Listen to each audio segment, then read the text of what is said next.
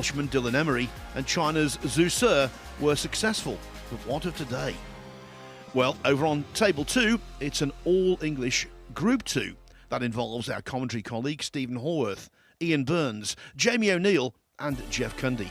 You can watch every ball potted over there simply by accessing the Matchroom Multisport YouTube channel. As for our main coverage on table 1, it's Group 27. In our second match, that outstanding prospect from China, Chang Bingyu, enters the fray.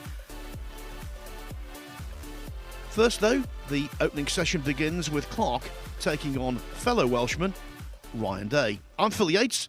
I'm alongside former Crucible quarter-finalist Lee Walker, and it's time to get the balls rolling. Morning, Lee. Welcome. Morning, Phil. Yeah, I'm really looking forward to this group.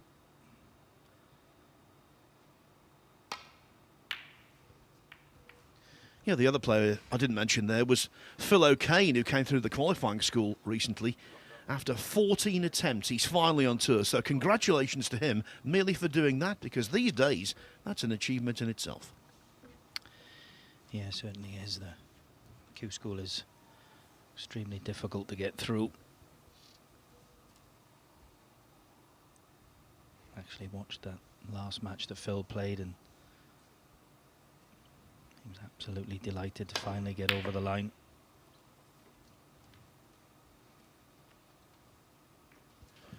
Well, I don't think Ryan Day will be absolutely delighted to see that red go in. What a fluke to start the day.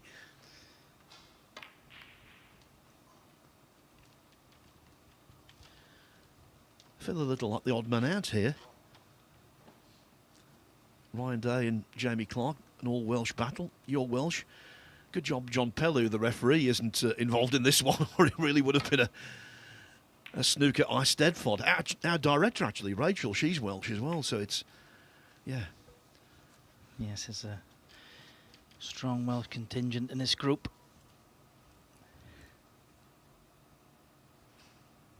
Ryan just caught the safety a little bit thin.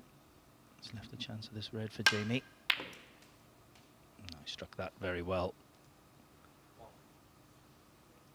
Played for the blue, but really got hold of that. Excellent piece of cueing.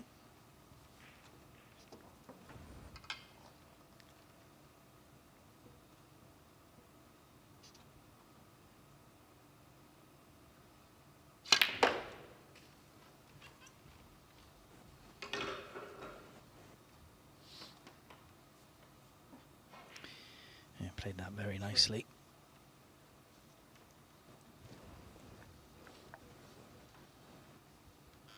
Jamie's 31 years of age from Llanelli, the hometown of the late great Terry Griffiths.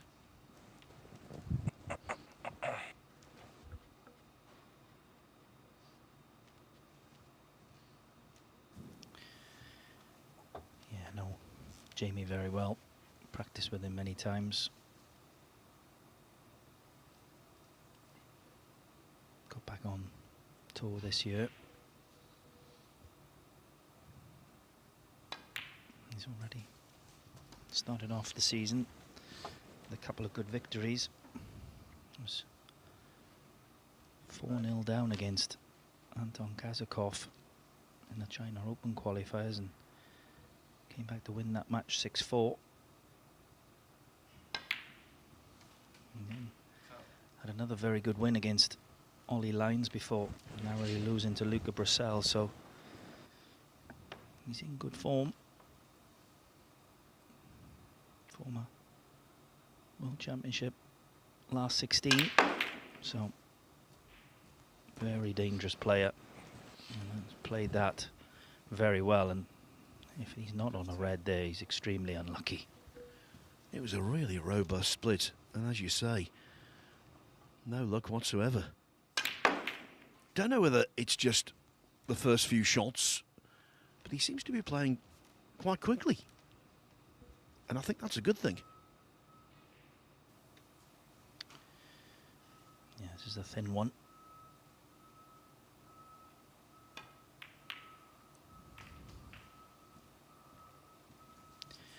Played it well.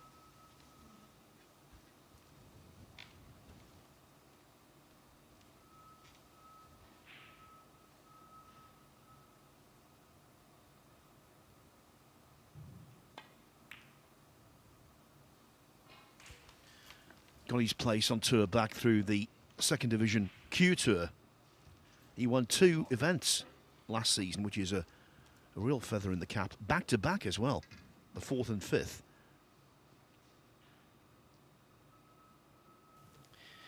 Yeah, he took the somewhat unusual decision to, when he dropped off tour, he didn't play the Q school, which is quite unusual. Most players, when they drop off, they try to get straight back on, but Jamie just felt that he needed a little bit of a break. 29. And he started off here very positive.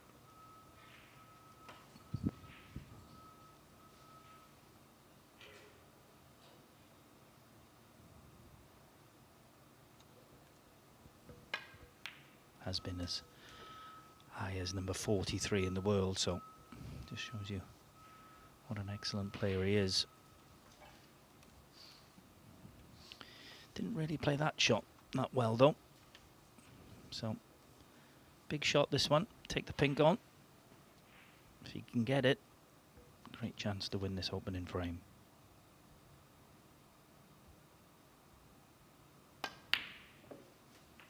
Yeah, well played.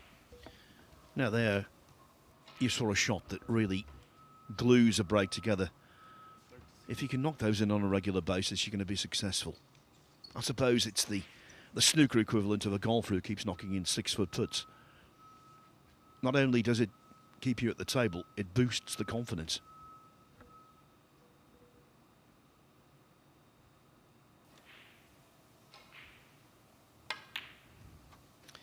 Yeah, he knew he was going to be leaving an easy start for Ryan if he'd missed that one, so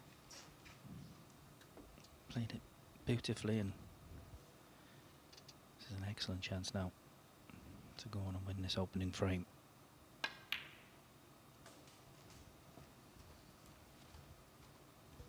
Yeah, he topped those Q Tour rankings last season.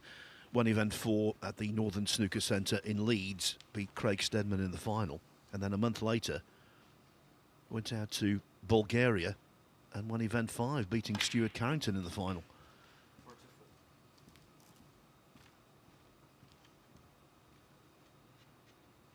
I think a lot of people, myself included, were surprised when he was relegated initially. We all knew he was good enough to justify his place on tour. But these days it's, as we mentioned on more than one occasion yesterday, these days it's so tough to stay there. Yeah, it certainly is, and when you do drop off, there's no guarantee, no matter how good you are, of getting back on the tour.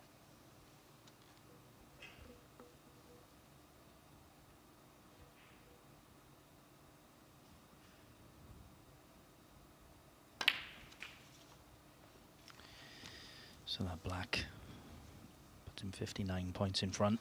Still 67 points available. So this red, and he'll be 60 in front with only 59 remaining. Excellent start, Phil. And a really good pace around the table, purposeful.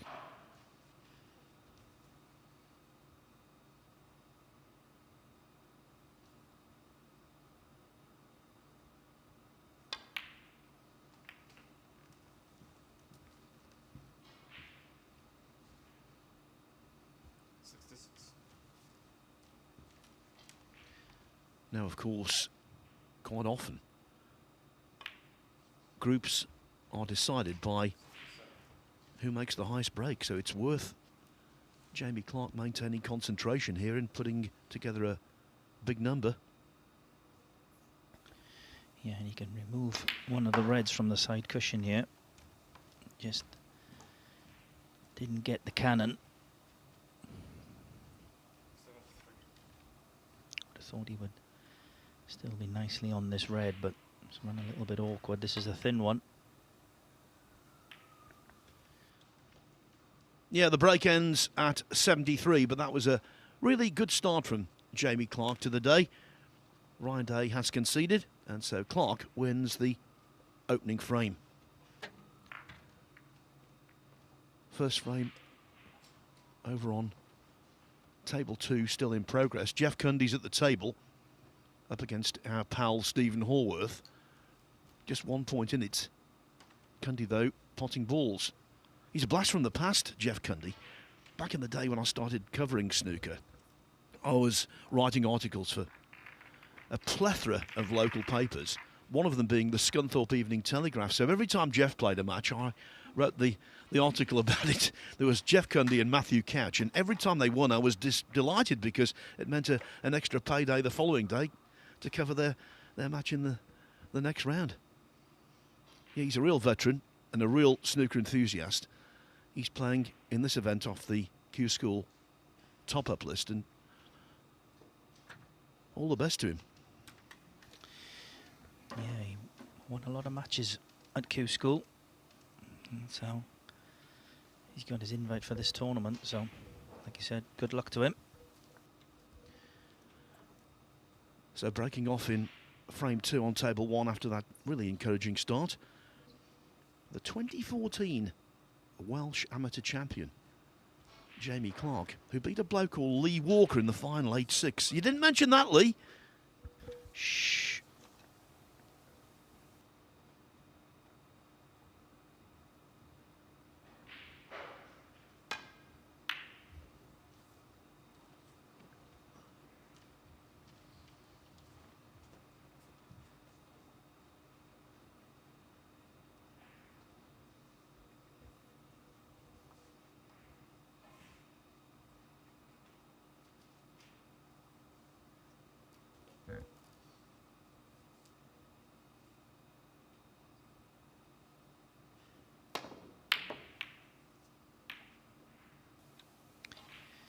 Attempted the long red from Ryan.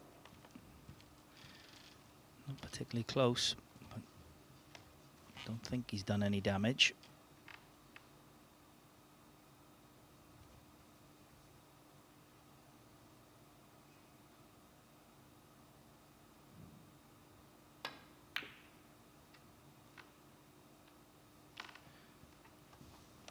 Ryan Day is trying to defend an unbeaten record against Jamie Clark over the years.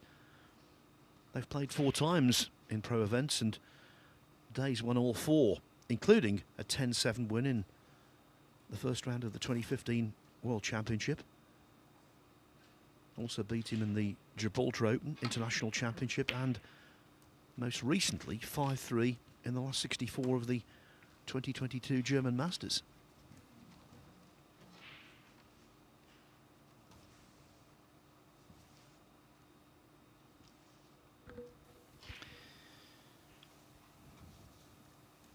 Nice to see Ryan playing well again. Did lose his opening match this season to David Lilly, but bounced back with 2 excellent 5-1 victories against Mitchell Mann and Elliot Slesser. And in that match against Mitchell Mann, made breaks of 73, 96, 116 and 137. And that's what he can do when he's playing well. Savage scorer at his best.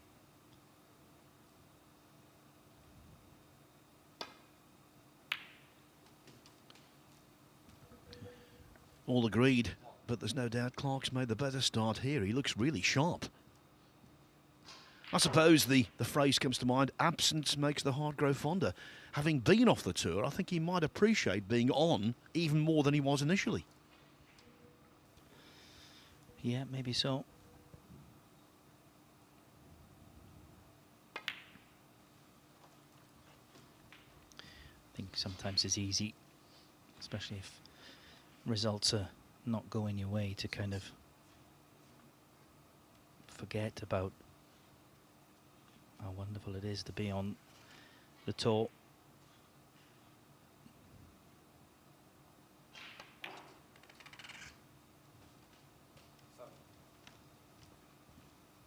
Maybe just that year away is giving him a little bit of New incentive.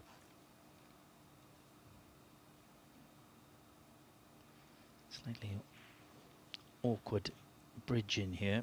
So he's trying to get his hand in between the reds. Shouldn't be any problem when he has to drop the black in.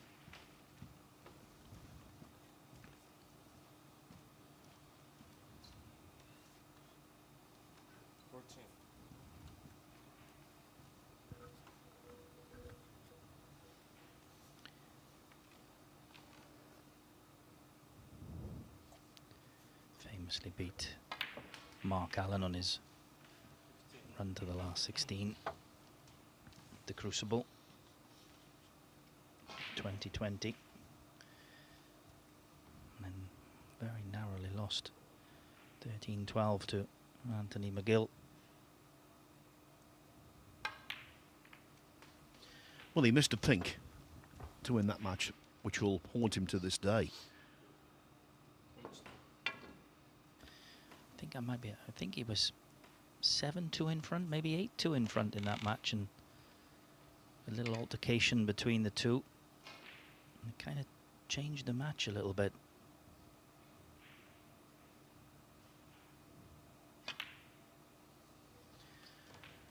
The only thing I disagree with that statement, Lee, the word little. It was quite a big altercation for snooker.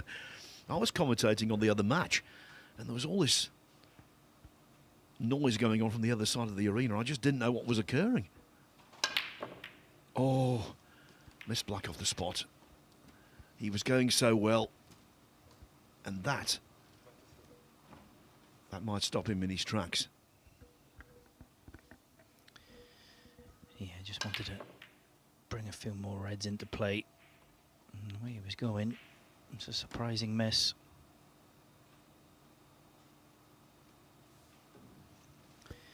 So, first chance for Ryan Day.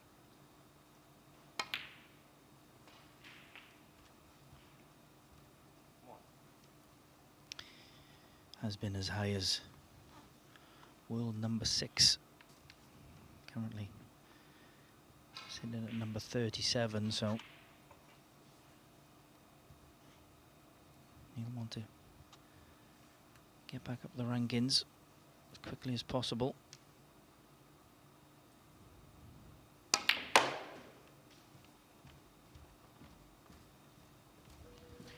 Not in the first flush of youth, though. 46 years of age now. But as you say, and as you pointed out with those qualifying wins recently, when he plays well, he still plays very well. Yeah, Ryan was one of my main practice partners when I was playing, and incredible talent. And I would have to say, Phil, and I mean this as a compliment, he's a little bit of an underachiever for me, for the talent that he's got.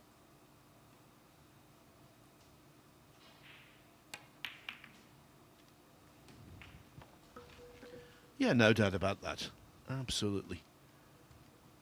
One of those players who has a massive gulf between his best and his worst. When he's struggling, he's vulnerable to defeat by anyone. When he's playing well, he can overwhelm anyone.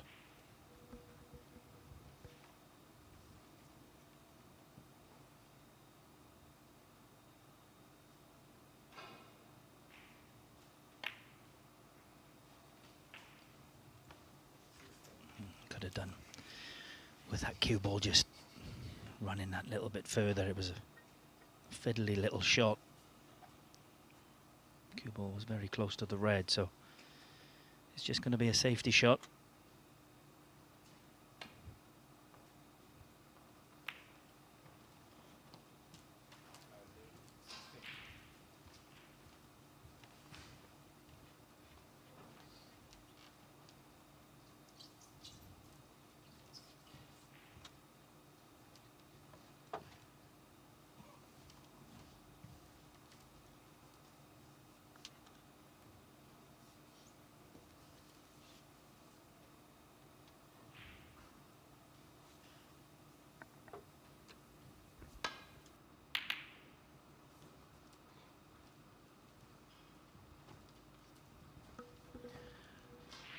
Talking about Ryan's inconsistency, that was very much on view when he won the most recent of his 4 world ranking titles, the British Open in 2022.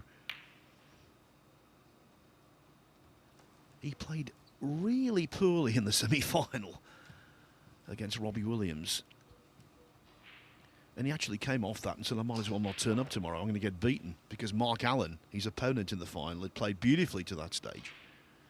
But then, of course, another day, a very different performance. Ryan was superb, and he actually beat Mark Allen to capture that title. Other ranking titles he's won: Gibraltar Open, Riga Masters, and Shootout.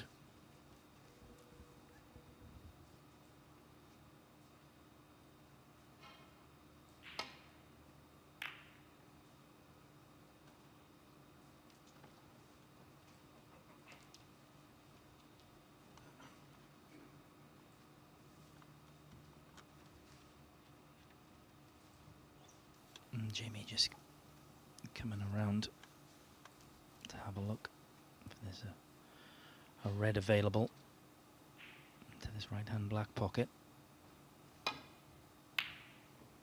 Well, it was available. It was a very good attempt.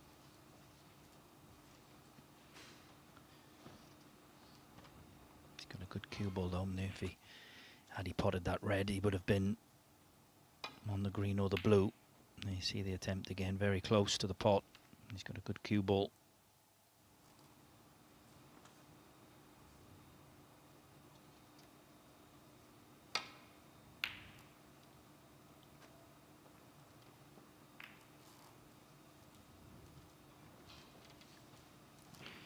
Didn't mean to catch the black, so if there is a red that is available, it's definitely got 1, possibly 2.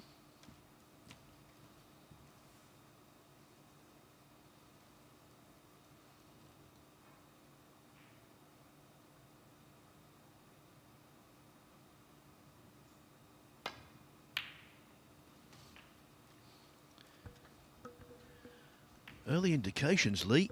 He's looking good. Jamie Clark. By the way, over on table 2, first frame still in progress. Stephen Hallworth needs a snooker on the green against Jeff Cundy.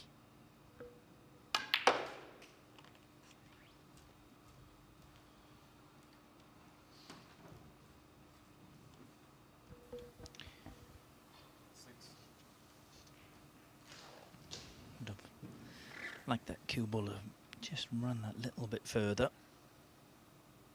Still should be okay though.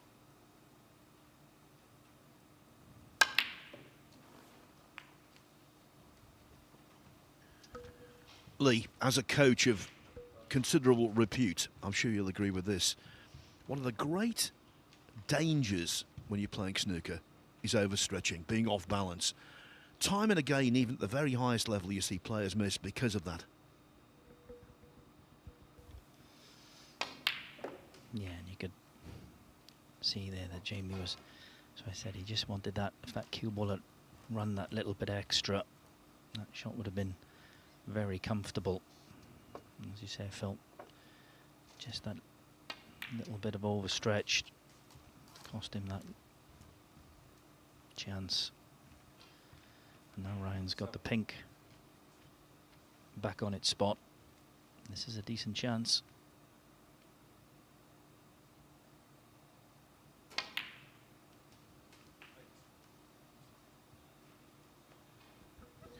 A real Championship League stalwart over the years, Ryan Day.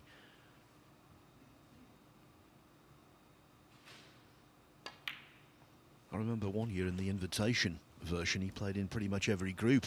He didn't win the event, but he chalked up a considerable amount of cash. And he has made a 147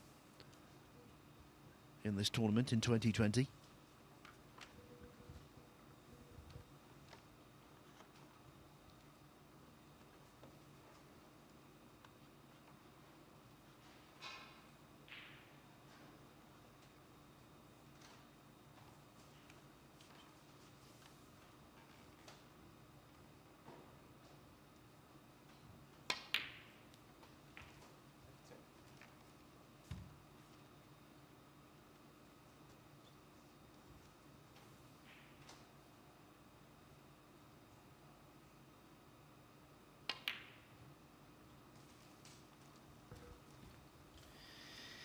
just about wriggled in the centre pocket.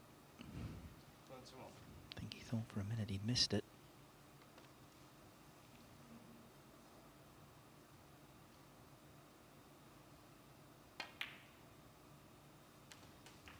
Just one of the things that I've noticed, Phil, with Ryan's game over the last few years is just a little bit of movement. It's crept into his game when he strikes the ball.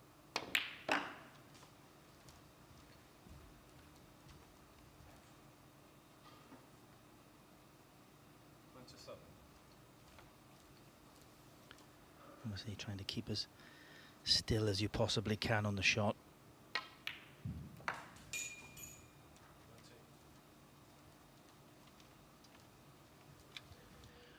I think it's the inevitability of the aging process. The older you get, the more battle scars you accumulate, and they translate into upper body movement on certain pressure shots. Yeah, I certainly had a few of those scars, Phil.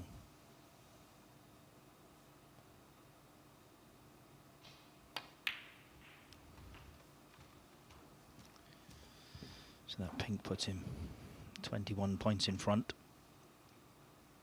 So he's still going to need both of these reds.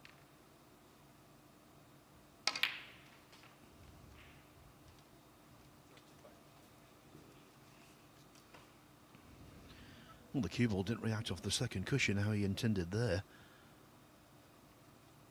Yes, the pink, obviously available, but position on this last red is now going to be extremely tough.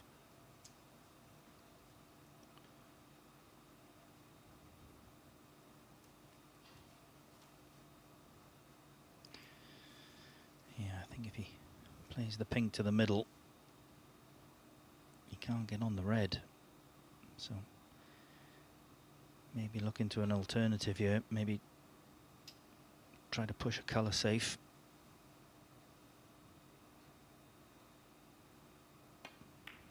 Yeah. Good choice. No real benefit in potting that pink, because everything would have been, apart from the black, everything else would have been in the open there. Now, playing that shot, tried to put the pink safe. He's also put the brown on the cushion as well. So, although the lead is only 22, he's in a really strong position in this frame.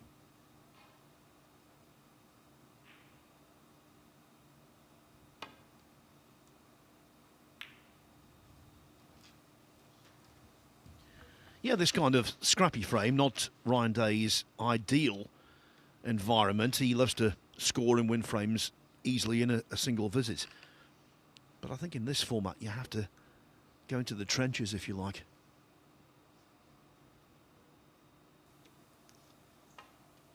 Yeah, I can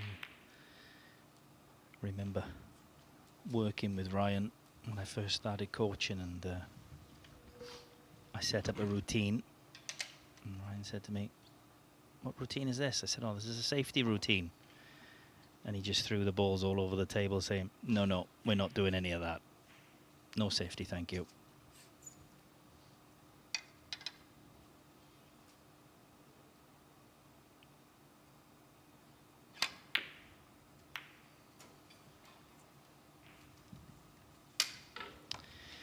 Yeah, it was a very well played shot. He took a chance, bringing the pink into play.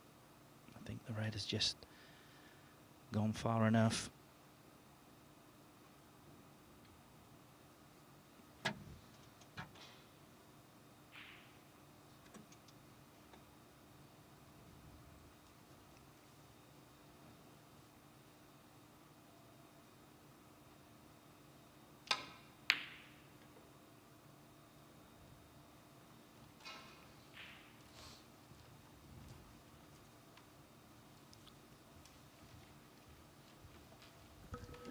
First frame on the other table, still going on.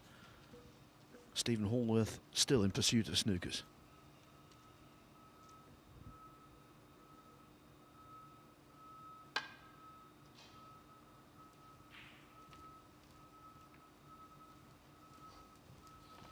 Well, that was one of those purely containing shots.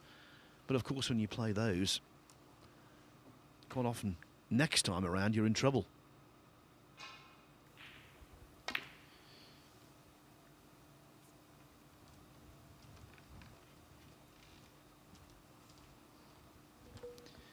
Yeah, main thing for both players is making sure they get that red ball safe. If you can get a good cue ball, get your opponent in trouble even better. You have to get that red safe.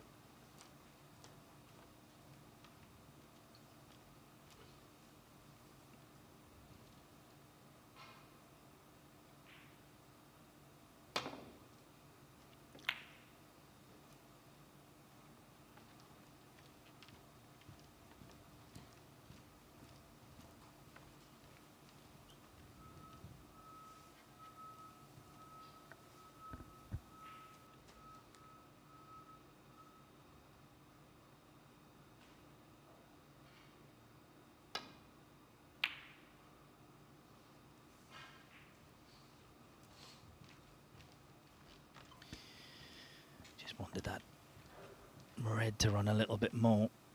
This is a chance for Ryan.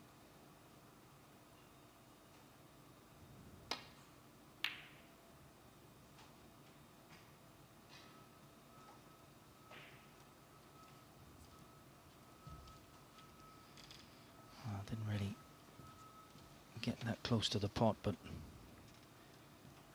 he'd be quite happy with the result. Jamie can catch the edge of this red, but he's got to be careful not to leave it on.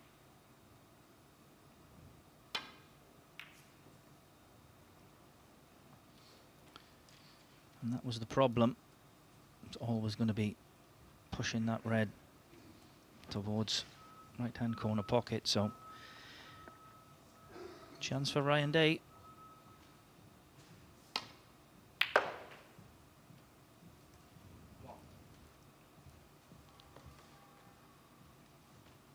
Red puts him 23 points in front. So blue or pink. And Jamie Clark will need a snooker.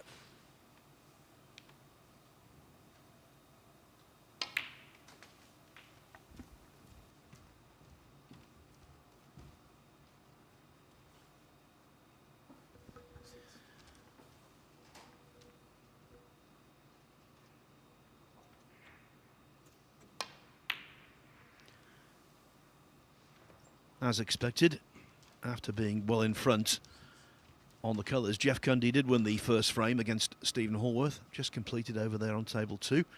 A reminder, you can see all of the action on that table in that group on the Matchroom Multisport YouTube channel.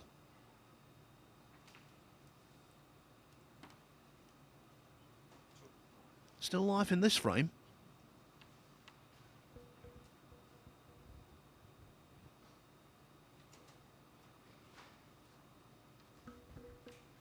Clark needing only one snooker.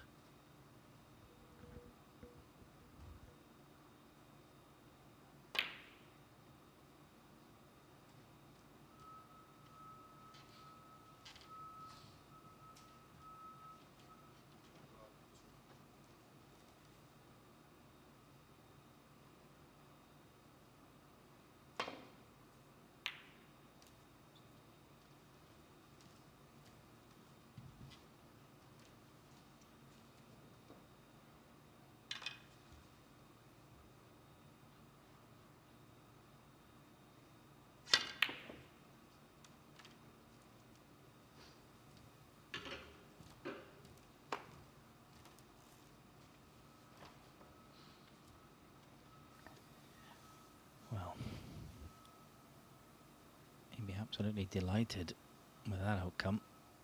Ryan's got to be careful here. This is quite a big swerve. Played it well.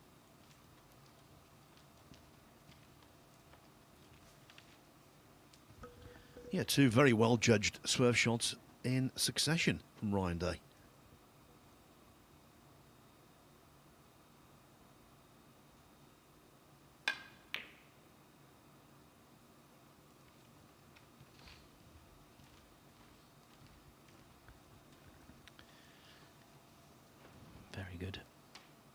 attempt here from Jamie. This swerve shot should be no problem for Ryan.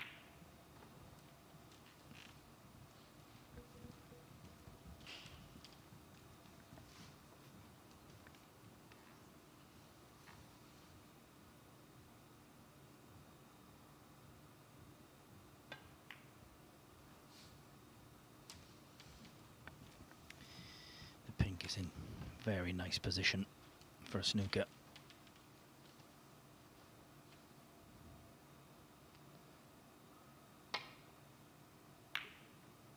So Ryan, it's going to be still going to be a little bit careful.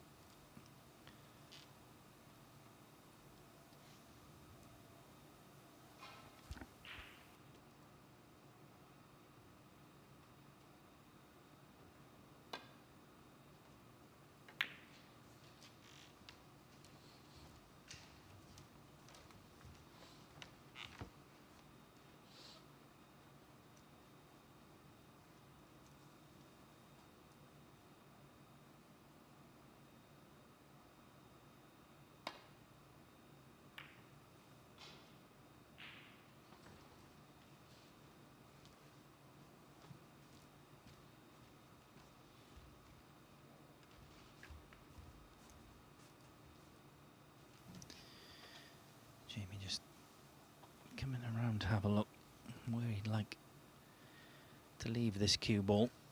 Give himself the best possible chance to get a snooker.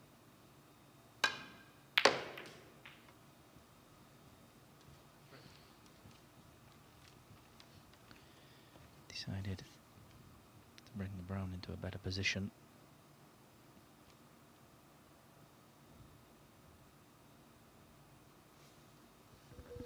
Yeah, it's the conventional wisdom, isn't it, that you try and leave as many colours on the table as possible if you need a snooker, but there are certain instances where it's blindingly obvious that by potting one you give yourself an advantage. That was the case there on the green, but he's not done the best job at all off the brown.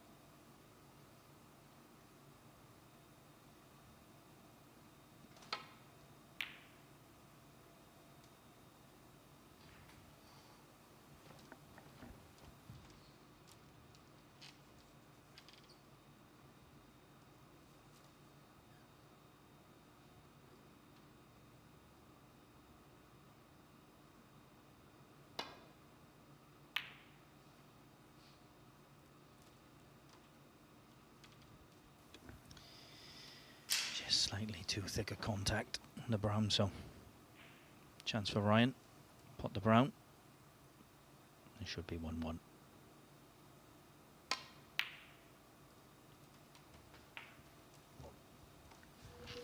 And you can take it all the way back to very early in this frame. Clark won the first handily with a break of 73. In the second, Mr. Black off the spot, and never really got another clear-cut chance as Ryan Day equalises at 1 frame each.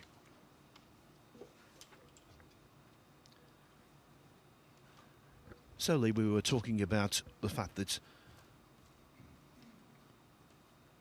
Jamie Clark won the Welsh Amateur Championship in 2014. He had a really good amateur career, actually. He was runner-up in the European Amateur Championship, as the table has to be fixed. Runner-up in the European Amateur Championship twice, 2015 and 2016, losing out to Jack Jones on the second occasion. And he was also a beaten finalist in the World Under-21 Championship in 2015 by Bunyarit Kiatakun. So he came into the pro ranks with a pretty good pedigree. Yeah, he certainly did. He's certainly done well in his early career. Still only 31 years of age, so still has quite a few years in front of him yet. By the way, we were talking about Jeff Cundy winning the first frame over on table 2 against Stephen Horworth. The reason Cundy is in the event, he came in as a late replacement for your pal Mark Williams, who apparently is in Thailand watching his son Kian take part in Muay Thai. Yeah, his son is fighting in I think it's a under-19 Muay Thai tournament. So that's the reason Mark isn't here.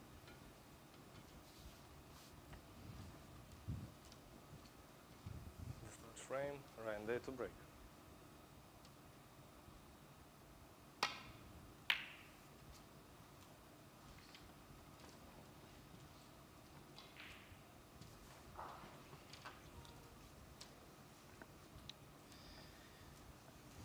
Decent length from Ryan, but he's left Jamie a chance at this round. We've seen a couple of these already. So far they've been hit quite thick. And again, and this time he doesn't get that nice fluke that he had on the first shot of the first frame, but by the look of Ryan's face, it looks like he's been really fortunate not to leave an easy starter.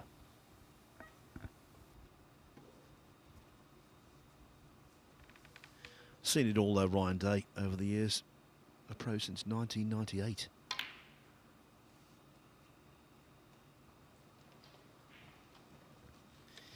Yeah, was actually best man at his wedding, Phil.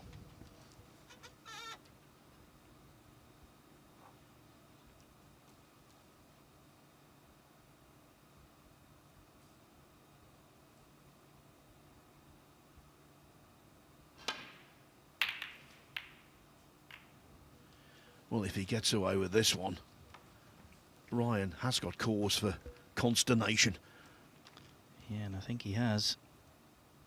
Totally mishit the safety. Big smile on Ryan's face. But he won't be smiling inside. It's two pretty poor shots that Jamie's played, and he's got away with both.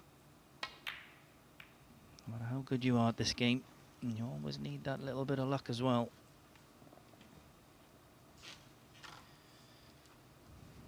So important to get off to a good start in these groups. Okay, it's only the first game, but you don't want to lose that first game.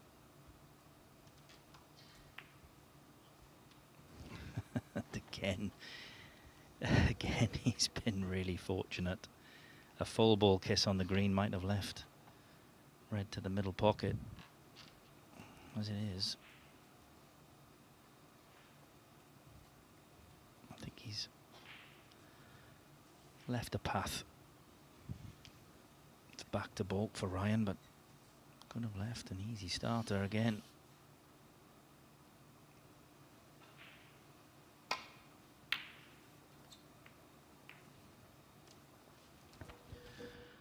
One of the great coaches, Frank Callan, who resurrected Doug Mountjoy's career and who had such an influence on many other players as well. We had many discussions about the game over the years. He was a great guy, Frank, and one of these bugbears, and I absolutely, totally agree with him. People who say, oh, look, evens itself out. It's completely not true. It doesn't. It's random. And even if it does, in terms of total number of flukes in a season, it certainly doesn't even itself out in terms of the timing of those flukes.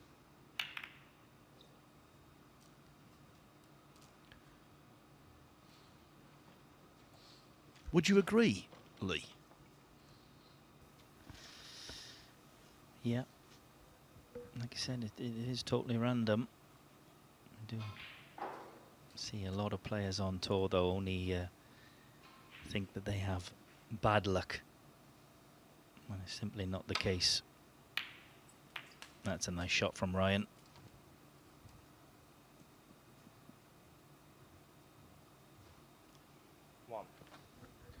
Oh yeah, there's an epidemic of selective memory. There's no doubt about that. Yeah, I see so many players on tour.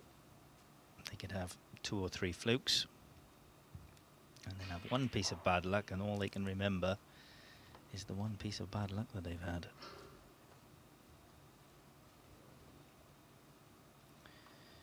That was a very good shot from Ryan, but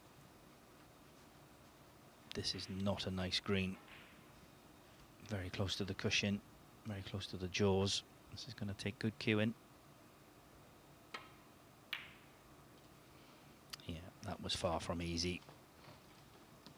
And they won. And it's one of those he could have refused, but you almost feel obliged to take that on, don't you? Yeah, he had to take it on. But he'll be feeling a little bit like it's against him at the moment. Jamie's played 2 or 3 poor shots, and Ryan's played some pretty good shots, and now it's Jamie that has got the good chance.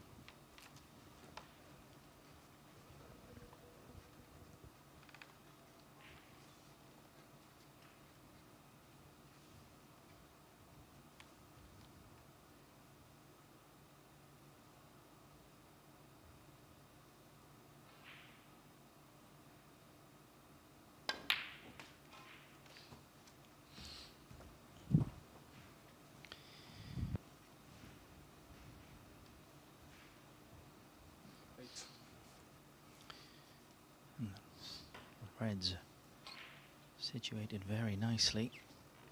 Black definitely pots into the right hand black pocket as we look at it. Pink, you can see, goes to the middle, but well, I'm not sure what he's done there, but he's made a mess of it. Yeah, so which pink is he going for?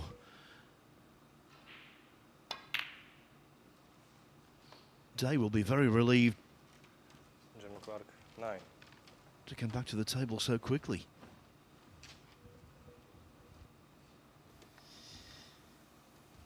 Yeah, that was a decent chance for Jamie, and he has left a gap to this red for Ryan. But again, thick. You could actually hear him say that the white is pushing so much, and that's the reason he would have played that with a little bit of help inside, pushing a little bit more than usual. And both players have had chances at those shots, and each one they've missed thick. But I think it's Ryan's turn this time to be rather fortunate. Yeah, I told you luck evens itself out.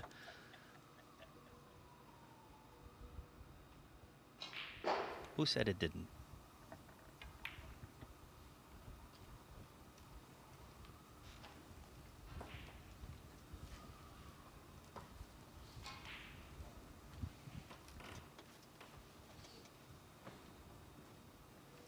Over on table 2, Stephen Hallworth is just addressing the cue ball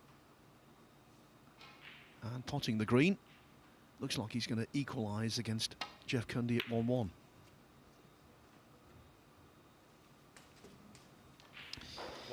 Well, that was a very nicely played double, and played it in such a way that that red would have been the only one he could have left where the cue ball is. But by potting it, he's nicely on the black. It was an excellent shot from Ryan, but what's he done here? Well, that is a very, very poor shot. 8. He will be absolutely furious with himself for that one.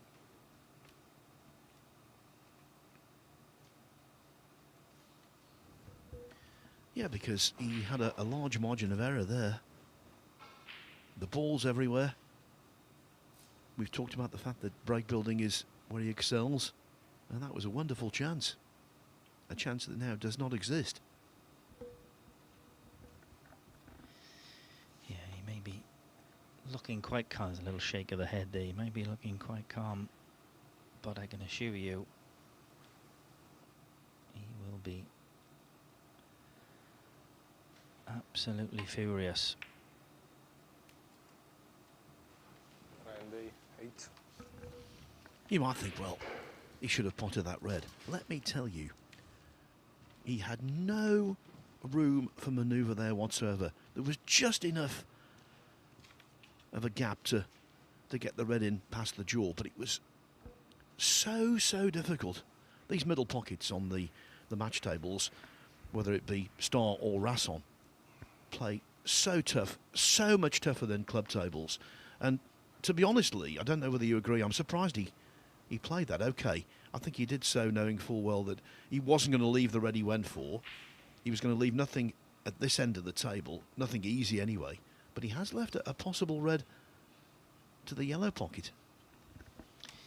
Yeah, I think it was a little bit of frustration because of the shot he played.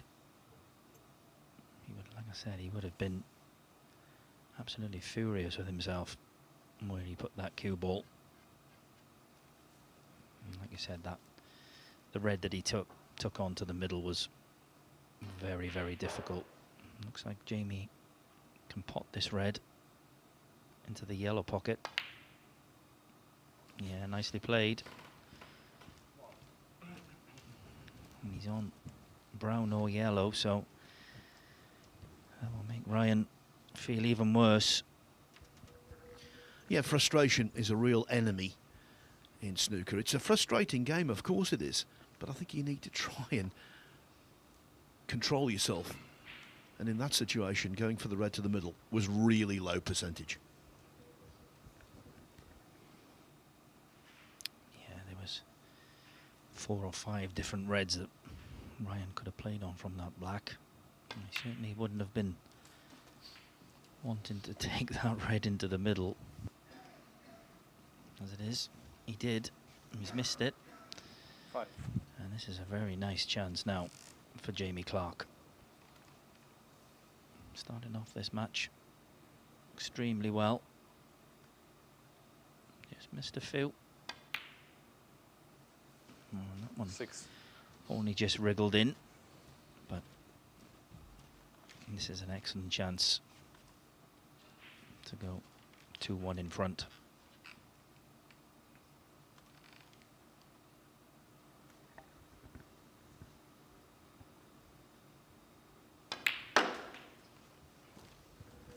Yeah, as Lee alluded to earlier, he picked up some useful ranking points in the 11. China Open, the big money China Open. Won a couple of matches in qualifying for that before eventually losing narrowly to Luca Brissell. I think his defeat against Liu Wenwei in the Wuhan Open qualifiers, his opening match in that tournament, that was, for me, something of a surprise. So basically he's out of the first 2 big ranking events of the season, and that's why a good performance here today would be very well received.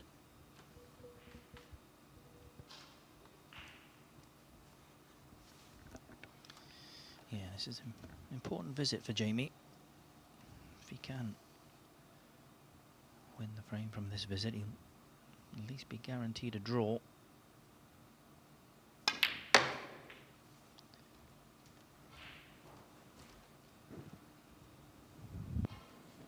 Really don't want to start off these groups with a defeat. It's not to say you can't win it if you do lose your opening match, but it's going to be very difficult to do so.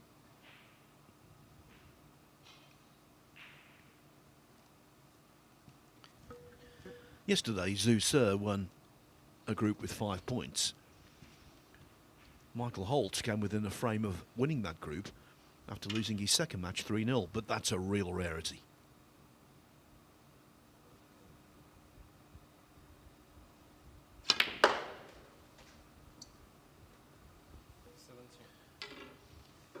Next up, it's Chang Bingyu and Phil O'Kane. I think both of those two would be hoping this one finishes 2-2.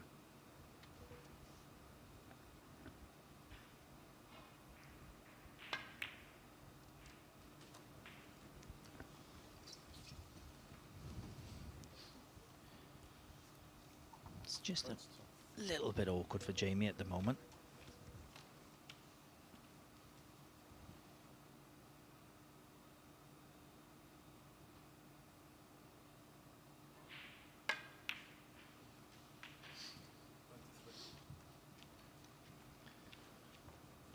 He's not got the right angle on the blue, I don't think. He can just roll this in. Just play for the red closest to the black.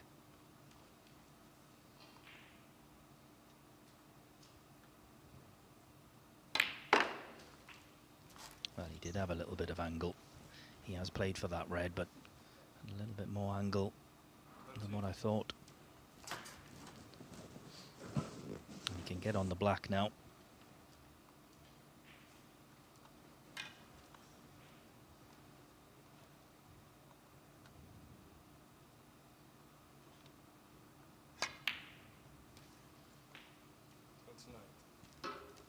Now, excellent chance now to go on and win this third frame.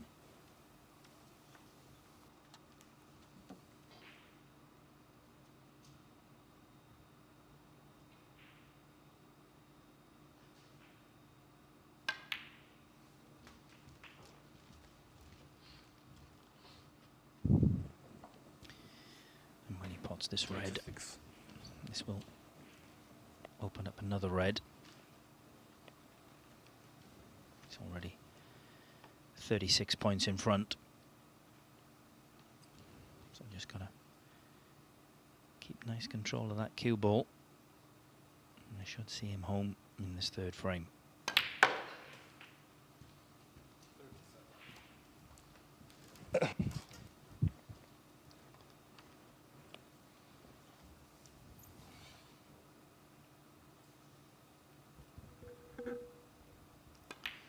This all stemmed, Phil, from that very difficult red in the middle that Ryan took on from that very poor positional shot. Well, I think he's had time to cool down now, and I think he will be the first to agree it wasn't the correct thing to do.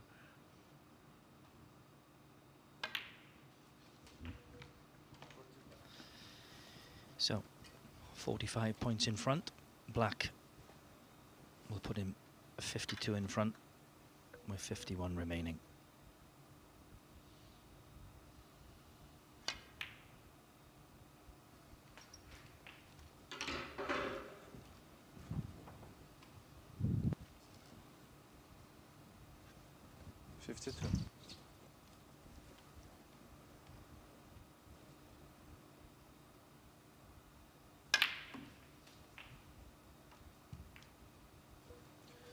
And again, as I said in the first frame, when he made a break of 73, keep the concentration up. You never know at the end of the day whether a big score will be really beneficial.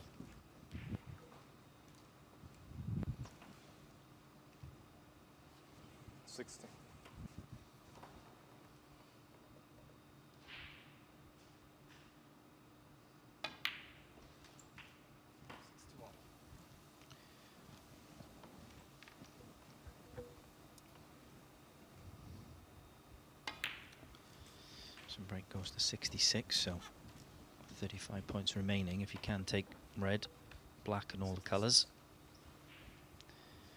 you can get a break of 101.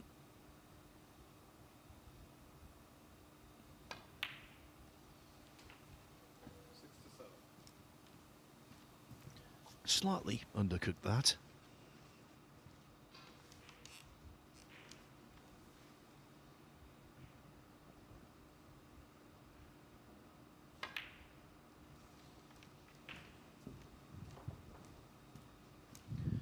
And Wyanday will be sitting there thinking these should have been mine. But it was entirely his own fault. He played the poor positional shot. And then in our opinion, the poor choice of shot to middle. Yeah, and there's no worse feeling sat in that seat and watching your opponent pot the balls that you think you should be potting. I've experienced that quite a few times, Phil.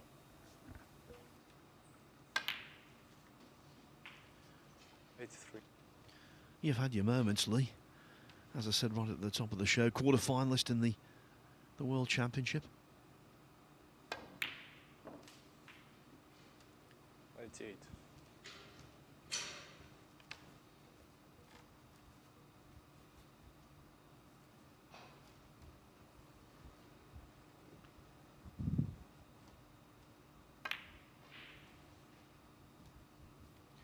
Very nicely done. 94.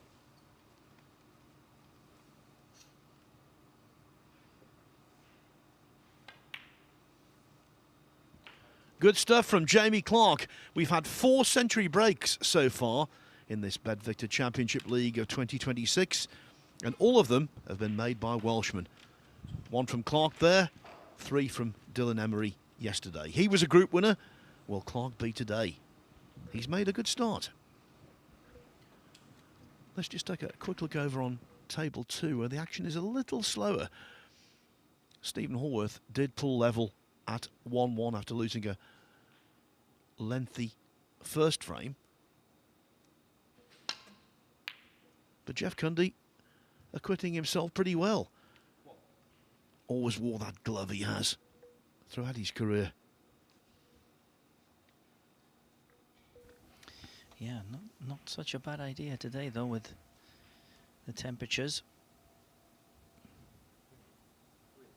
Be interesting to see if we see a few other players use a glove in these really hot conditions. I hadn't seen Jeff for years, and we bumped into each other on the top of the stairs just outside of the arena. He's hardly changed.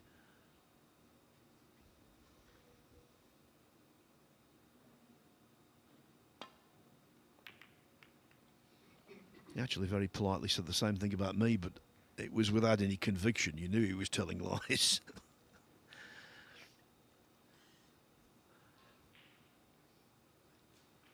I might not have changed, Lee, but I've expanded. That's the problem.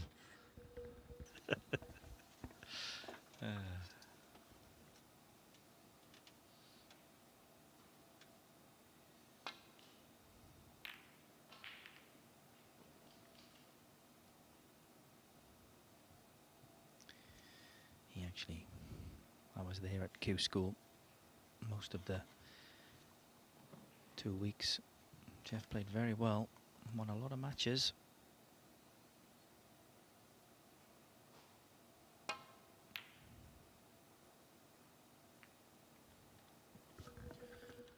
As for Stephen Hallworth, well, what a performance it was in the Wuhan Open. Won 3 matches, beat the likes of Luca Brissell and Zhang Anda to qualify.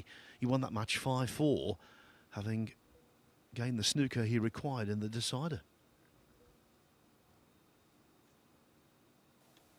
That's a lovely way to win a match, that. Needed a snooker, doesn't happen very often, especially in a deciding frame.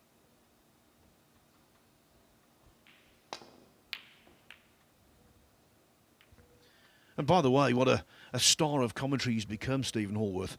Started out, as I believe you did, in this very commentary box at the Championship League. And, yeah, really good behind the microphone. Like yourself, he does his research, does lots of preparing for his commentary stints. And, yeah, he's just as good behind the microphone as he is out on the table.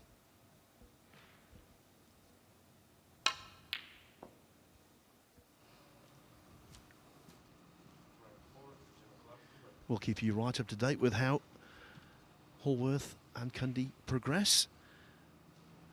Now back to table 1 and the final frame. Is it going to be a draw, or will Jamie Clark make a very agreeable start? If you weren't with us yesterday, Dylan Emery's 107 break turned out to be of immense value. It was a three-man group because of the now well-documented withdrawal of Kyron Wilson. Hayden Pinney went into the last frame knowing if he won it with a break of 108 or more, he would win the group. But of course, you can't make centuries to order. It's hard enough to win a frame when you need to, let alone make a century. And Emery's high break carried the day.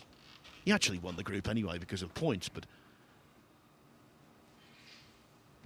the high break put the extra pressure on Pinney.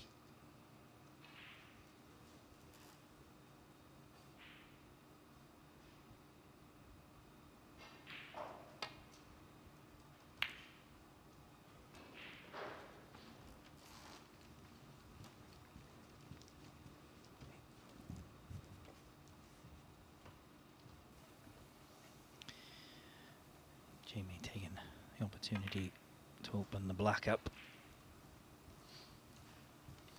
Also wanted to cover off the left-hand side of the table, which he's done. So Ryan needs to be careful here.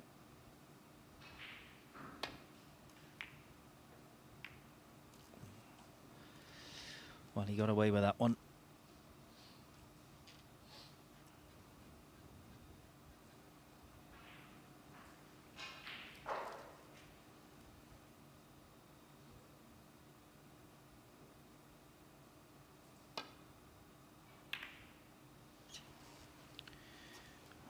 Slightly too thick a contact, but again, it's finished pretty well, I think, for Jamie.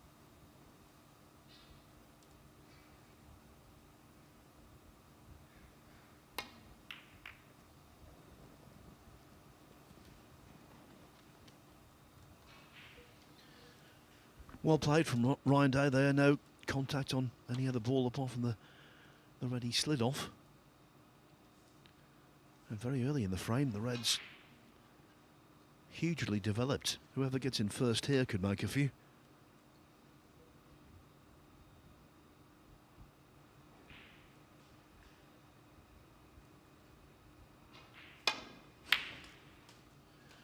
What a pot!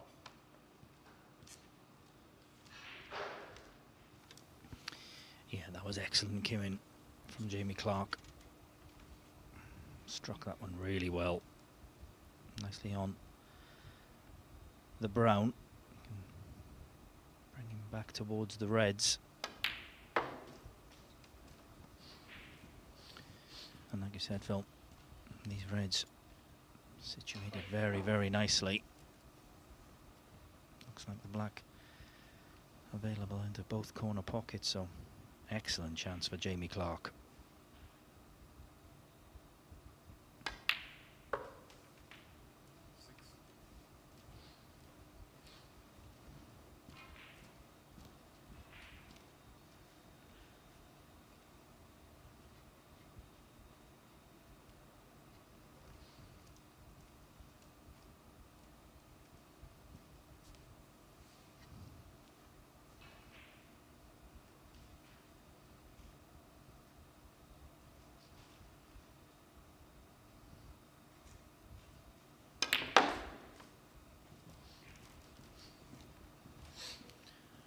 Ryan Day is the top seed in this group, but right now he's looking in a spot of bother.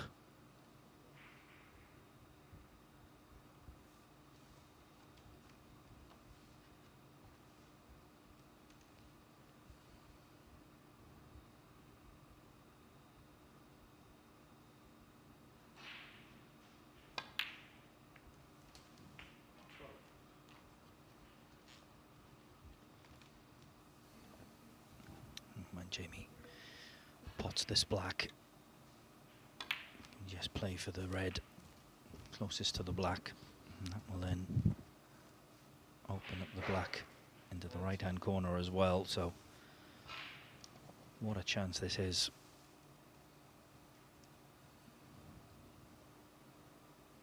plenty of open reds. He's got the black available. Both corner pockets. 20.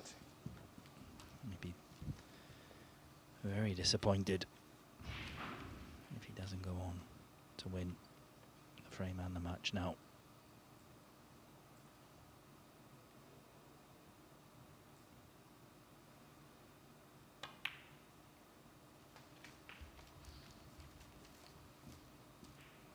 There's a little, gets down very slowly to the shot, Phil, doesn't he? If you watch him, he just gets down so far, stops, checks the cue ball, and then gets down onto the cue.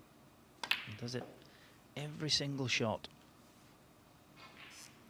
Just goes down so far, stops, little check, and then puts his chin on the cue.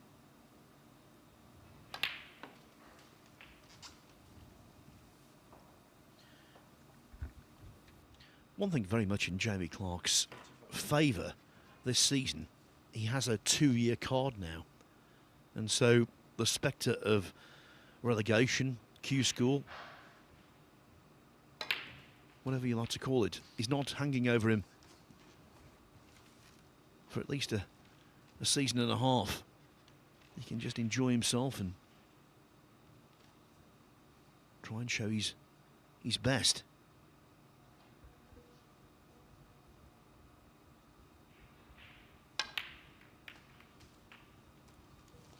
He missed a black off the spot in the second frame, which he lost. Apart from that, 43. I think it's been decent. Yeah, he has definitely looked by far the better player, far more comfortable.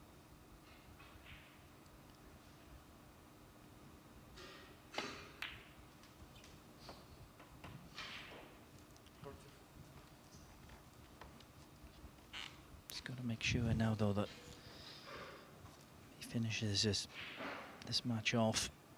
He's already 44 points in front.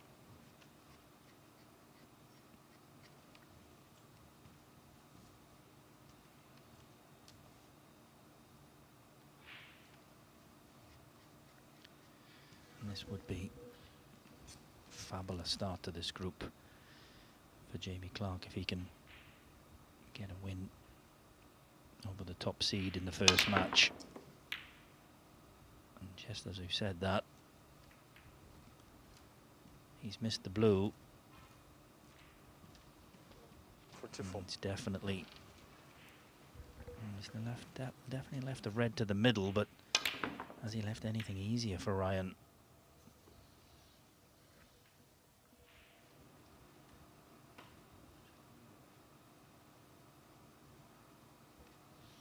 Well, queuing awkwardly. The red to middle is not easy in itself, let alone positionally. But it's easier than the one he attempted in frame 3. Yeah, and a little puff of the cheeks from Ryan. He's just thinking at the moment that everything's against him. So it is the red to the middle. You can see very awkward bridging. But he's played it well. Wow. Now, one good positional shot. If you can judge, pot in the yellow. Screwing down to the reds. Got a couple of reds that he can get on. He's played that very nicely. Excellent chance now for Ryan Day.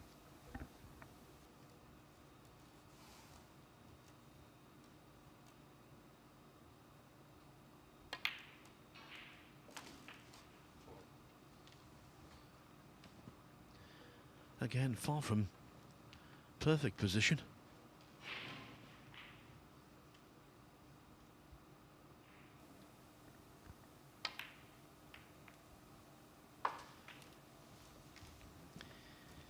Yeah, he didn't really want to play a cannon there, but he was forced into it.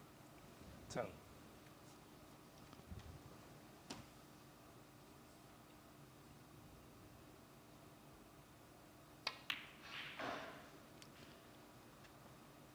Well,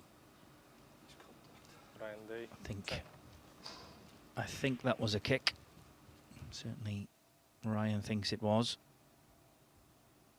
Just playing it with a lot of check side.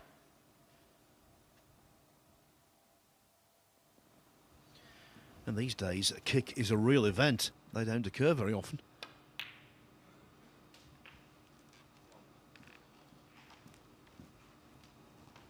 Getting a little nervy out there. Again from Clark, a mistake. Overrunning the cue ball. Yeah, we saw him stretching for a red in the second frame. He's not doing that, he's getting the rest out, so. But this, certainly a lot more difficult than it should have been. It should have been straightforward pink. No. This is missable, and also it's not absolutely guaranteed to get position.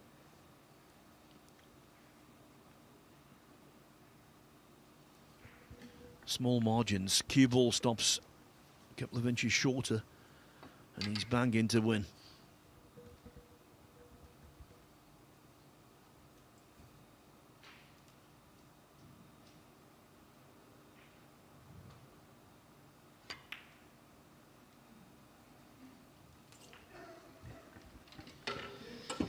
So he got the pink, but he's certainly not ideal 7. on his next red.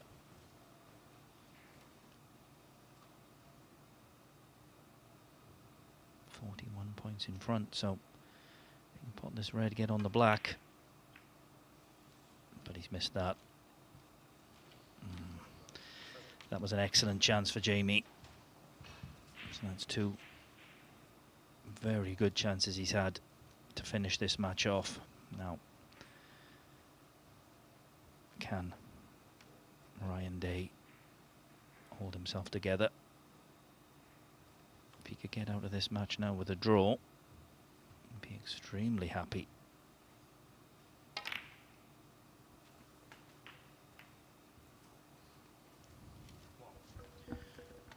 The pink going down table there. That was a worry, because the last thing he wanted to do was to knock that safe. It isn't safe, it's in open play.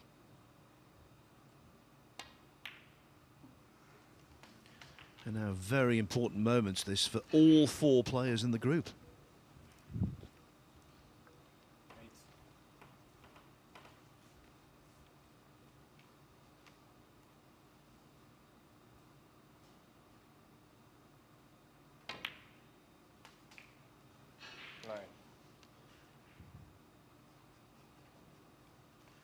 And getting the pink back on its spot so swiftly, a real bonus.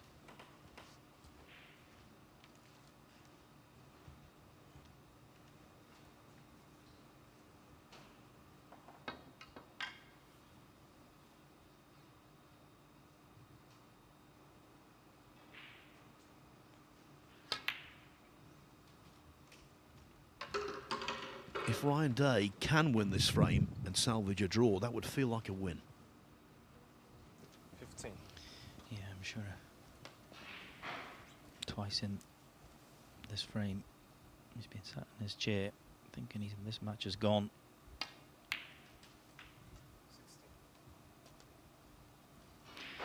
Not the best positional shot.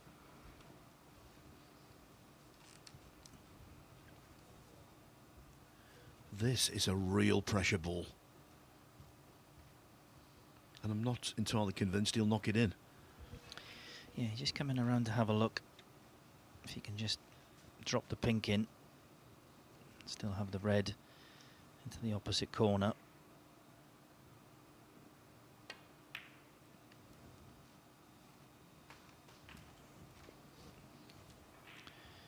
So now he needs to pot this red. 22. And he needs an angle on the colour to get on the last red on the bottom cushion.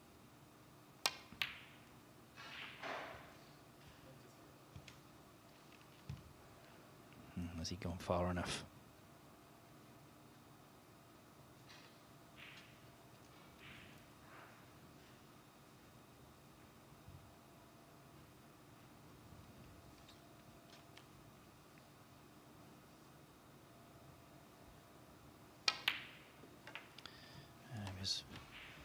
pretty much dead straight, so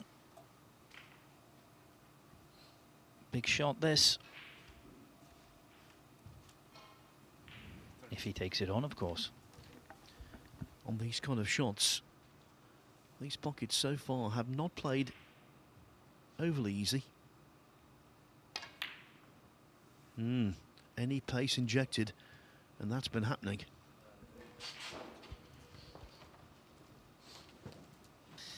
Yeah, and that all stemmed from the positional shot that he played to the colour with 2 reds left. Didn't get nicely on pink or black. It's a bit awkward on the red, and then didn't get in the right angle on the black. But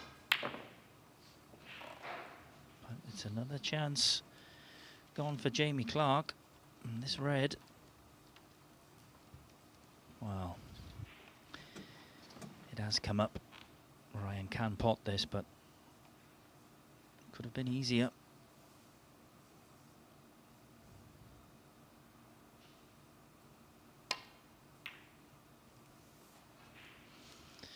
Yeah, didn't really fancy him for that one, Phil. No, Clark's been the better player in this match. But when he came to putting the finishing touches to it, he has been nervy, there's no doubt about that. But he now has yet another opportunity to put this to bed.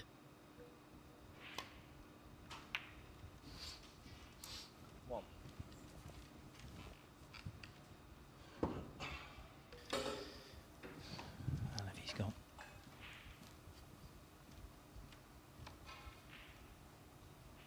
just depends on what angle he has on this green. The only problem I can really see for Jamie here is when he pots this green, getting on the yellow to get back on the green.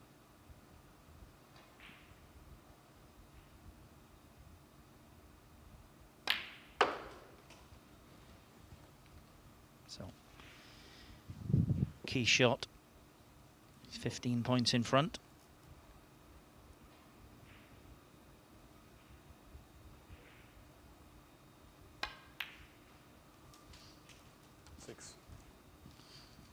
Well, there's obviously enough room.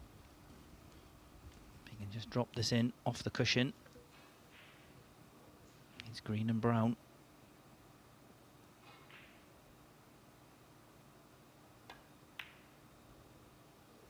Oh, he's not got it. Very nervy end, Phil, isn't it?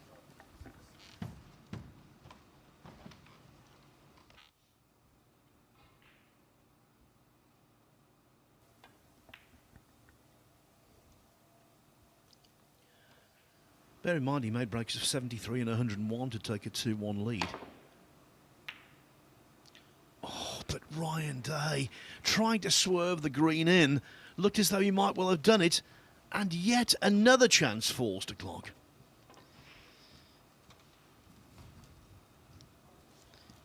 Ryan will be thinking everything is against him in this match.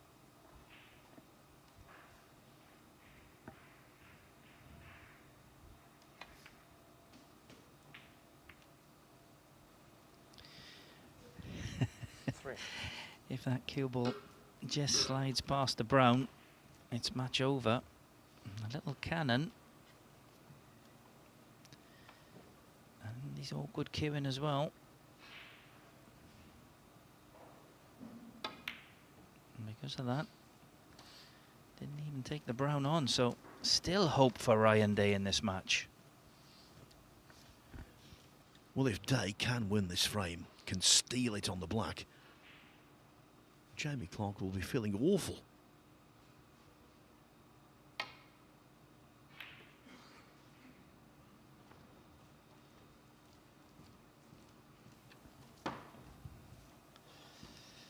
Well, totally mishit that one.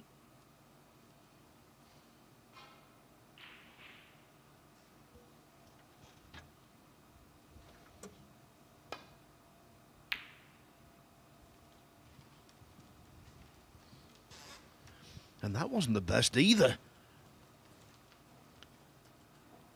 Jamie Clark really feeling it.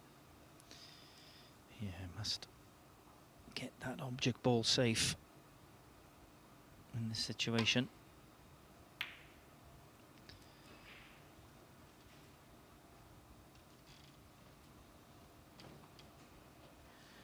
Ryan Day's all over the place, and yet he's still in the frame.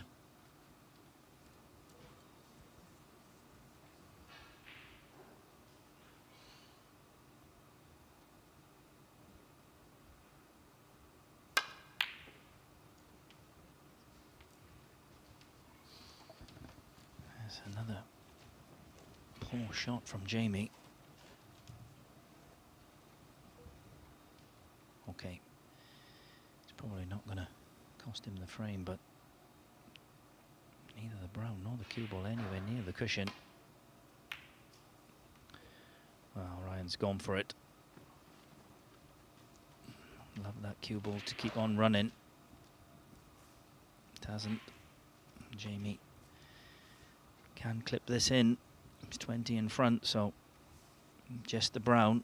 Can he finally win this frame and match?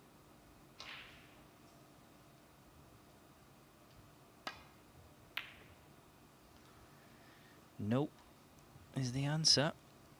And the jaw of the middle pocket has brought the cue ball back towards the brown. And he can definitely pot the brown into the middle. It's just a question what angle he's got on the brown. Can he get on the blue? Both players with frayed nerves, but one has to win. And he has got a slight angle on this brown. He can play this off the cushion. Well, you got to pot the brown first, and surely now, surely, Jamie Clark will put this match to bed.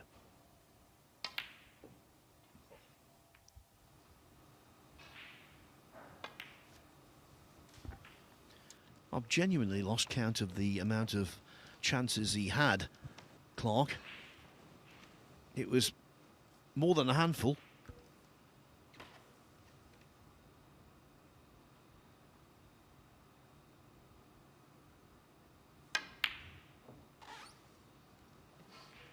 Now then, 24 in it. So if Day pots the blue, that means one snooker on the pink, and he could possibly force a respotted black.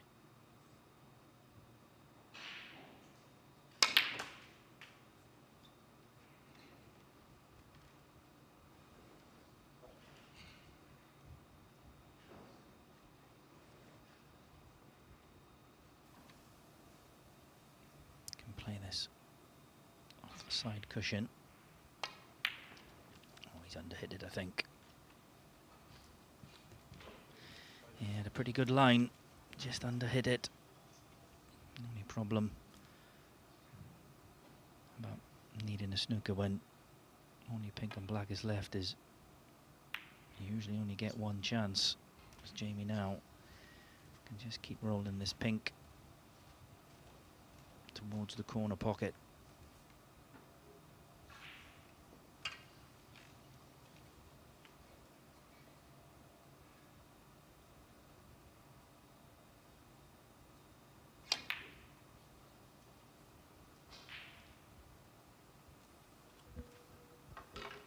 It was a decent effort.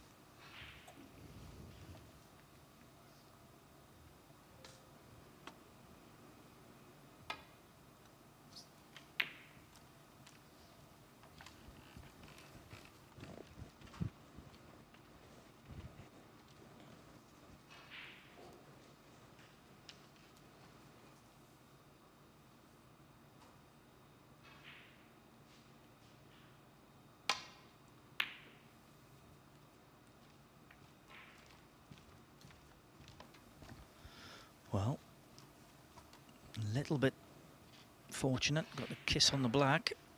He's got Jamie in a pretty decent snooker. And there's room around the back of the pink.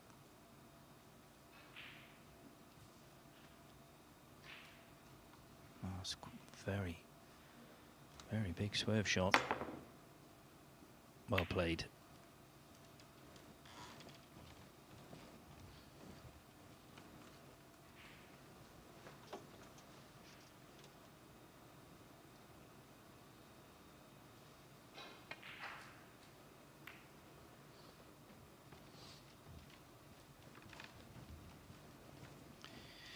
Well, he had a very good line there, Ryan. Just again wanted that cue ball to run that little bit further.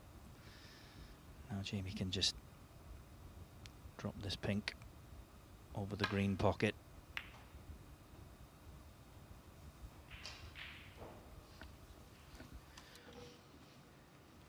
I tend to mention this a lot, Lee, so apologies to our viewers if you've heard that before, but Ryan Day, in the semi-final of the 2017 World Grand Prix against Marco Fu, won a remarkable frame after needing 4 snookers, but he's not going to win this one, surely. Head bowed. I think that's the final act for Day.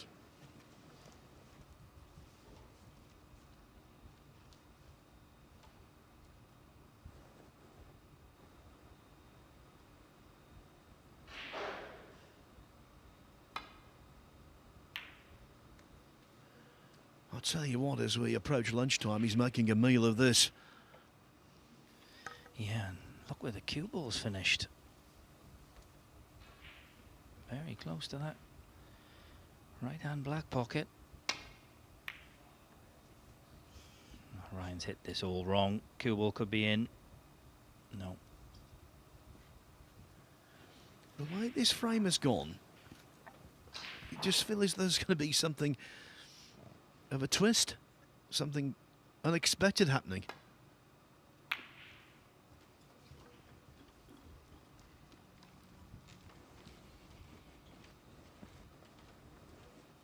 Clark's mind must be in a turmoil.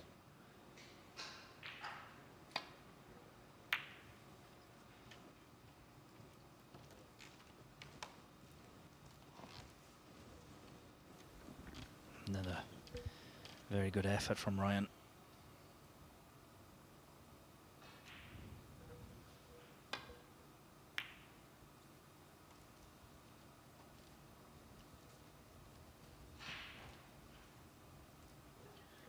Just shows what nervousness and tension can do. Clark, with breaks of 73 and 101 to take a 2-1 lead, looked really good. In this frame, yes, he's still bang on favourite to win it, especially after that, but he's played really poorly. He's been the victim of pure nerves.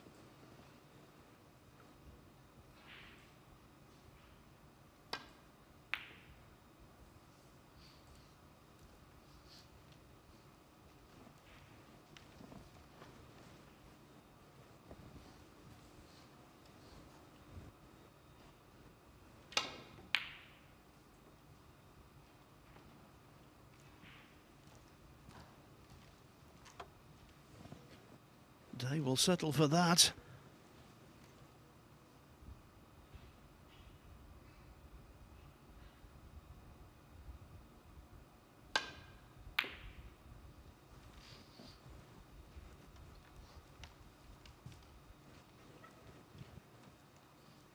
Again, though, he's in considerable trouble.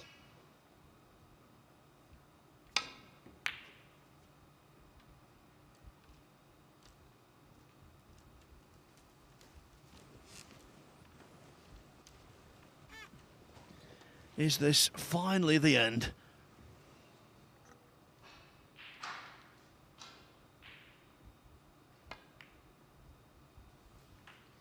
Indeed it is. Jamie Clark played nicely to take a 2-1 lead.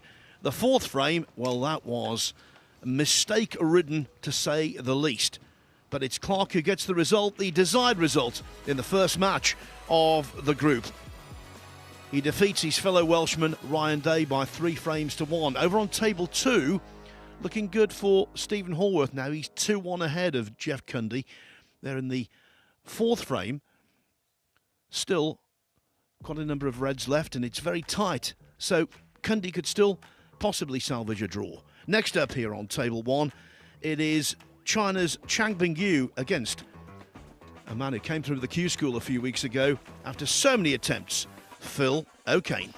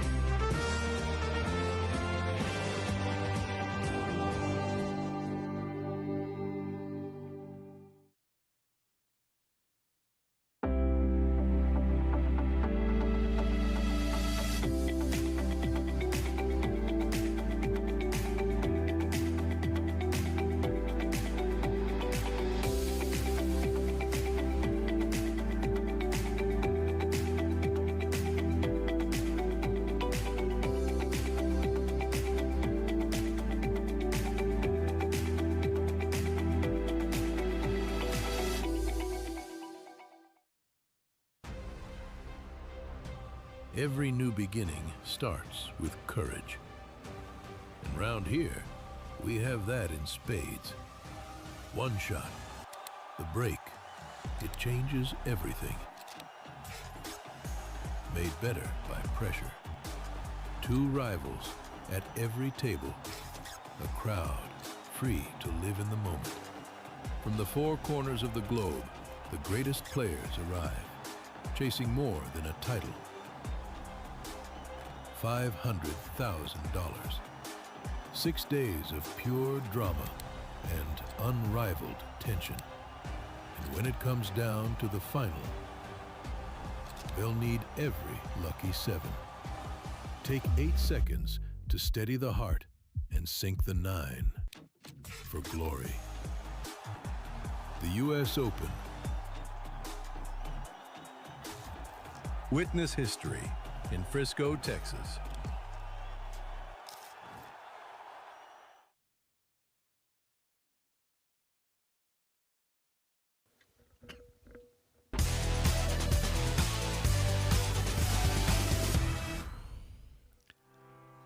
So our next match will pit Chang Bingyu against Phil O'Kane, who's new on the tour after many years of trying.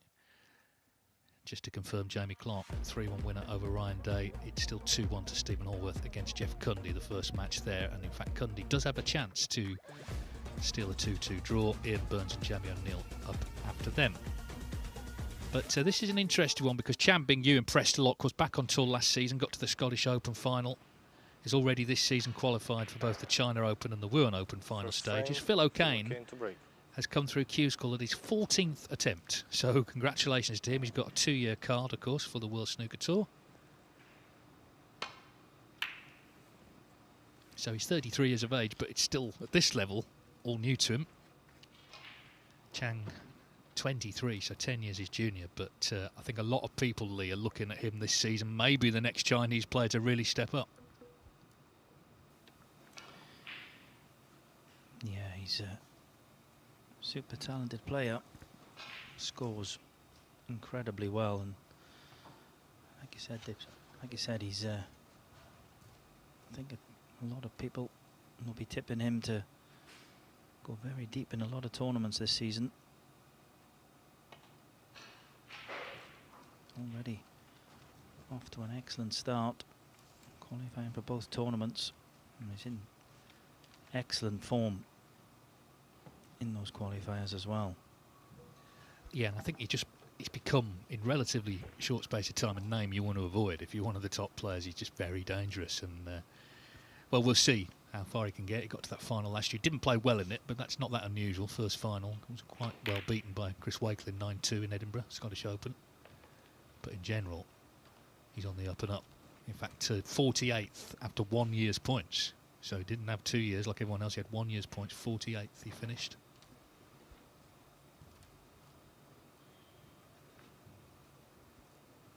Well, I said Jeff Cundy had a chance for 2-2. In fact, Stephen Allworth has won that frame, so he's won the match 3-1 on table 2, and that means Ian Burns and Jamie O'Neill will be next up. Stephen Allworth with Mark Williams withdrawing the top seed there.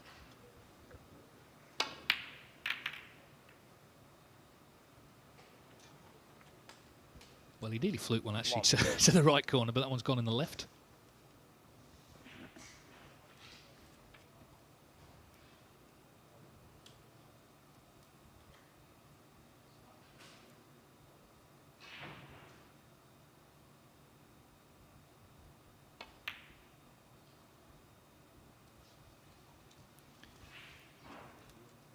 Yeah, it wasn't an easy brown to the middle.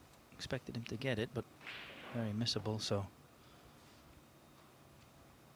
doesn't make the most of the fluke. And first chance for Phil O'Kane.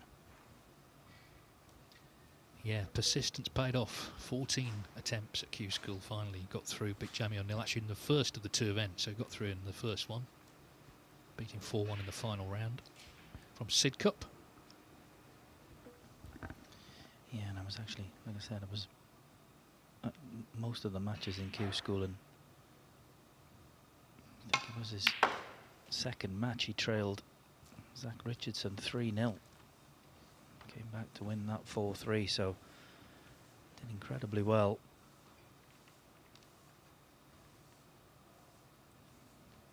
Now, will he take this black on?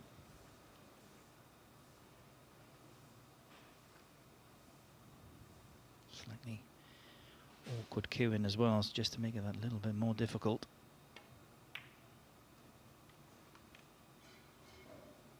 Wow. Well, he certainly couldn't have got it any closer.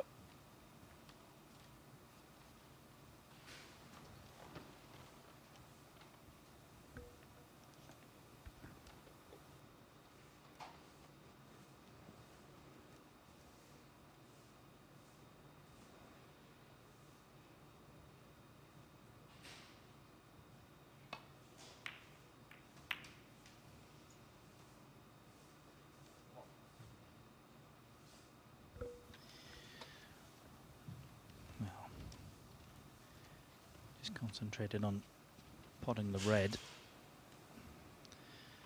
Thought he'd have to have a shot of the black, but the yellow's come back up and covered it, so it's just going to be a snooker.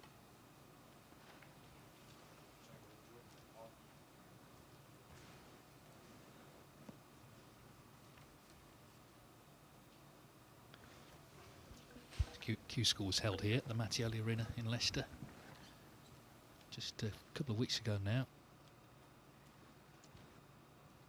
It's not a fun couple of weeks, is it? It's really tough, just 2 events, and of course if you don't get on, then you know that you'll spend a year on the Q Tour, the amateur tour. Yeah, and I was here on the last day with Liam Davis when he got through, so just see the relief on all the players. Phil O'Kane, Sean O'Sullivan, Liam Davis, Kai Wai Chung all got through that day. Just the relief knowing they didn't have to come back and play in the second one.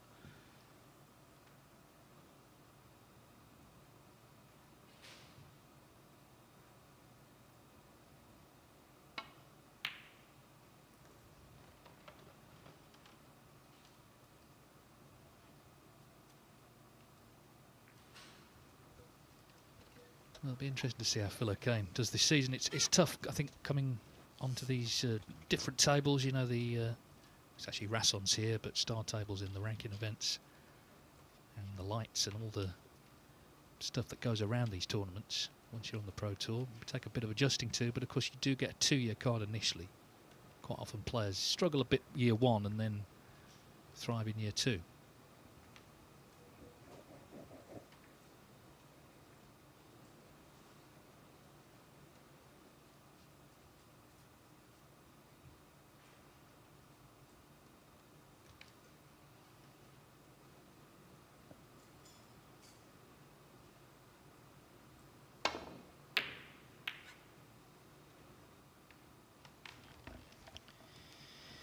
So, safety mistake there from Phil. He's left this red into the centre for Chang. And this time if he pots it, he will be on the black.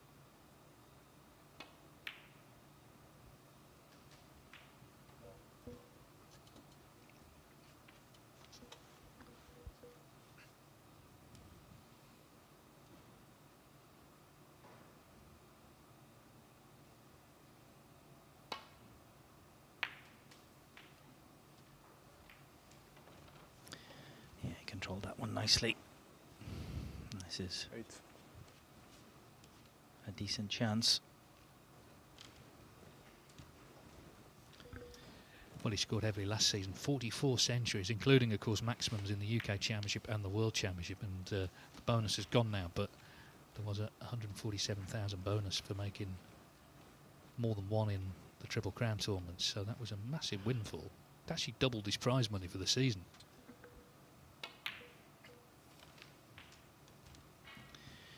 Yeah, and he had 4 of those centuries in the one match. 16. Best of 7 against Sean Murphy in the Welsh Open. Played absolutely incredible snooker. Made 119, 2 breaks of 130 and 1 of 136. Sean potted 1 ball, didn't he? It was a good pot, but yeah, I mean, he applauded him off. What more could you do? Because he literally was a spectator. It was absolutely flawless snooker. Yeah, and he started off this season in pretty much the same manner. 4 wins out of 4.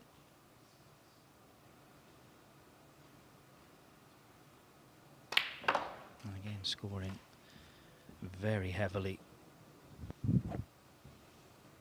32.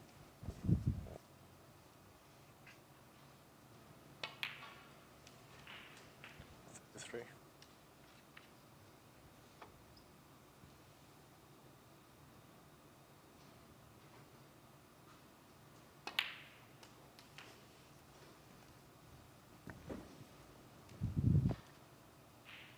40.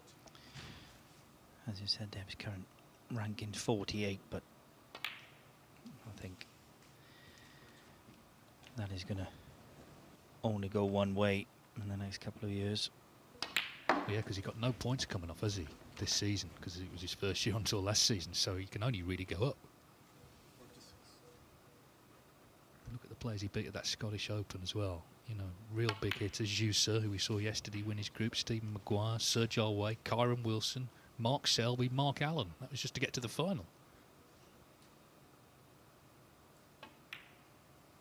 Played a great match as well, which he didn't win, with Luca Brissell in World Qualifying. It was actually one of the great games all season. It wasn't at the Crucible, it was the penultimate qualifying round. He lost 10-8, but it was an extraordinary match.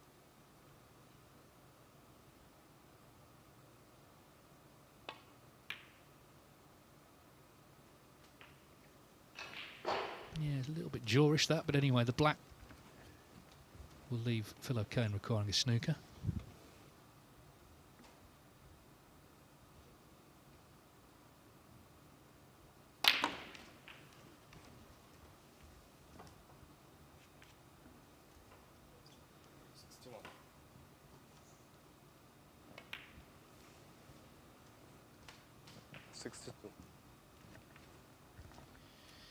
Yeah, very quickly.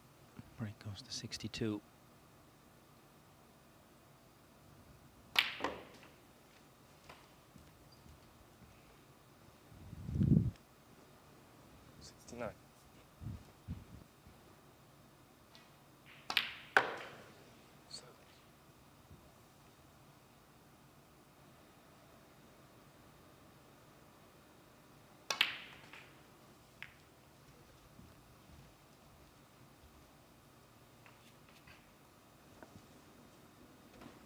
$77.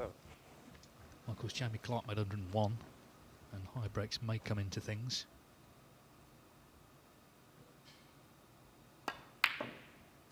And that's still the highest break of this group, but nevertheless, a fine start from Chang Bingyu. 77 break, and very swiftly accounts for the opening frame. As I say, he's one to watch this season. Of course, he's playing 2 matches here. He's going to play Clark next, actually. So that might tell us something about maybe the direction of this group. Of course, Ryan Day with 2 matches later can still recover from that early defeat. But Chang, well, he's looking cool and indeed keeping cool with that little hand fan. Yeah, Liam, I was delighted to see Liam stay on lead because, you know, particularly young players, you don't want to see them sort of, in a way, go backwards, do you? So he's now got another 2 years on tour, and maybe, we've seen it before, we'll sort of come back stronger. And Liam Pullen was a little bit similar, wasn't he? He dropped off, and of course we saw him at the Crucible last year, so well, last season. So yeah, I was pleased to see that. Yeah, he did very well to get through. Won his first 3 matches 4-3, and in a couple of those could have easily lost. So saved his best snooker for the end of the tournament, and was very, very relieved to get through and know that he's on the tour now for the next 2 years. Just to say, table 2 just underway. Ian Burns and Jamie O'Neill is the match there. Stephen Allworth having beaten Jeff Cundy 3-1. Allworth plays the last match against Ian Burns later.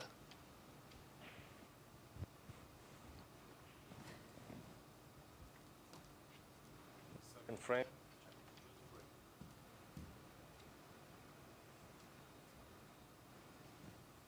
So 77 break from Chang Bingyu in the opener.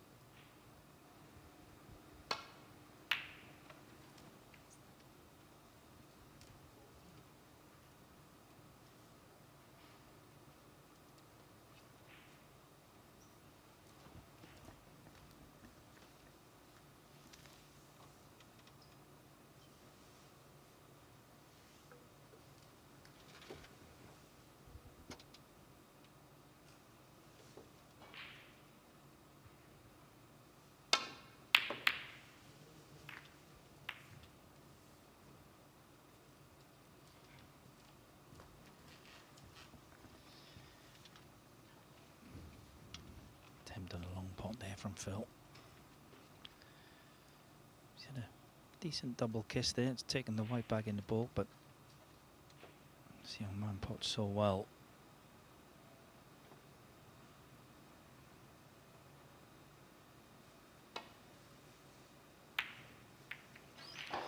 But not this time. He has left the red. So, first decent chance for Phil O'Kane.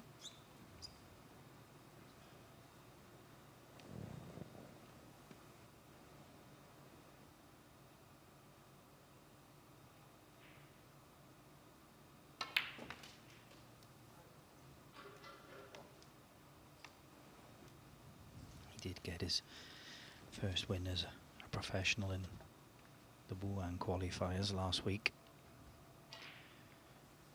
Beat Chachapong Nasa by 5 frames to 3.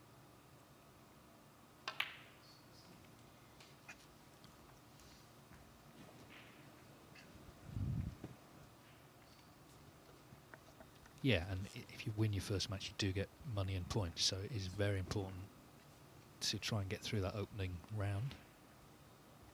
I'm sure he's under no illusions about how difficult it'll be. He's he's an experienced player. He's well aware of the standard on tour.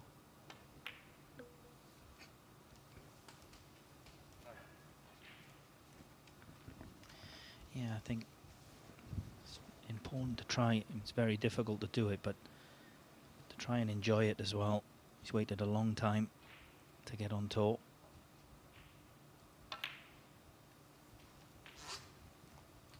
Got to try and enjoy the experience of it, although it can be very difficult to do that, especially if results are not going your way.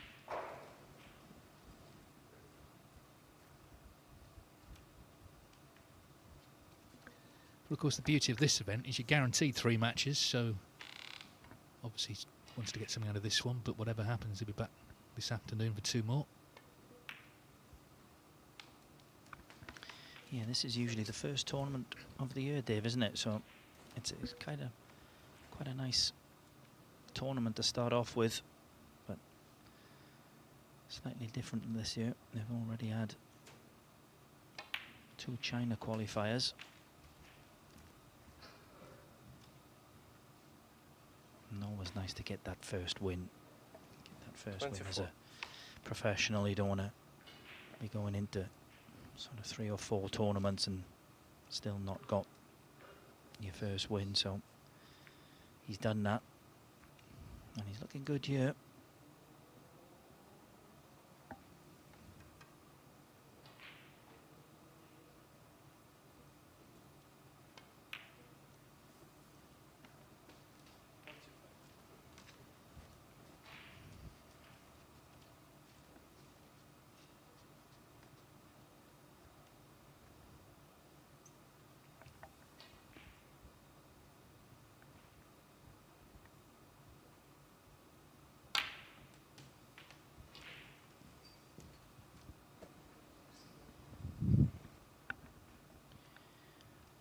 Slightly overrun that one.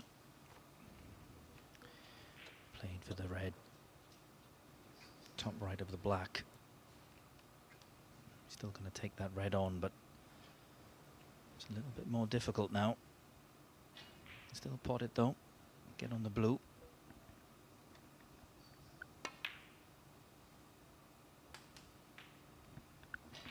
Yeah, well played.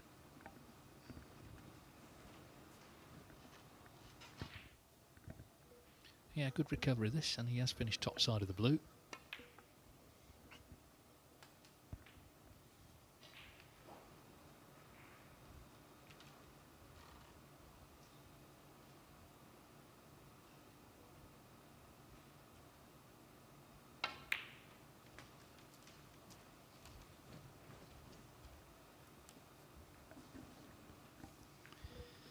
Yeah, he just lost the cue ball there though. Won't be happy with that one.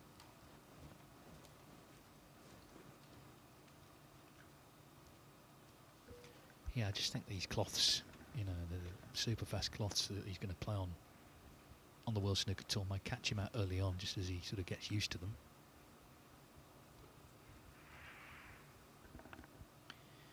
Can still pot this red. take it into the middle. He's hoping now that that blue has come to his rescue.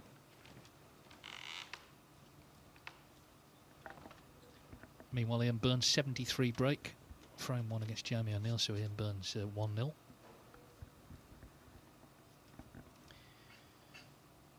Chang just looking with the tip of his cue where he'd like to put this cue ball. Trying to get Phil in as much trouble as he possibly can. Or he can play the plant, of course. He did get a very good cue ball. He's going to have an even better one in a minute.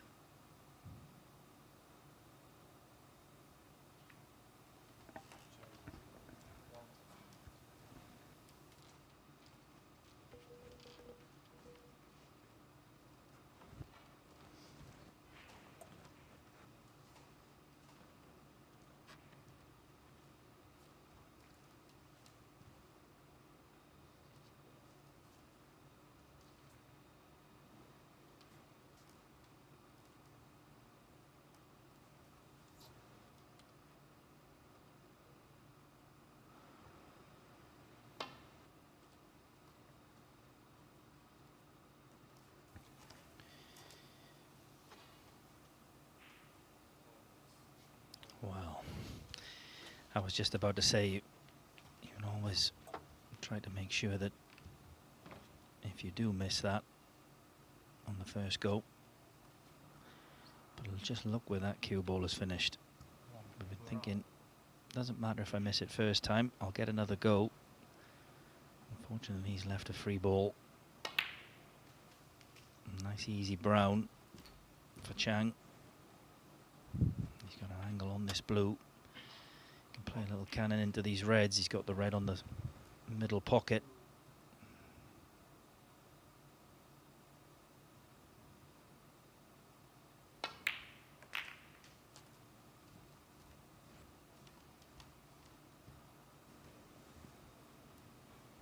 Six.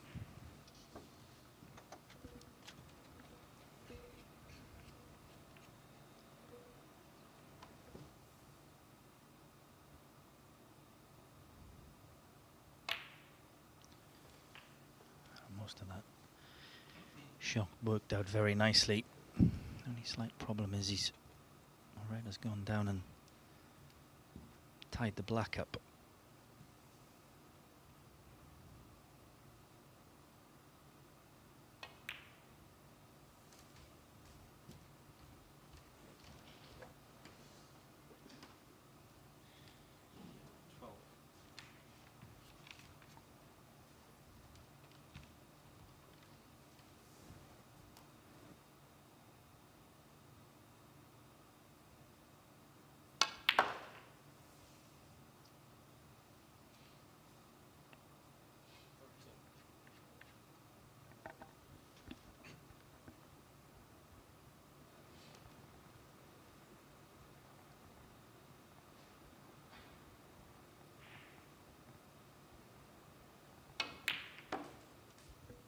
Well, let's actually flip the red before going in.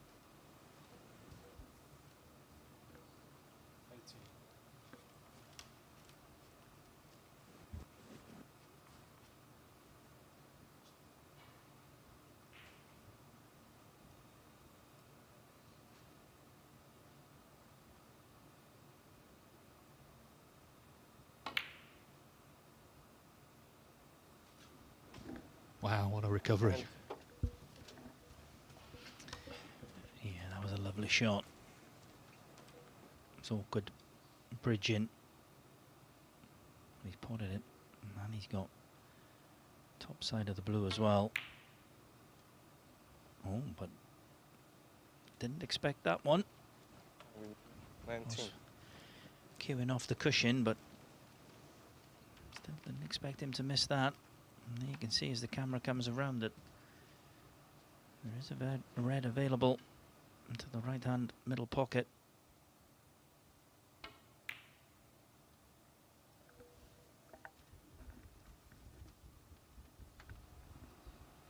He does miss, Dave. Well, it was a surprise, as you say, after the red, and he seemed a bit annoyed by it as well. Took a long time leaving the table. But Phil O'Kane not able to punish.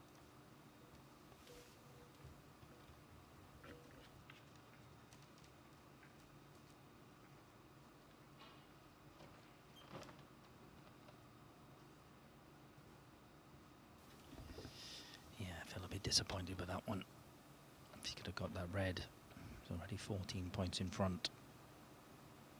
Would have been nicely on the pink. Had an excellent chance to go on and win the second frame.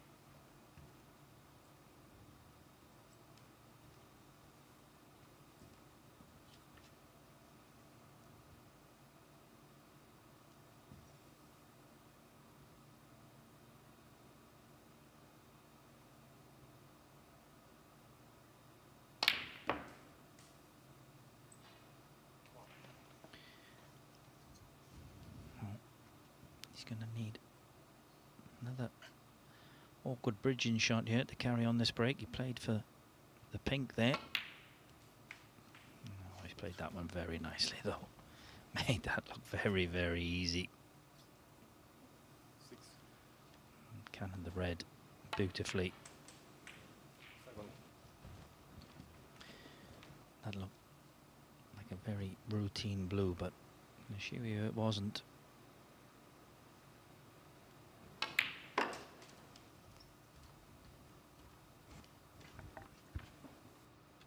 Well, as I say, he underperformed in that final against Chris Wakelin, but we saw Wu Yiza do that at the same tournament the year before against Lei Pei Fan, and we know what happened the following season with him.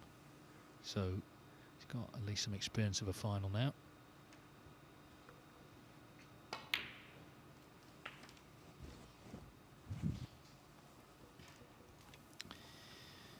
So he's 5 points in front, but still got that problem of the red on the black.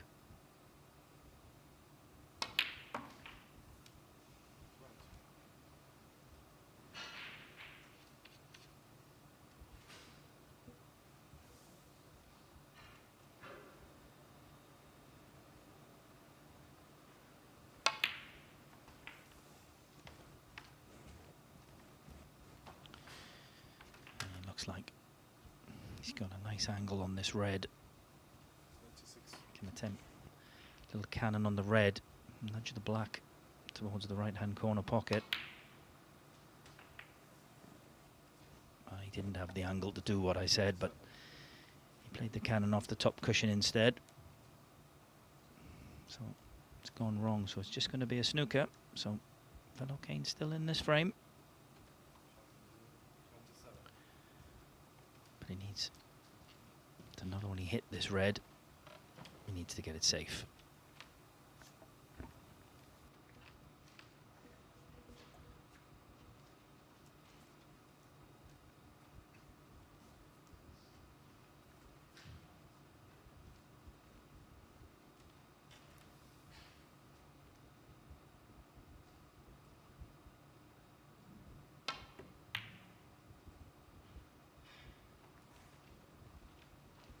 Yeah, and that's exactly what he's done. He'd be delighted with that outcome.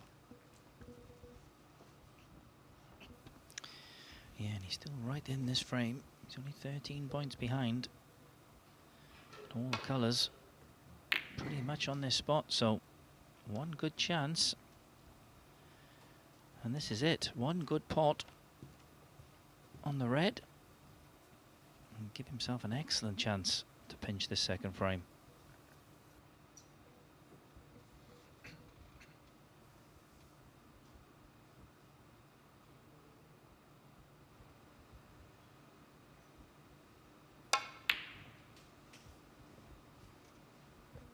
Yeah, superb. So now it's in his hands.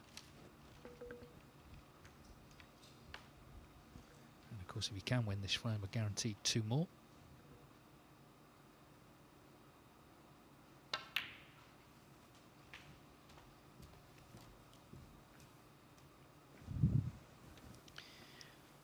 So he's 8 points behind. So yellow, green, brown, blue, and pink.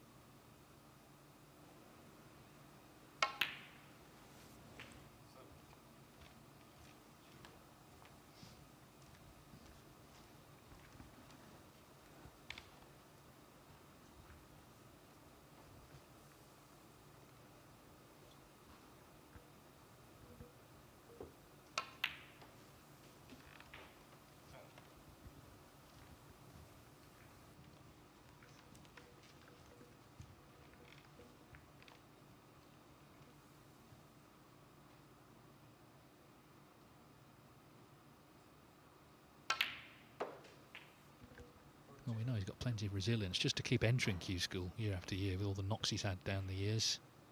He's in itself impressive. Finally got through this year, 14th attempt. Blue and pink needed then to level up with Chang Bingyu here.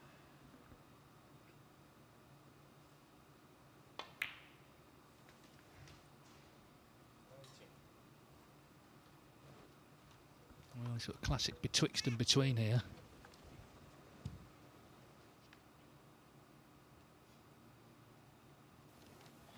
Yeah, he obviously played for the pink into the corner pocket, but if it just stops that little bit short, he's going to have it comfortably to the middle. It's just finished in the position. Well, he's right in the middle of both. This is not a gimme.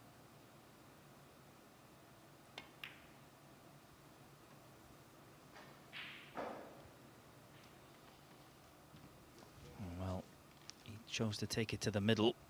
It's not gone in, but he'd be delighted to see the white in behind the black.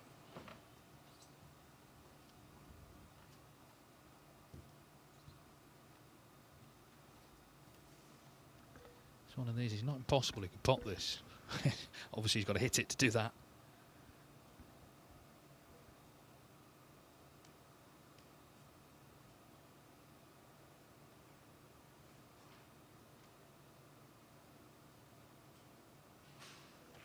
Either way, it's a dramatic end to the frame.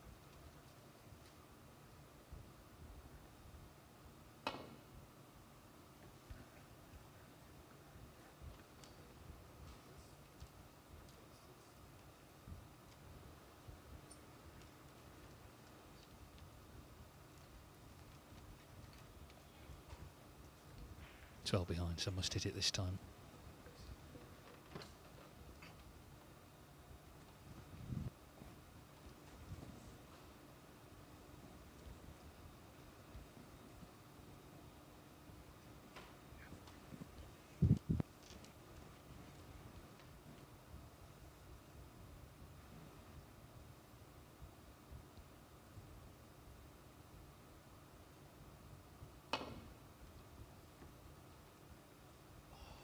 And he hasn't, so he needs a snooker now.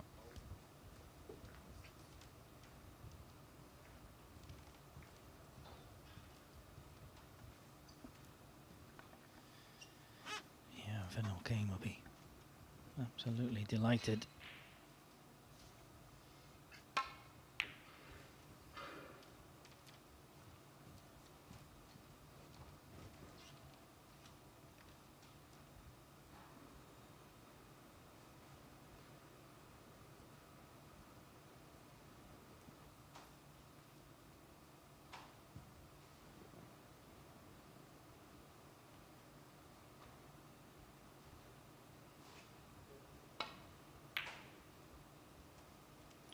This is a great effort. Brilliant shot. You could see he was working out that angle with his cue, pointing his cue just before he played that shot, and what an excellent shot he's played there.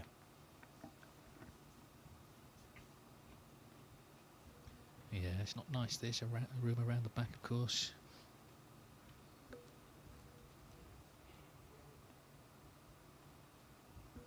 And also with the pink fairly close to the pocket, there's a risk of leaving the pot on. He doesn't hit it.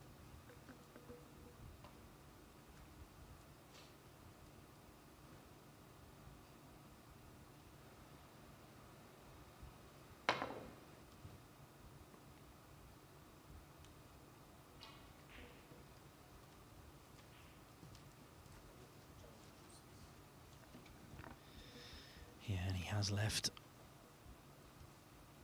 Chang a chance of this pink.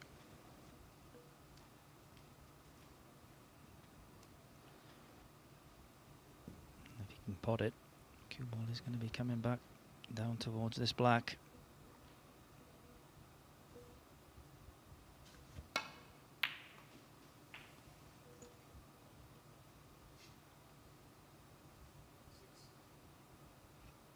It's pretty good. Well, he laid a great snooker. Can he just cut this black in to steal the frame? course, Phil O'Kane didn't come good on the pink initially from the blue. That's where his problem started. But he had Chang in a snooker.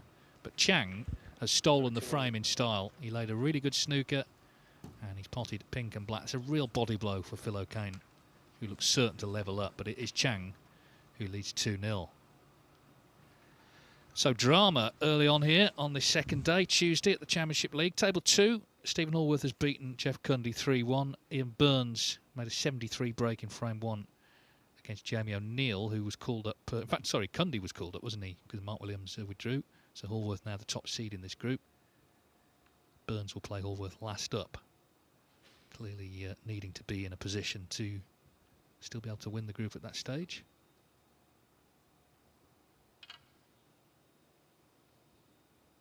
Ian Burns from Preston, where, of course, for many years we had the UK Championship and various other events as well at the Guildhall. There's always rumours that it's reopening, but I'm not sure if that's actually the case or not. But it was a great venue, Lee, wasn't it? A lot of history there. Yeah, I used to love playing there. I used to have where you could walk around. Played some of the qualifiers there as well, and you could walk around the top, watch all the matches. Excellent venue. Last ever frame there was Ronnie O'Sullivan's 1000th century. So in a way, it almost feels like that should be it. You know, it's like when John Higgins made that clearance against Ronnie in the Masters final at the Wembley Conference Centre. That was the last frame there. They know how to sort of see off a venue, those two, don't they?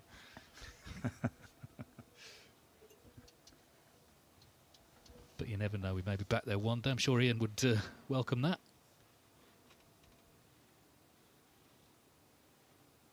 You can watch this table, of course, table 2 throughout the Championship League on the Matchroom Multisport YouTube channel. Phil O'Kane's left the arena, and the emotional roller coaster he's discovering on the World Snooker Tour is something else, because, you know, he as I say, looks certain to have a foothold in the match at 1-1. But that was a big blow. But as I say, it did for him go wrong, blue to pink. He left himself awkward on the pink, missed it. Did get the snooker, but of course Chang got one back, a good one.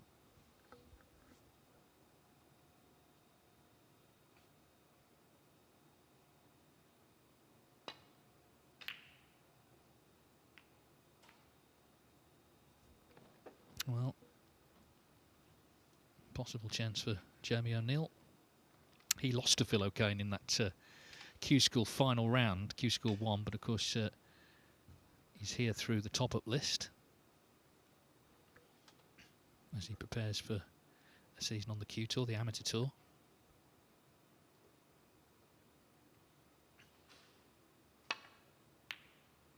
Oh dear. Not too close, and leaves a much easier chance for Burns.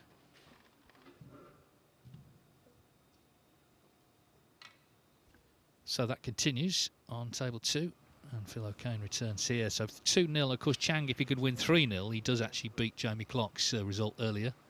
He'll be top for now, and of course he plays Clark next, so that already looks a big match in this group. But this match isn't over yet. Of course, O'Kane could still get a draw. He's got to just get over what happened there, though, in frame 2 first.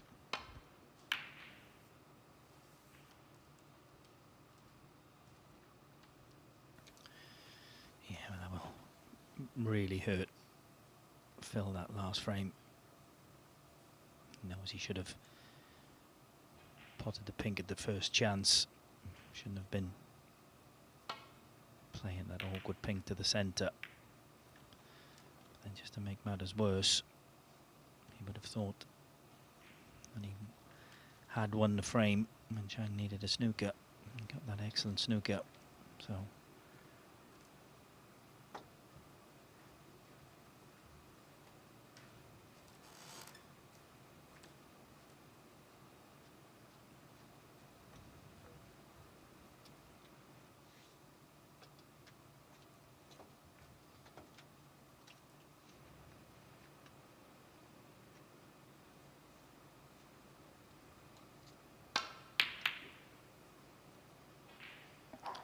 and that's not gonna make him feel much better. Not sure how tight that was, but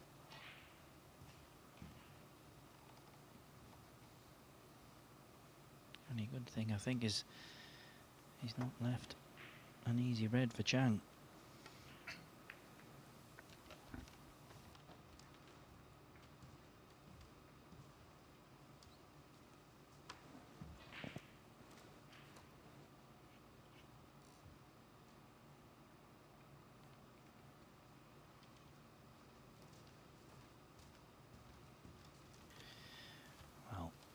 That's a mistake.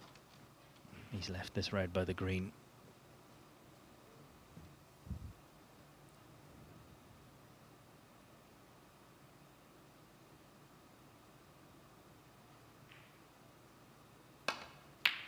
You cannot afford to leave that type of shot for this young man.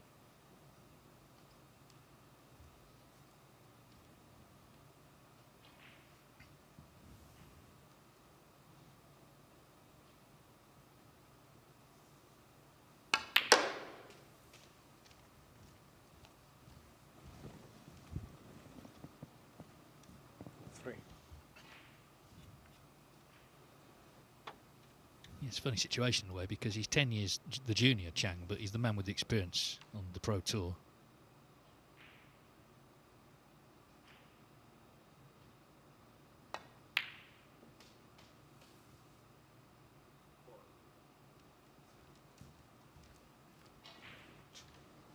Come around, hopefully looking at the black to see if it pots. Yeah, it just seemed to come off the cushion a little bit quick there.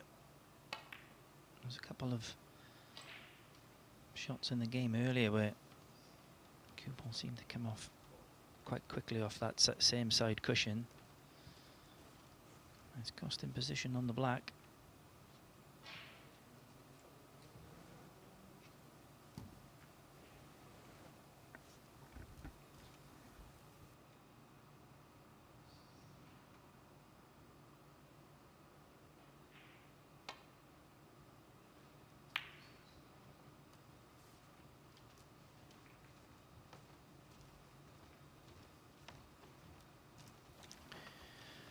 Red has just come up.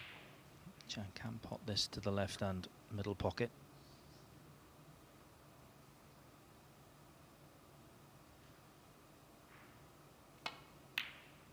Very good.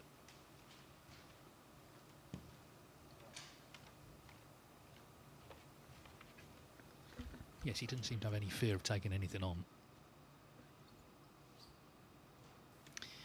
When you can pot like he can, Dave, why would you? No, exactly.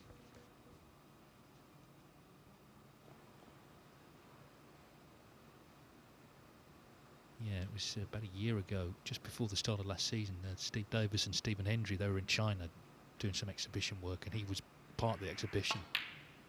And they were both really impressed by what they saw. It takes quite a lot to impress those two, actually, because they've seen a lot, haven't they? But and won a lot. But they were saying, you know, he's definitely got what it takes.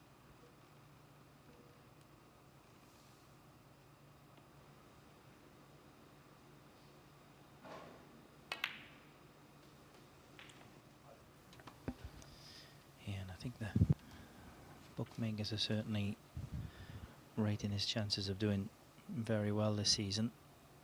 Sure, I saw prices for next year's World Championship, and I think he was as low as 16 or 18 to 1 to win it.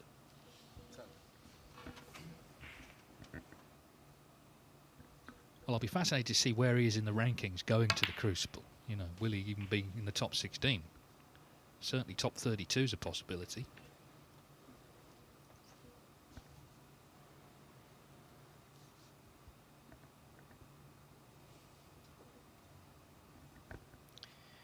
Just looking at cannon to the reds here. It's a little bit awkward. Pink is stopping him hitting those reds full on. He had to catch him at the side. He was paying so much attention to that. Forgot to pot the blue.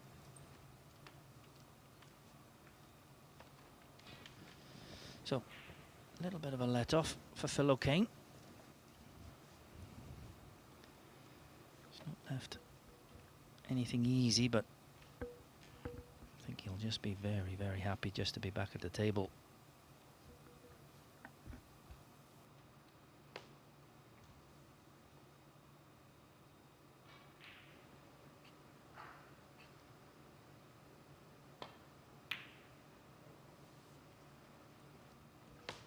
Another chance goes begging though. Yeah, it was very tough to take what happened in that second frame. As I say, that was his chance to settle into this match and indeed this whole group.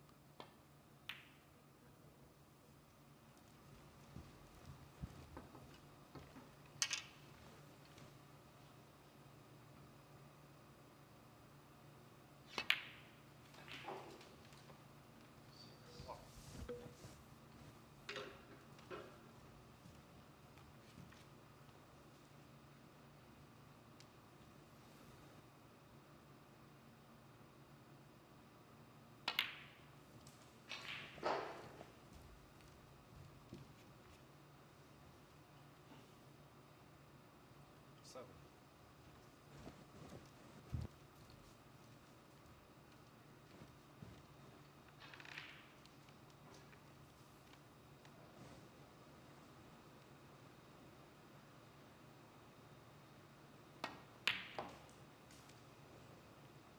Eight.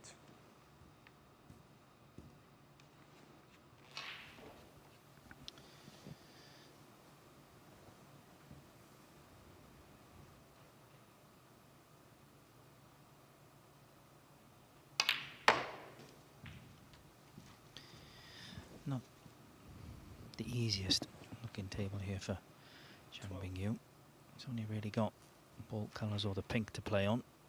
Red's a little bit awkward.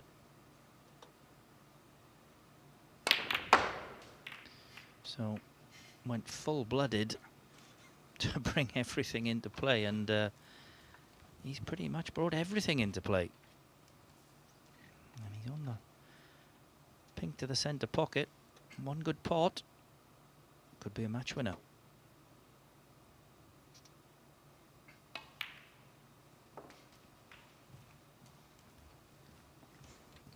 Yeah, what a shot. And I think he kind of deserved to be on the pink, really. So, as you say, every chance to get this one. And to win 3-0, he means he's pipped Clark's 3-1 victory.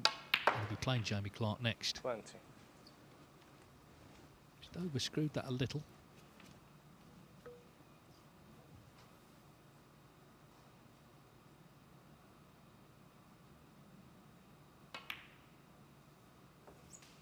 I saw him going to practice this morning, and you know he just looked really excited even to be doing that. He's clearly loving life on tour. Of course, second chance for him.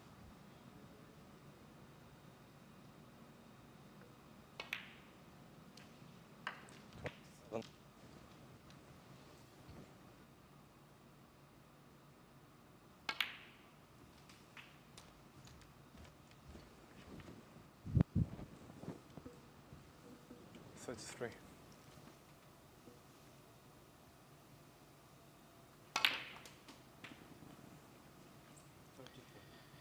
So that red puts him 49 points in front.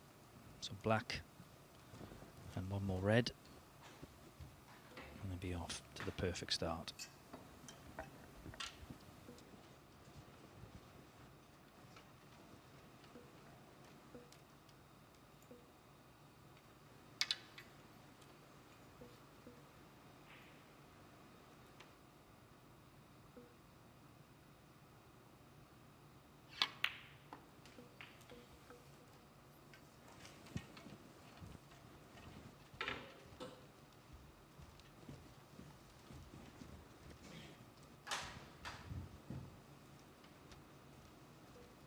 Yeah, frame two was huge, of course. It looked for all the world to be one each, but he got a really good snooker on the pink, which was relatively close to the green pocket. So when Phil O'Kane failed to hit it, he did leave a pot, and Chang knocked in pink and black for 2-0. It was a real killer blow. And he's completed victory, it would seem. Snooker's needed here. So the perfect start for Chang Bingyu, and I'm sure he'll be delighted to stay on to take on Jamie Clark next.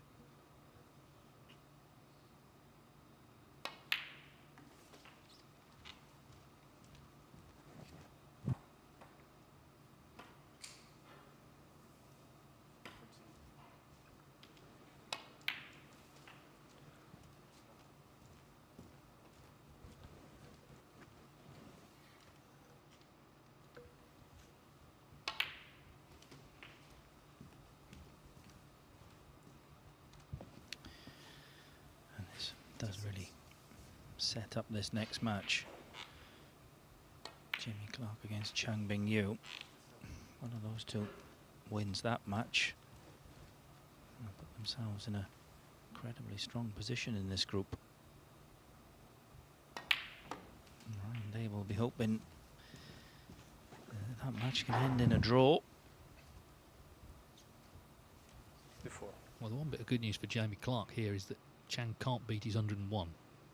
It's just 35 left. He's on 64. The bad news is you've got to play him next because Chang is looking good. He's annoyed there. He didn't make the clearance, but he'd be delighted with the result. 64 to conclude, and he defeats Phil O'Kane by 3 frames to 0. So Chang, for now, and it is very early, will be top of the table here, and he's going to play.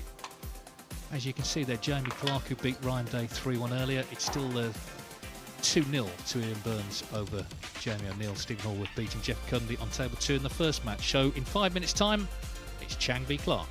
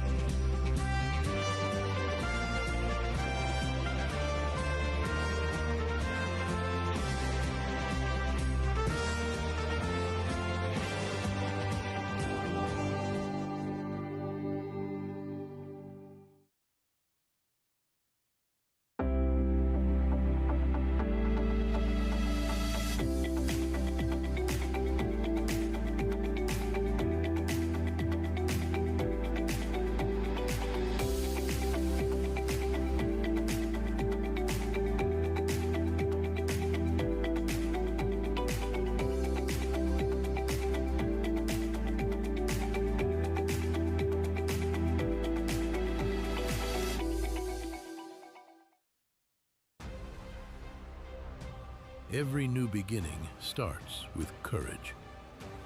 And round here, we have that in spades. One shot, the break, it changes everything. Made better by pressure.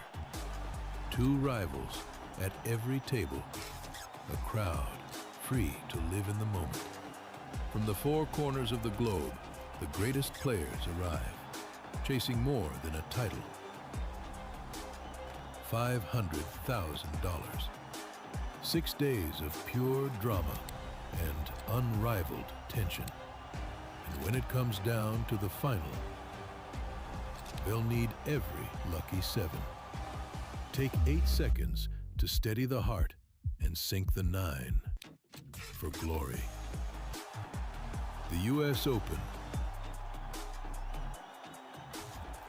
Witness history in Frisco, Texas.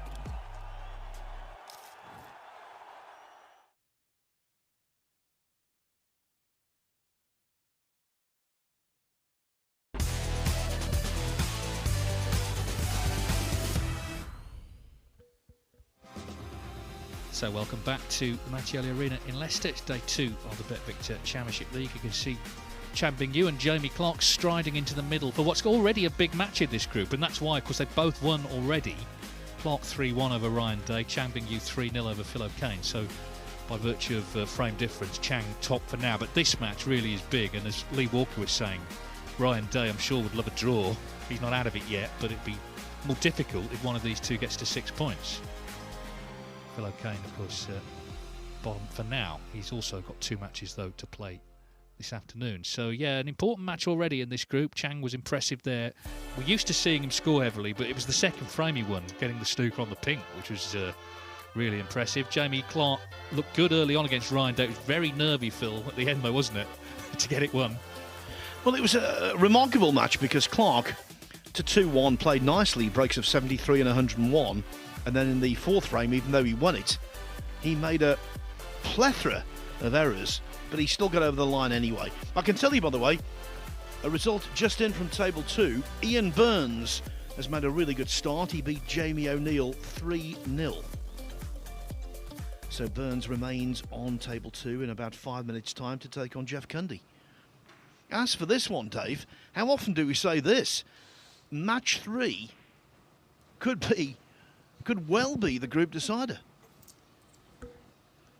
Yeah, it has that feel at the moment. We'll see. As I say, a draw sort of neutralises both of them, but here we go.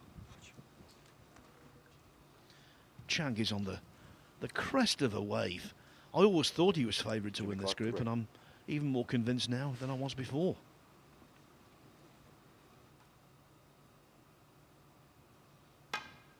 But Clark has got some positives to hang on to. Yes, he won't be pleased with the way he clinched victory over Ryan Day. It was not impressive in any way, but the way he got to 2-1, that was pretty good.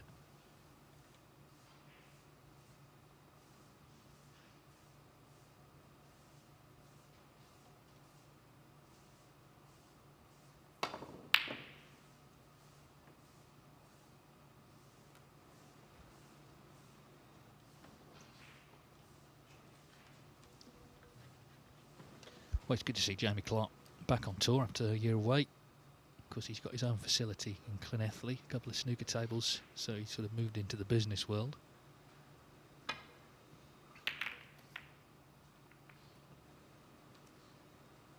Caught that a little thick, though. As for the climate report, Dave, while you've been stuck in here doing match 2, I went out into the car park, and I'll tell you what, it is absolutely sweltering out there. Measuring 33.5 in my car, so yeah, we're into the 90-degree Fahrenheit bracket. But conditions here are good. And the play of Chang Bingyu, far more often than not these days, is very good. Yeah, he's on a, as you say, crest of a wave.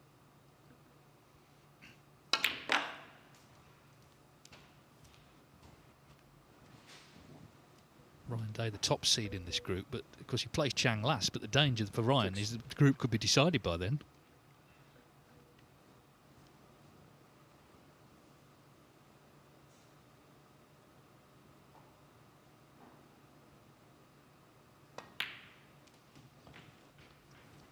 Seven. I would go so far as to say this, Dave, with a lot of the top players missing, I would place Chang as one of the favourites to win the whole thing. I think he's a coming force. And I know that the 7 times world champion Stephen Hendry holds him in the very highest regard.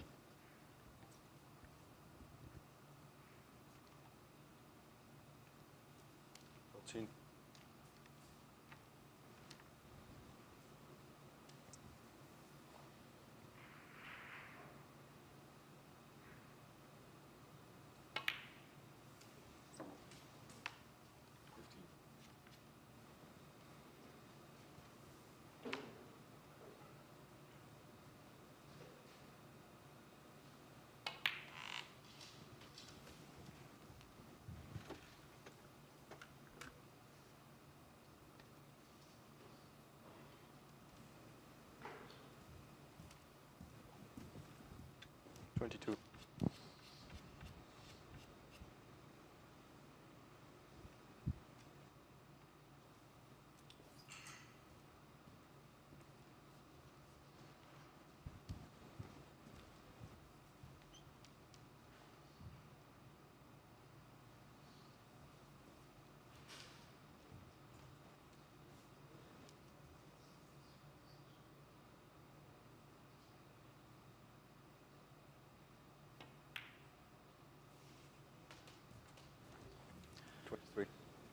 There are so many aspects of Chang's game that are top-notch, and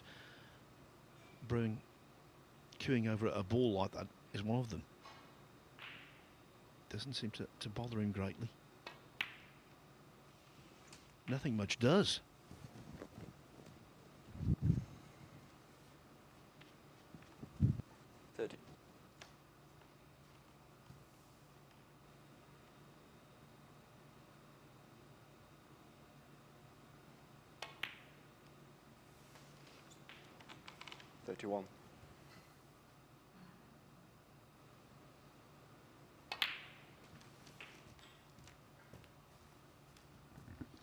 Like to think, Dave, where he's lucky charm.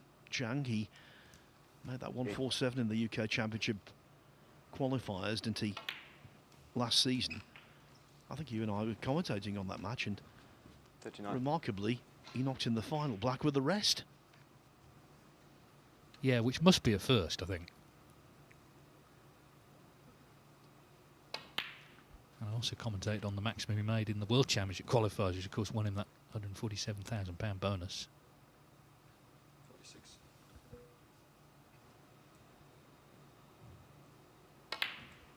Which literally doubled his prize money for the year. He earned 147,000 in prize money, and then he got that, and of course he would have got a share of the high break as well. So it was double your money stuff. That bonus is gone though this year.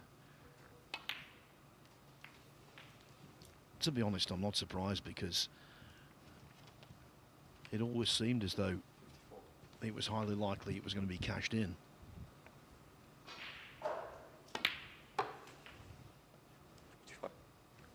Well, this is quick-fire stuff. Already the frame at his mercy. And, of course, Jamie Clark's made 101 break. If it were to come down to high breaks, there's a golden chance to beat that here. Yeah, he's a serious talent. 60.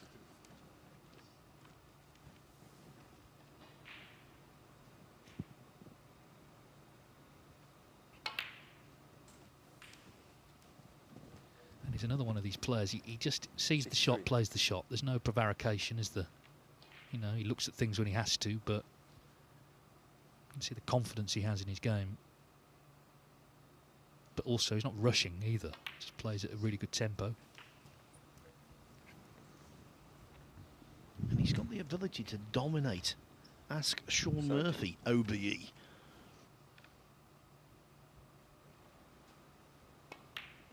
In that match they played at the Welsh Open last season, 71. he had a 100% pot success rate. Outscored Murphy 515 points to 1 with breaks of 130, 136, 119 and 130 to finish off. Reading here that he potted 243 balls without a single mistake. Yeah, I did the match. 100% pot success. Just outstanding. Now that he may be out of position here, but 3 snookers needed.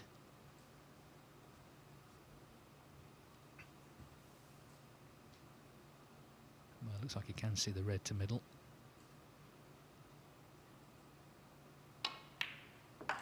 And of course it's gone in, so he could still beat that 101. Yeah, 44 centuries last season, you know, and bearing in mind he was back on tour as his first year.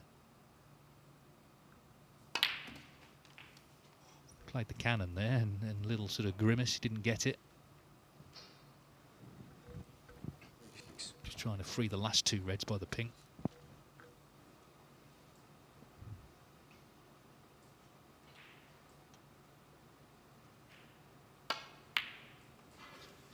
Didn't matter. 87. As smooth as silk.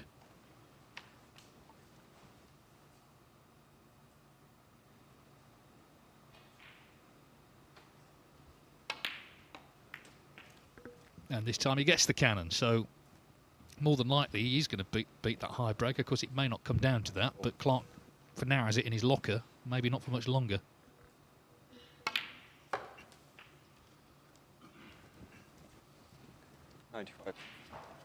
Well, we've had 4 centuries so far, all by Welsh players. Dylan Emery's had 3, Clark, of course, 1. Chang Bingyu surely is going to make his first here. And already his 4th of the season. Remember, he qualified for the final stages of the China and Wuhan Opens last week. 102. Still a 145 on here. He's going to be a good target if it comes to high breaks. 103.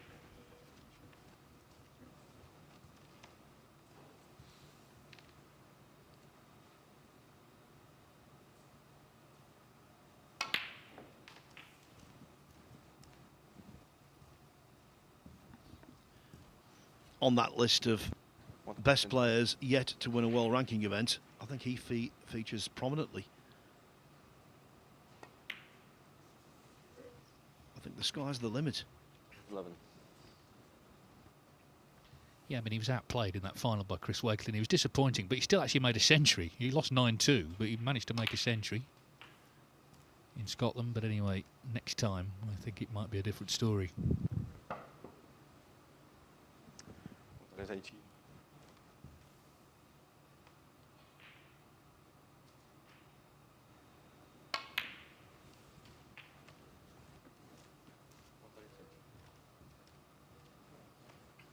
So the remaining 5 colours for a 145 total clearance here in the opening frame.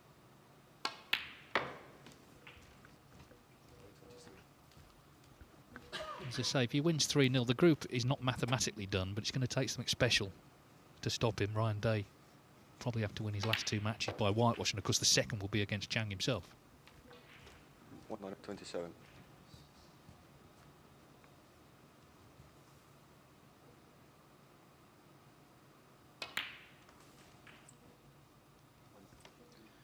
Well, we built him up at the start of this frame, at the start of this group, and this is why.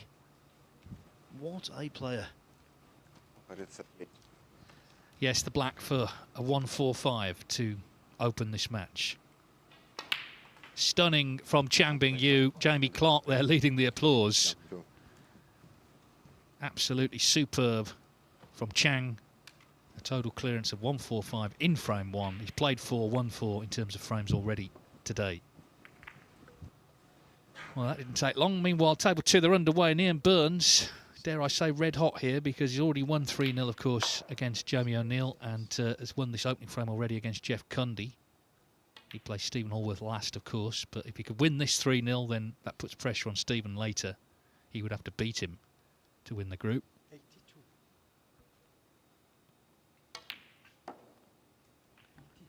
Yeah, looks really confident, does Ian Burns.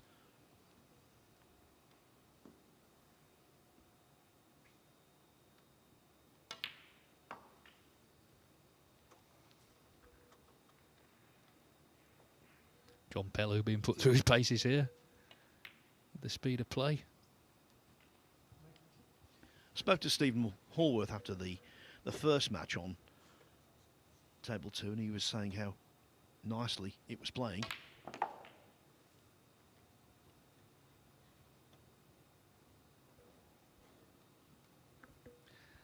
Well, Burns a couple of balls away from making a century himself here.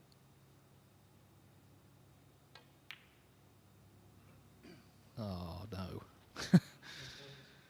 Well, 97 will have to do, and he leads 1-0 against Jeff Cundy. But Chang, that 145 was very special. The second frame, Chang Bingyu to break.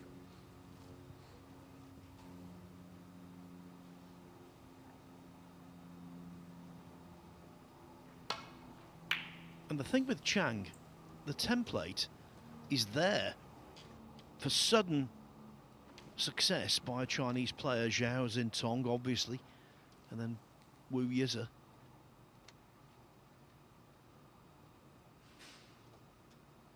it's only 14 months ago that he got his card back. He beat Ryan Thomason of Australia in the final of the Asia Pacific Championship in Australia. That gave him his card for last season. He's up to world number 48 with 1 season's points. I'll tell you what, he's going to go very high in the rankings, the way things are shaping up, because he's got no points coming off. Yeah, I mean, I think when a player gets to the first final and loses, people always say he'll be back very soon in the final. Quite often they're not. But Wu Yize, when he lost that one to Neil Robertson, when he made the comeback, the sense was he would be back, pretty soon, and he was. He got to another one a couple of months later, and of course he's now world champion. And I think with Chang, you must feel the same applies.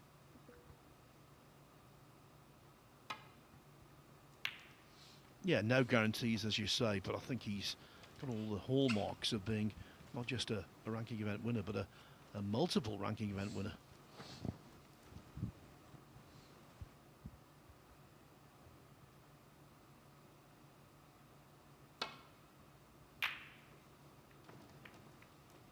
Wu Yize, of course, we will see in the Champion of Champions here in November. He actually qualified initially winning the International Championship, and that was just before last year's, but it didn't count. But now, of course, he's double qualified as world champion, number 1 on the list of qualifying events, of course.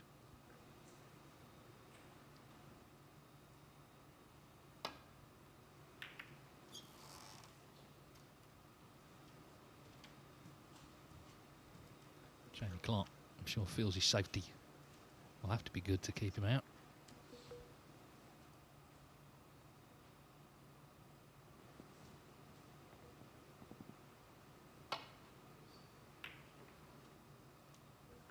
Oh, no, didn't reach.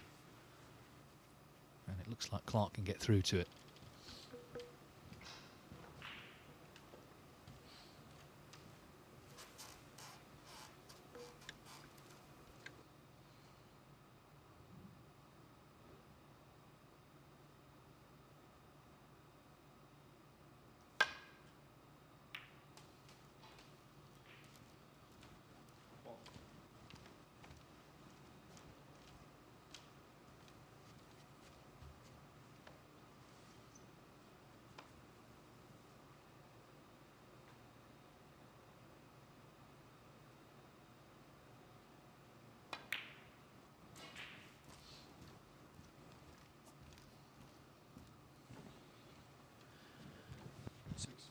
Dave was making the point yesterday in a different context about the positive effect of clear thoughts, knowing exactly what you've got to do. Well, here, Clark, after that first frame shock, knows exactly what he's got to do. Play really, really well. Can't fudge this. Has to be on or very near top form.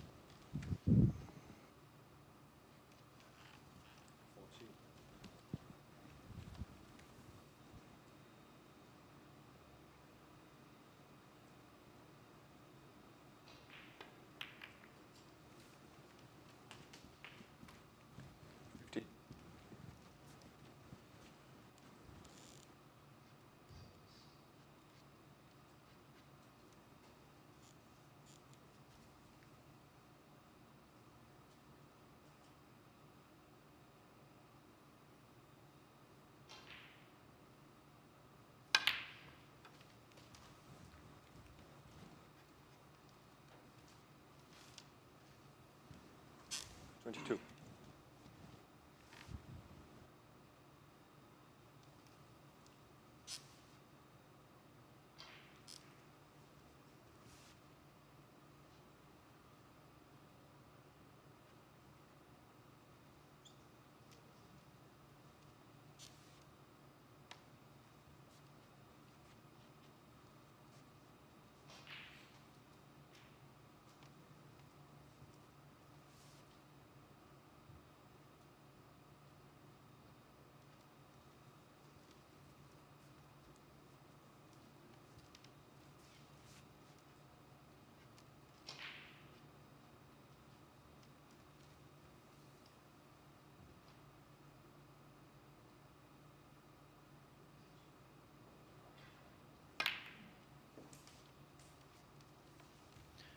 Using a secondary red as a buffer to hold the cue ball on the pink, and he did it nicely, although he has got hampered queuing. Shouldn't be too much of an issue though.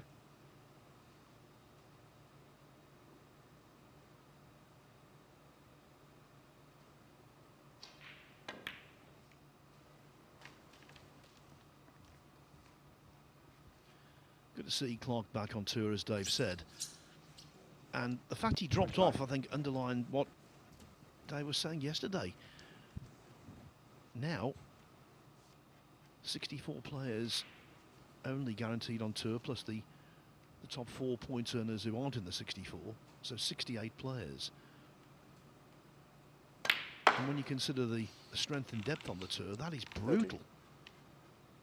For many years, there was a certain amount of dead wood.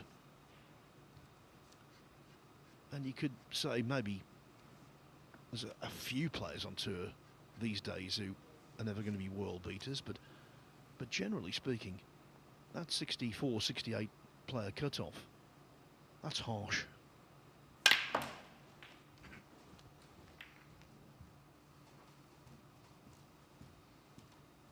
Yeah, and this is not the best position either for Clark.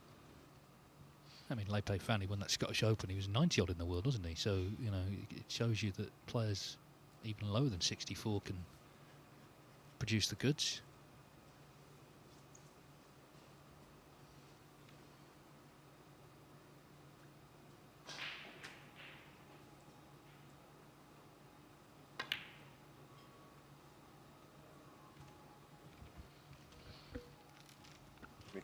He did that against Ryan Day on more than one occasion when he was potting into the middle.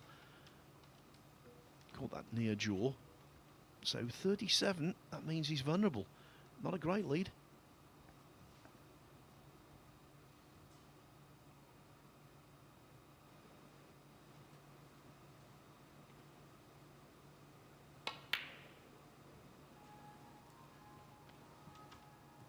I think the ice cream man's here, Phil.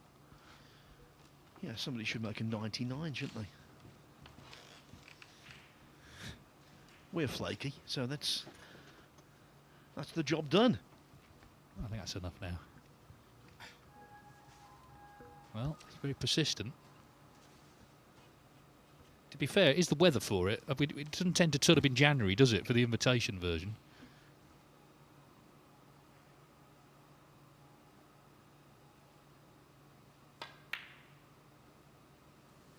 Again, hitting that near jaw. There is a snooker connection, of course, between those ice cream vans who make the jingle as they come round the houses. Ronnie O'Sullivan's grandfather, he built his business in the West Midlands with those.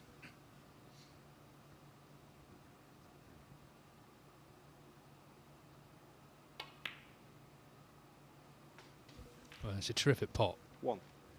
Had to be so precise, he was. So this is a big chance now. You look at the Reds. Jamie Clark made the early running, but Chang Bingyu, we saw what he did in frame 1, a 1-4-5.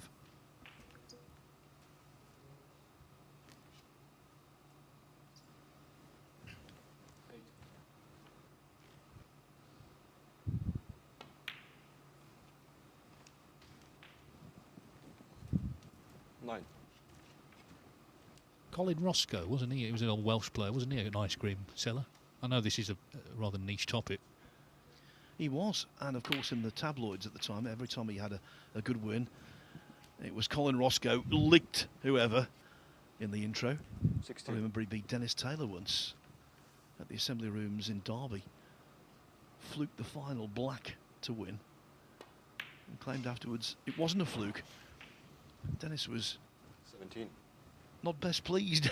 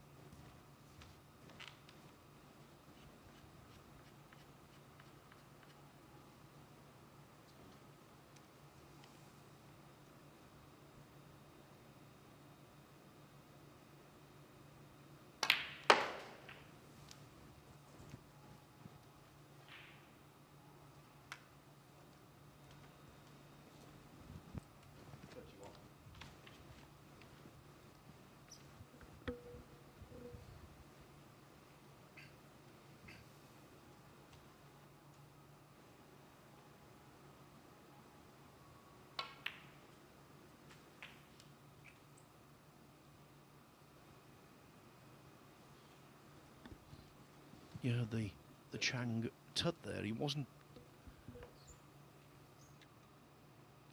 where he wanted to be with the cue ball, but it stopped okay.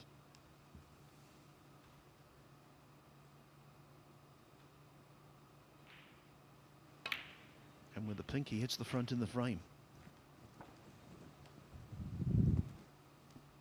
Now, one of Chang's great assets, he can play very easily 38. with both hands, and I thought that might come into play there, but he's decided to use the rest.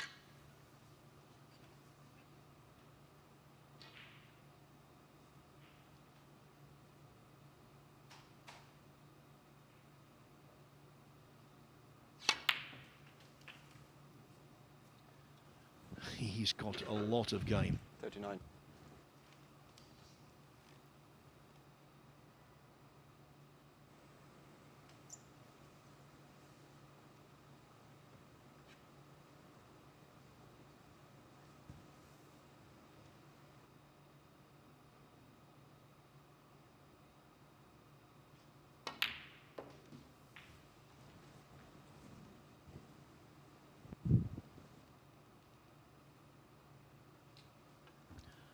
This time a snag. End of 43. break. Nothing doing there.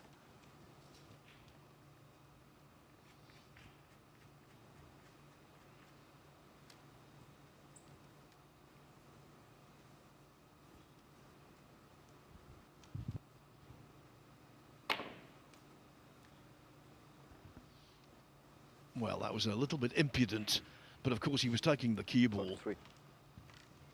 away from any danger zone. The only red he could leave playing that shot was the one he went for.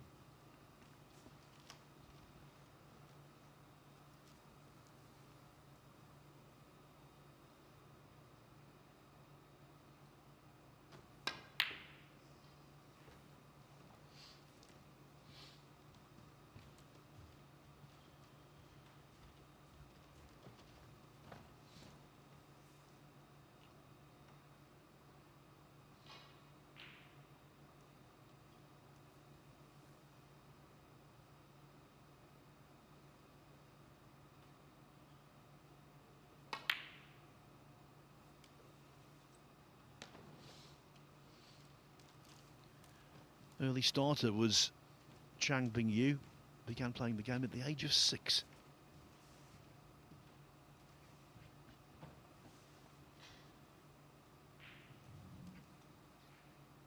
Now Clark, I think, taking this on.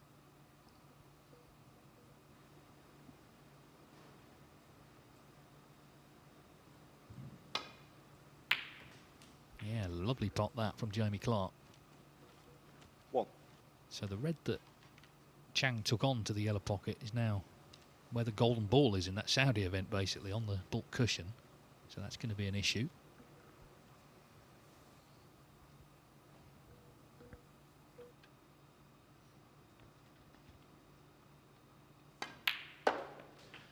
I really hope that tournament's back on this season, because it would be phenomenal to be there to see someone, well, attempt the golden ball, let alone pot it.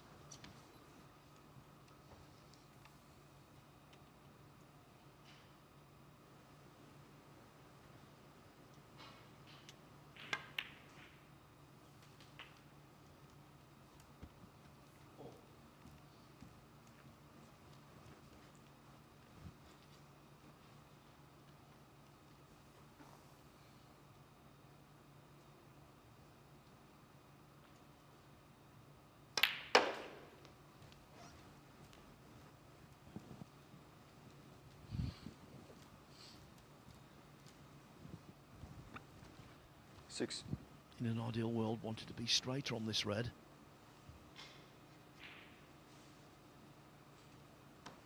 Because position on the last red, as Dave said, needs to be precise.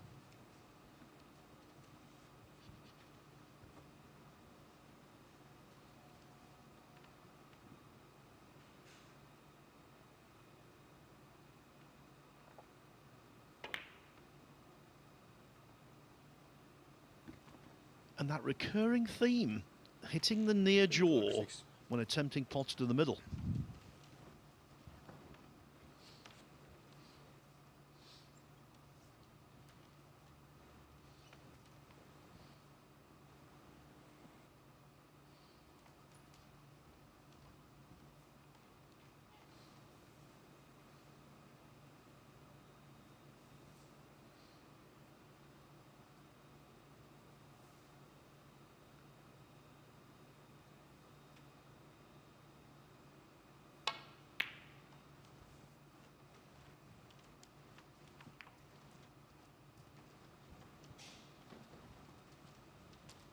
Well, this just feels like a really big passage of play, not just in this match, but the whole group, really. Clark trying to become the first person to win a frame against Chang. And, of course, if he can make it 1-1, every chance to go and win the match himself. Ryan Day, I'm sure, keeping an eye on this, would love to see 2 each.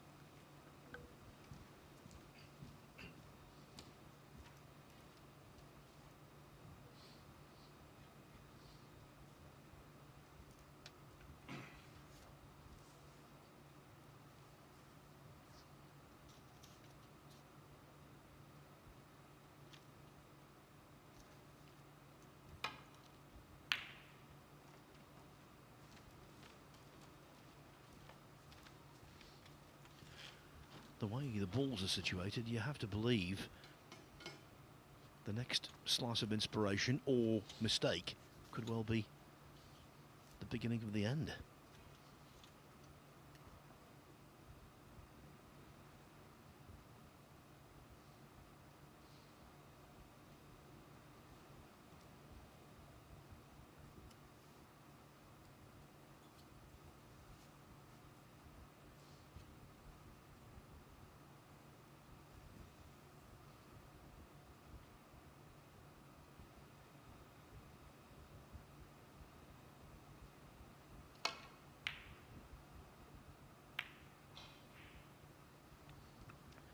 It was a really complex safety shot to attempt, and it's not the worst outcome, actually. Although I think Chang can expect to be in a little spot of bother after this.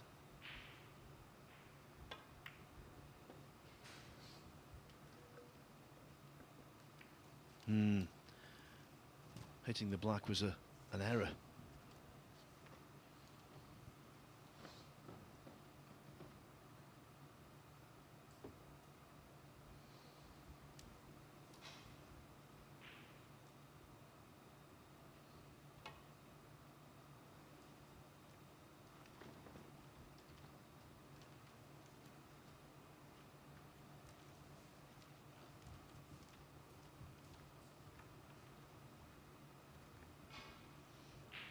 Still, Clark in control of this tactical exchange.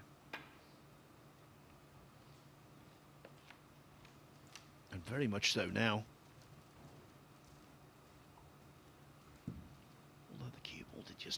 won that extra inch, which made an enormous difference.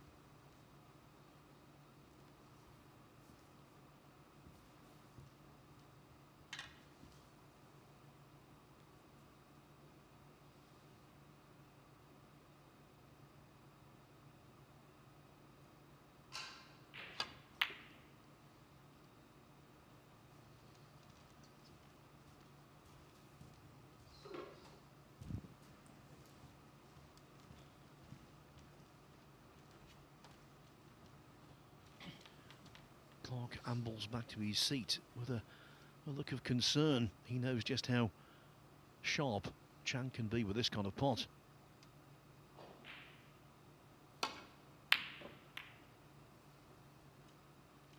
This time, though, not sharp enough.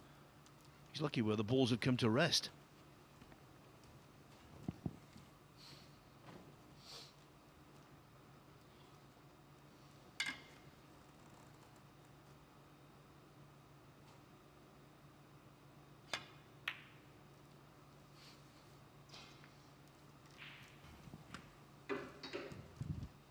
Well, that was a chance to get in behind the black. Didn't quite happen. So a real standoff here in this second frame.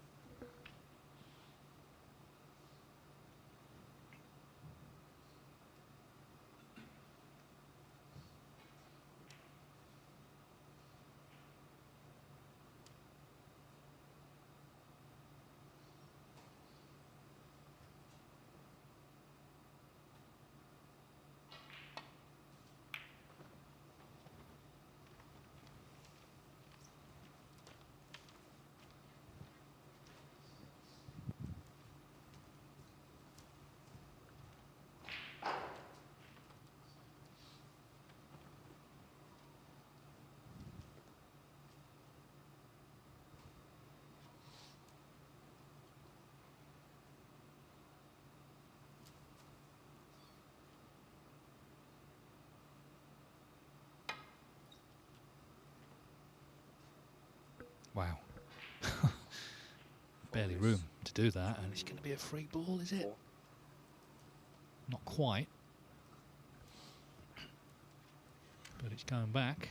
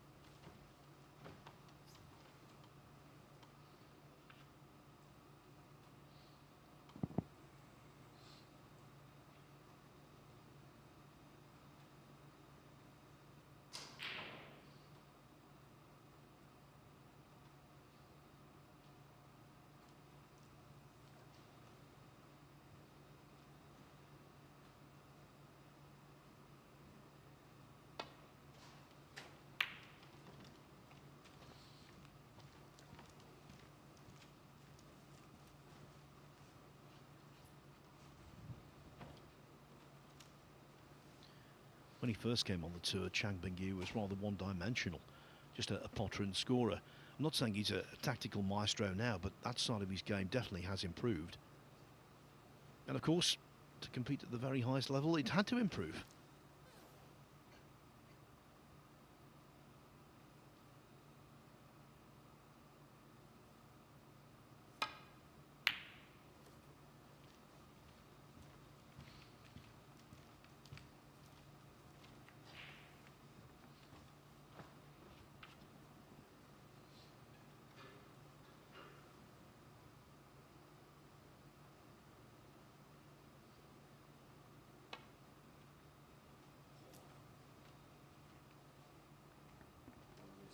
Hang on. No contact made with the reds. I think that is a free ball.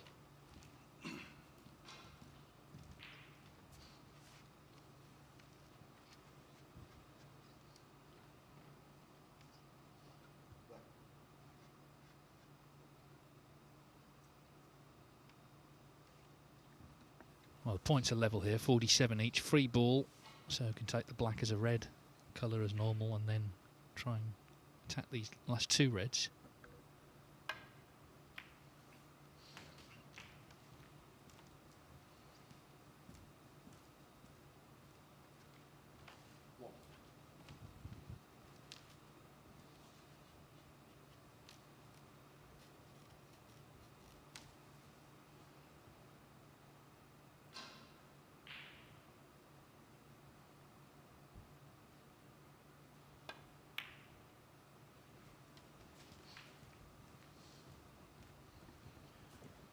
The pink offered the best positional option, and now by potting one of the reds left, it opens up the other one.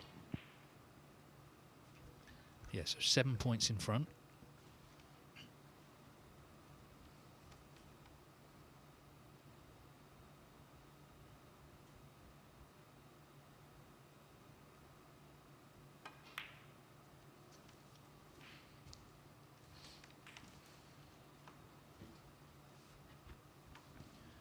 You would think this would be a key shot.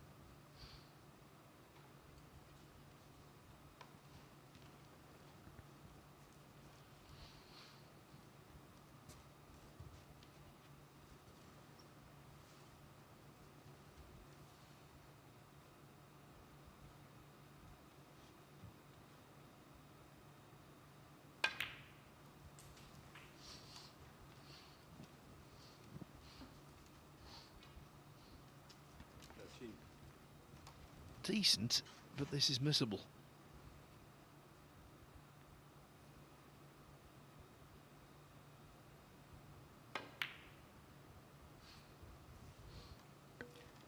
Well, he played it to cover it. If he missed, he would have been on the black had it gone in. So Jamie Clark with a narrow lead here.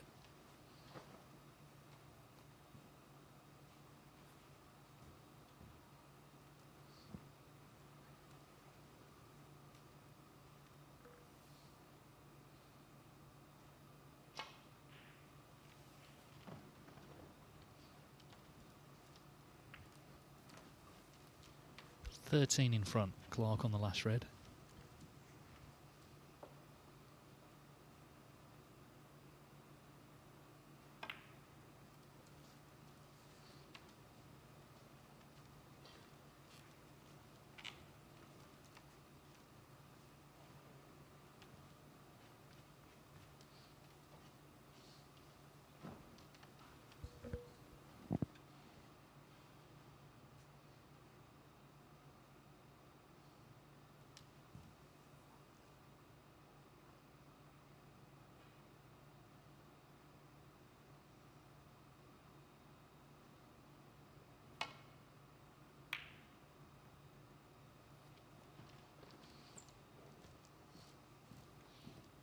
One of the best safeties he's played in the frame.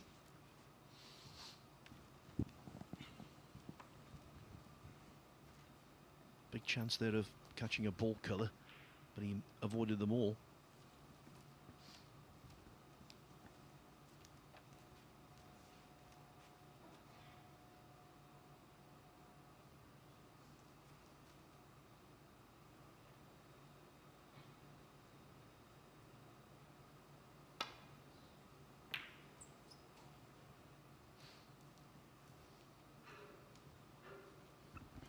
Well, Clark turned away in disgust, but there's no need to be disgusted.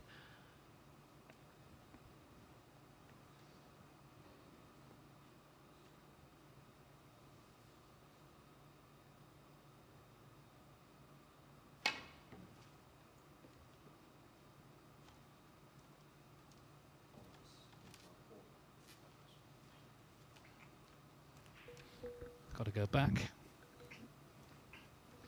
So Clark's lead now 17. Apologies for the lack of graphics, we are working on that.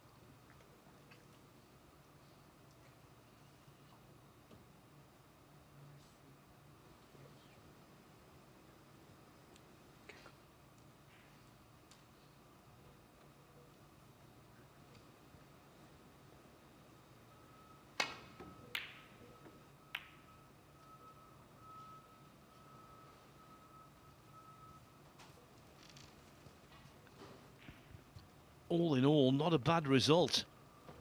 Yes, Clark can pop this red to the green pocket, but it's not easy. Not by any means.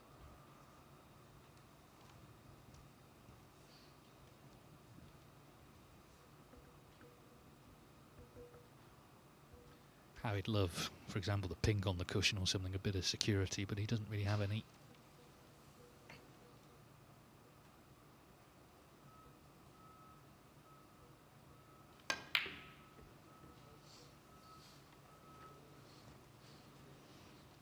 Continues to keep it tight, or at least try to.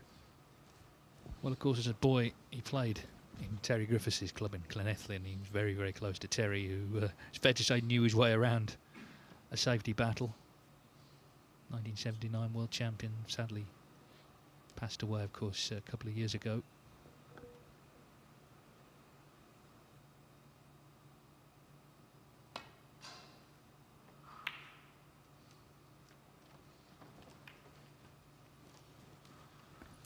Yeah, Terry Griffiths, a very good player and a great person. One of the very best I've met in snooker over the years. Clock 17 in front, so if he can knock this in, surely he'll be on a colour. It's a chance to win the frame. But it certainly isn't easy. He doesn't have to play it, of course.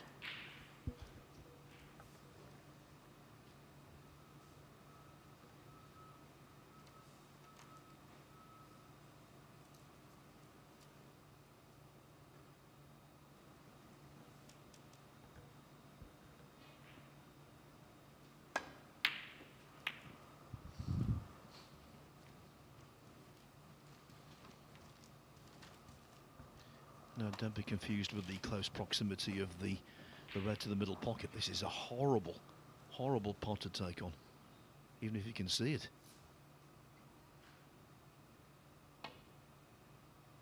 Which he couldn't.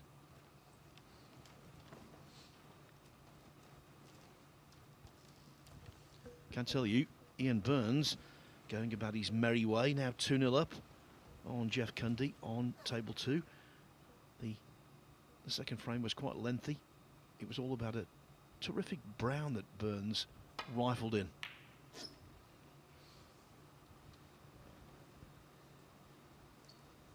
Well, what a shot this is. Didn't quite get past the green, so it's actually not quite a snooker. I thought at first it was going to be. But at least he's not leaving Chang anything easy.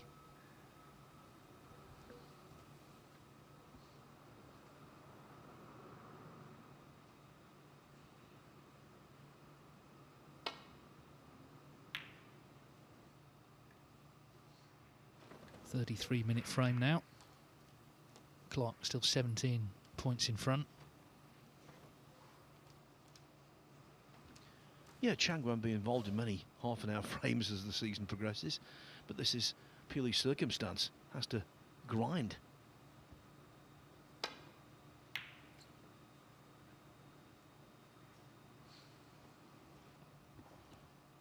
Imperative for Clark to have cover, and the brown provides it.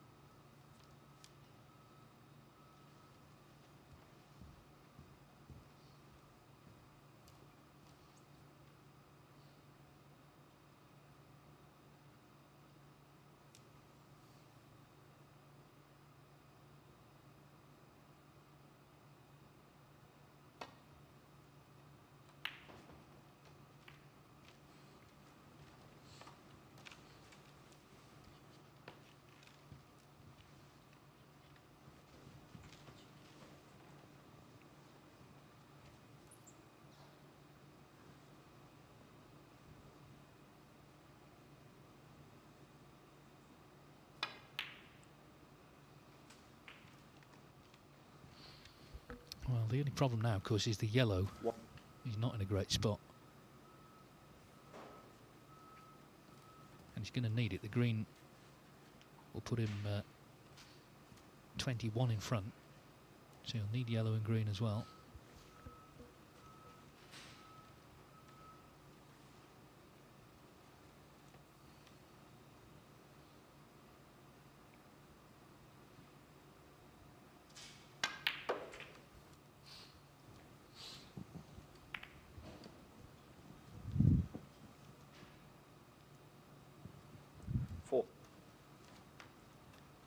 But that has worked an absolute treat. What a great cannon. So he needs, as I say, yellow and green. So it's about getting as close to the green as he can.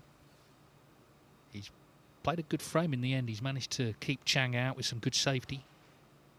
It looks like he's going to get his reward. 23 in front, so the green 26 with 22 on.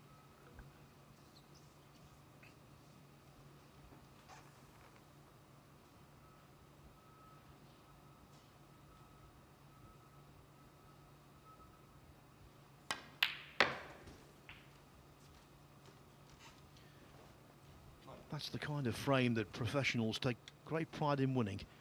Fought really hard for it, did Jamie Clark. The first was a breeze for Chang. The second, a bruising battle. 30. Yeah, so we're guaranteed 2 more frames, and Clark, of course, still able to win this match, which would upend the group even more. 18.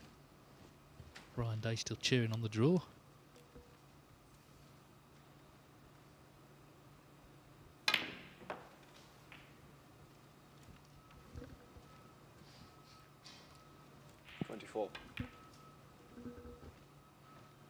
Frame. So, Jamie Clark, safety definitely played a big part there, and he has got the reward he was looking for, a lengthy frame, but he wins it, and it's 1-1 with Chang Bingyu. Ian Burns 2-0 up on Jeff Cundy, and at the table, in fact, Cundy's at the table early in the next. A distinctive glove gives it away. Yeah, he's battled hard in that last frame, but as Phil outlined, Burns won it at the death.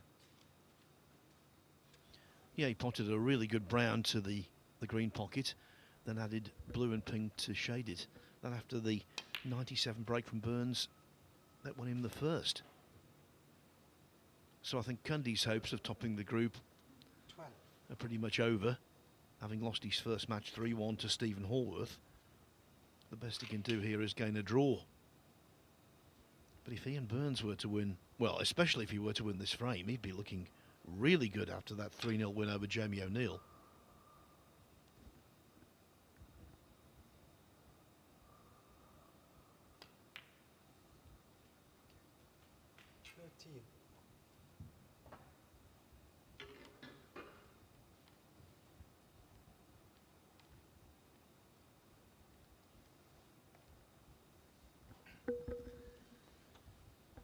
Yeah, Stephen Hallworth would certainly have to beat O'Neill, wouldn't he? And then, one way or another, it would come down to that match between Hallworth and Burns this evening. Jeff Cundy from a real hotbed of snooker, of course, the Scunthorpe, Grimsby area, that whole area with all the leagues they've had traditionally, produced many fine players. Of course, Matthew Couch was the other Scunthorpian who was on the tour for many years.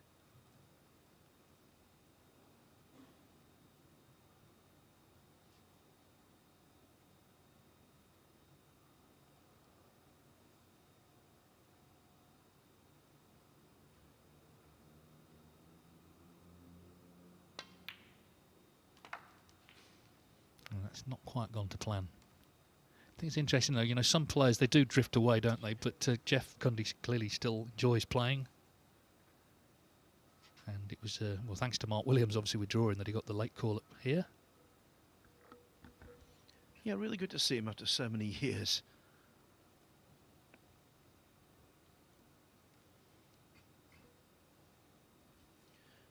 Jamie Clark still out of the arena. That's why we're sticking with table 2 for a while.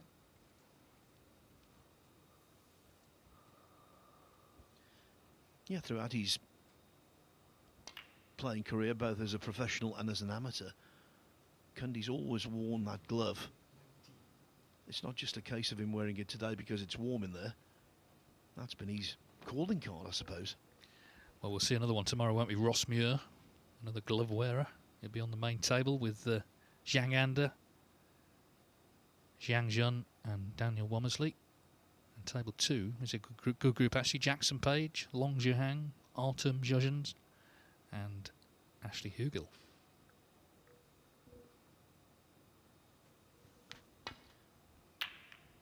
Yeah, I'm looking for a better season for Jackson Page this time around. He's wonderful to watch. When he's on, he's simply brilliant. Let's hope he gets his game in shape for the new campaign.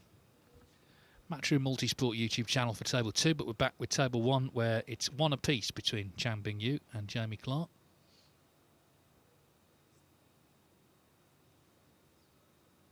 We do hope to have our graphics back for you shortly.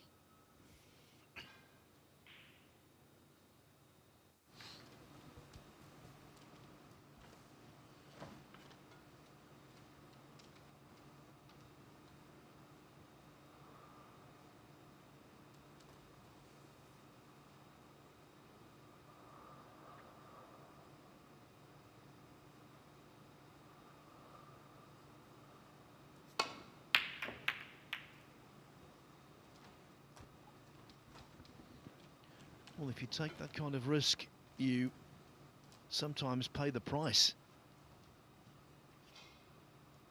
Hasn't just left the red, he's left a reasonable angle on it.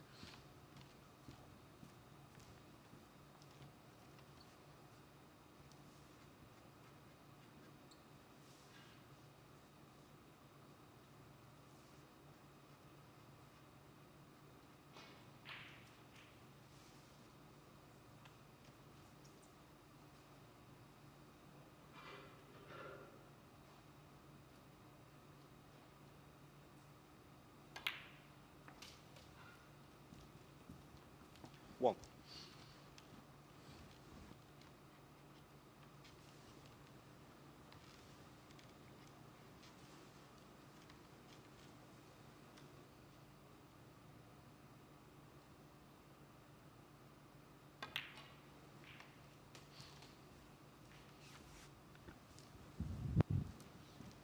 Never played each other before as pros, Chang and Clark, but of course Clark well aware of his reputation.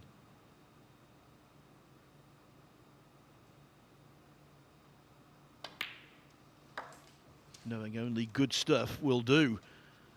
And it was pretty good stuff in the second frame from him, particularly in the tactical department.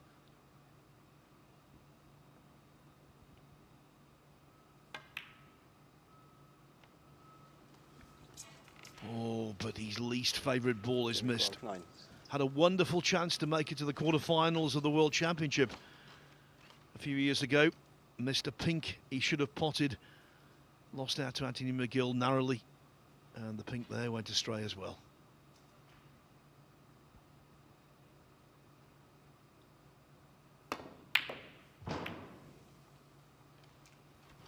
Well, hampered queuing for Chang, so Clark sat down absolutely furious, and then 30 seconds later gets up again with another chance.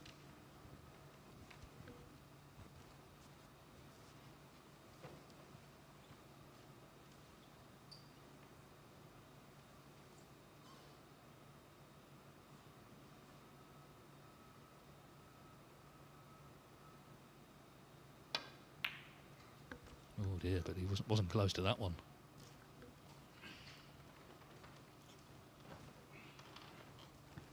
Feeling the heat.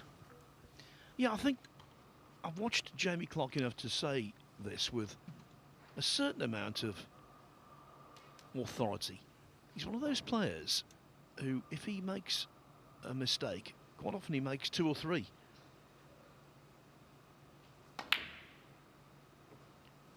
Chang there, though, nowhere near the pocket. Maybe that protracted safety bout in the previous frame has knocked him out of his rhythm.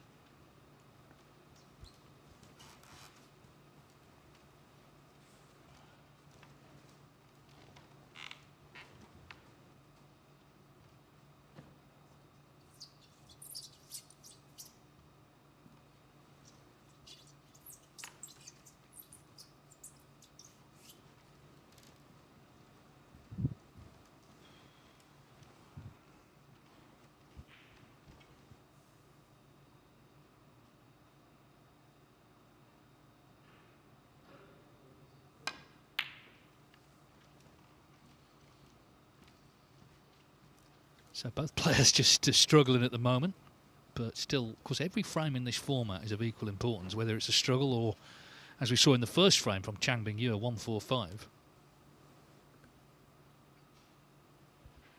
It's a 9-0 in the frame to Clark, by the way. Apologies again for the lack of graphics at the moment. They may have melted in the heat, possibly.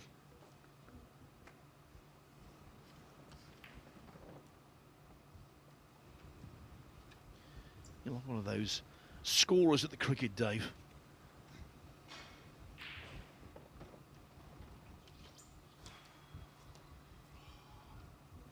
Well, Bill Frindle, who's of course the great TMS Test Match Special scorer, and Neil Foulds met him when he went on View from the Boundary, and he said, because he was old school then, there was no internet, and he would literally wheel a load of sort of tomes, load of books, literally in a wheelbarrow into the commentary box. That's how many stat books he had. Things have moved on a little bit since then. I used to score cricket, you know, in my childhood. Spent Sunday afternoon watching the old John Player League, as it was then. I've got a cricket scorebook and I score every single match. Very therapeutic. Meanwhile, Chang has got one for his scorebook there, thin red. Can he now just sort of get back flowing again? I think you're right. I think that safety battle just slightly sort of took the edge off a little bit.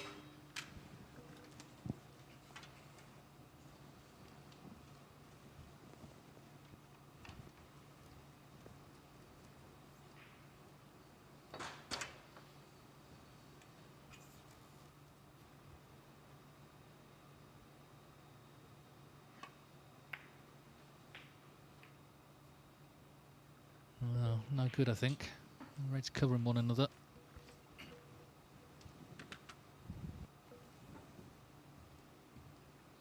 Needs to regain his flow, does Chang, because if he can win this match, he'd be sitting pretty, especially with the massive break in the bank. Tell you who is sitting pretty, Ian Burns. He's in the balls, perhaps on the way to a 3-0 win. He's second in succession. Yeah, and that means that Stephen Allworth would definitely have to beat him later, because, of course, the frame difference, even if it was a draw, would not favour Stephen, so he'd have to beat him if it is 3-0.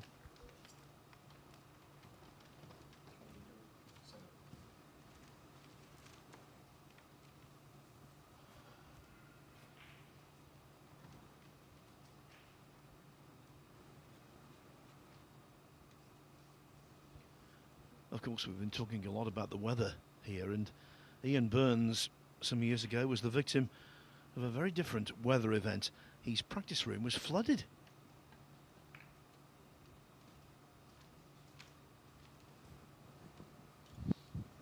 Score in this frame 7 to Chang, 9 to Clark. It's 1-1 in the match if you're just joining us. So we've got another frame guaranteed after this one. Feels like both have just gone off the ball, and now we've got a little bit of tip-tapping.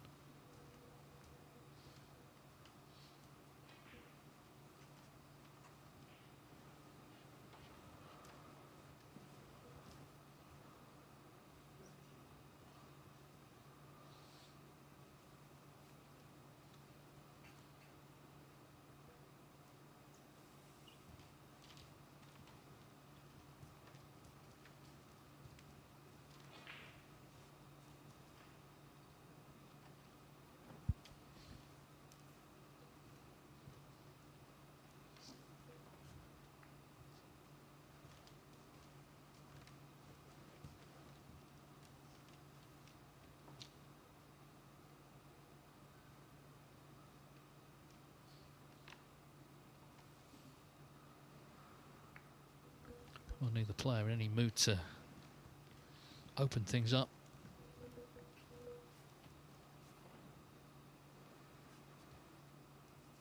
But that's about to change because Clark can see the red further down the table.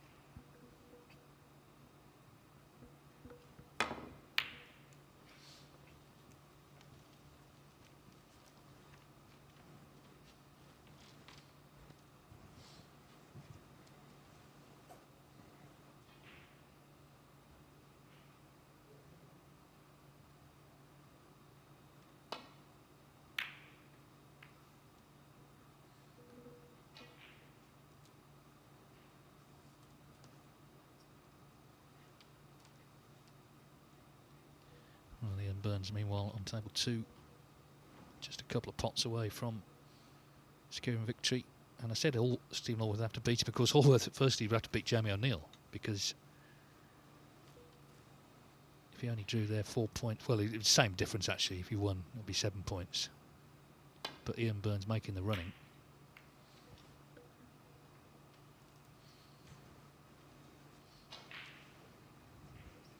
Say that he's just missed match ball, so it's not over yet.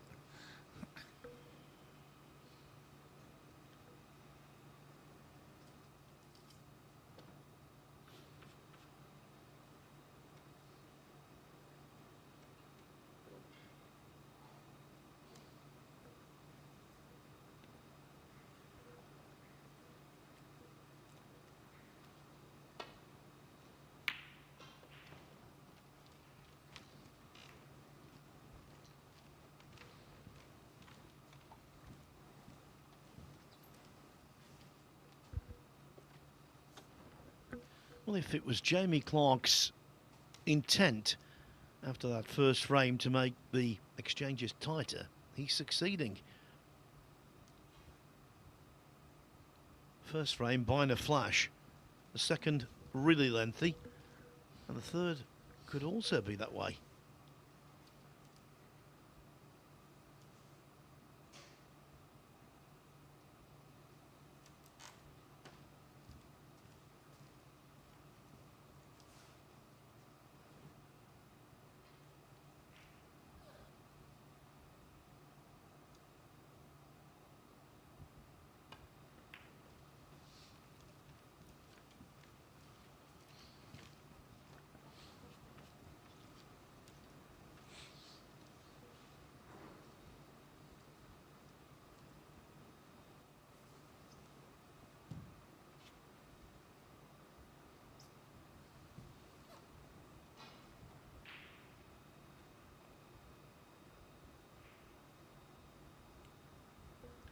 Chang taking this on, I think.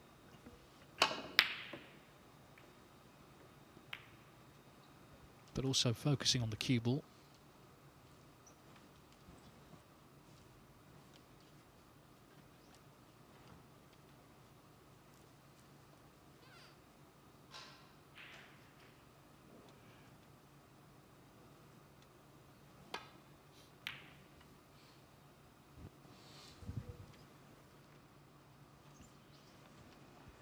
I think it's fair to say, Dave, after the first frame, we didn't expect the contest to develop in this manner.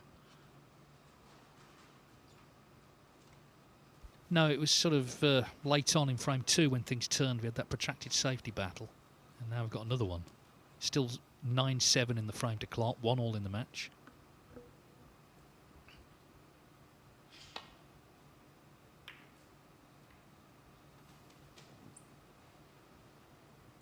An odd table though, isn't it? Because, you know, those bulk colours all off their spots. Blue just to the right of its spot. So there's not a lot of natural cover really down that end of the table, the bulk end.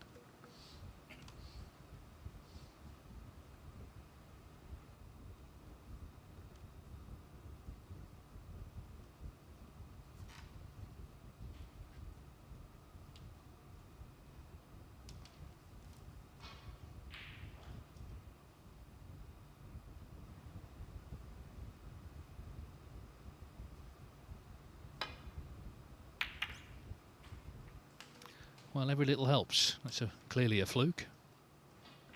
1. Not his first today. One of the very first balls he potted against Ryan Day was via a fluke.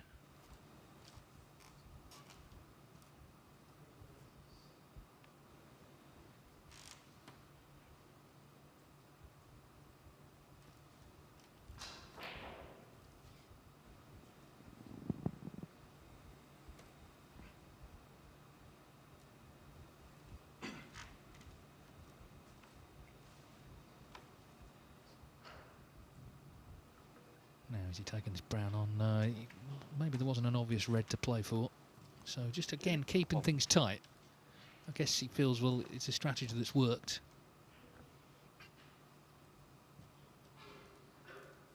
I always think the players from South Wales, even at a young age, they're steeped in the old school game, because it's an old school kind of place in terms of snooker. And it looks like he has forced the error from Chang.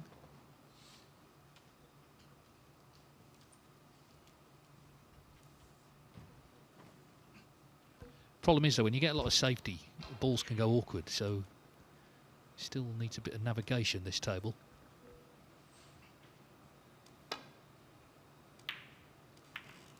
Well, that needed potting, and suddenly this looks a better chance for Chang.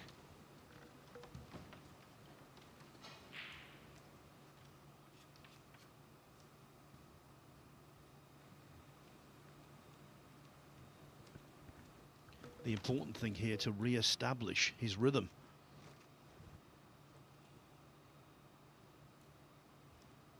I think he's experienced enough now to be able to do that. Just take his time, get bedded in. Knock in a few balls, get that momentum flowing again.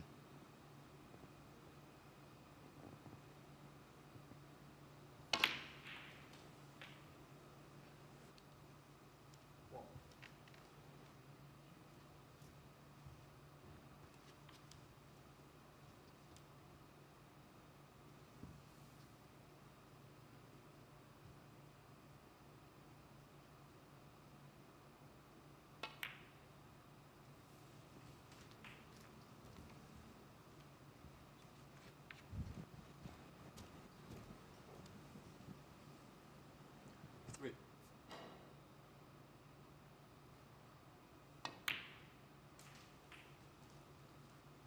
Four. Latest from table 2, looking very good for Ian Burns. He's 2-0 up, and Jeff Cundy, with just brown, blue, pink and black on the table in the third frame, needs snookers. 10. 2 of them.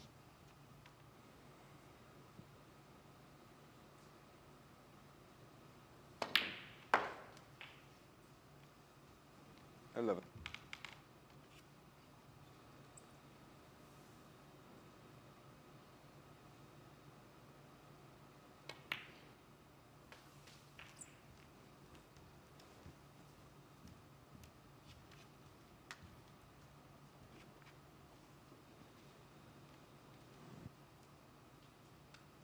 Eighteen.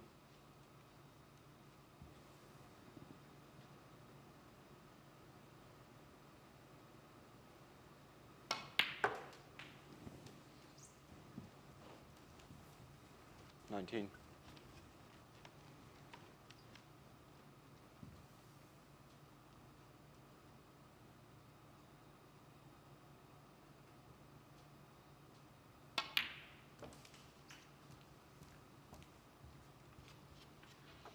Well, after this red, another one becomes available to the opposite 25. top pocket.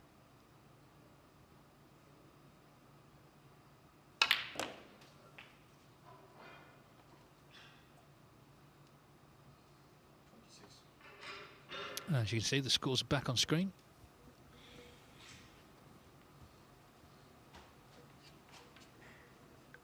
You can put your quill away now, Dave.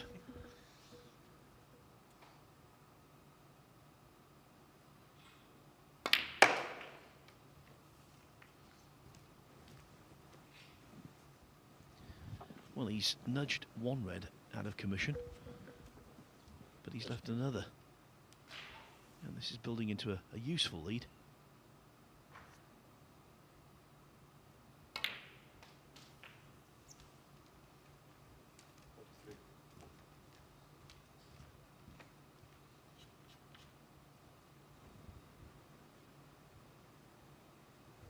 Well, he played a shot against Phil O'Kane where the table seemed to be locked down. He played one shot, got everything into play, landed on a colour as well, the pink, to left middle, and that's basically that.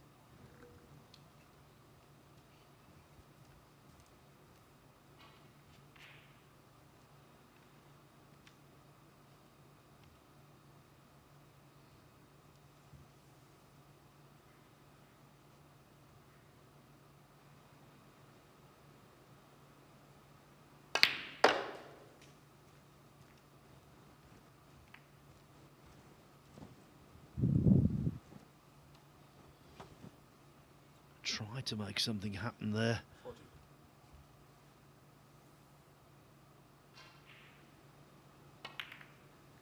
But even Chang has to concede defeat in terms of continuing the break. 37 in front though.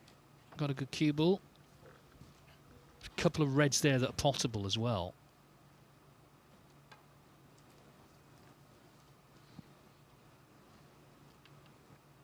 And that's, he doesn't want to be giving away points at this stage, because now 41 in front. So in fact, the 2 reds is all he would need with colours. And of course he may get another 4 points here, but that'll disappoint Clark.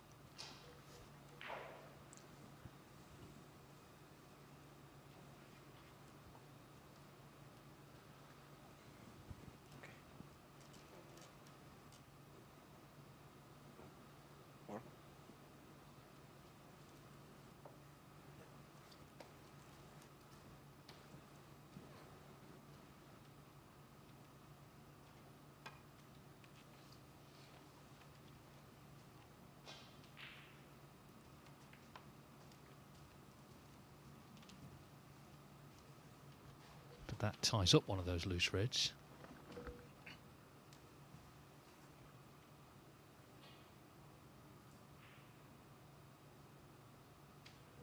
Well, Ian Burns has finally won. It was a lengthy third frame, but 3-0 against Jeff Cundy. It was 3-0 against Jamie O'Neill, so Ian Burns, the perfect start, the group leader, and he'll be on last later this evening against Stephen Hallworth, who will have to beat him if he is to win the group. Now then, can he get these reds open?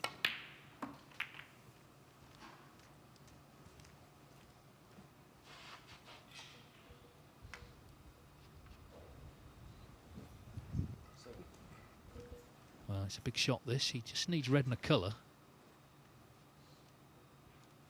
By no means guaranteed this, though.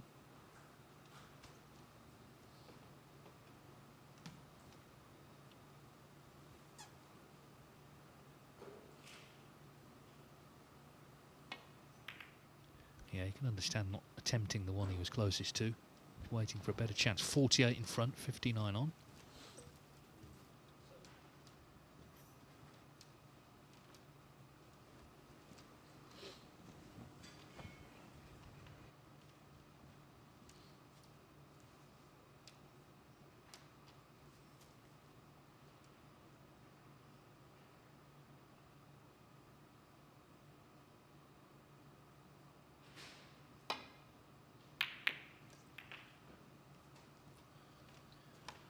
Courageous shot, and it's worked out okay. On the pink, one awkward red developed, to a certain degree anyway.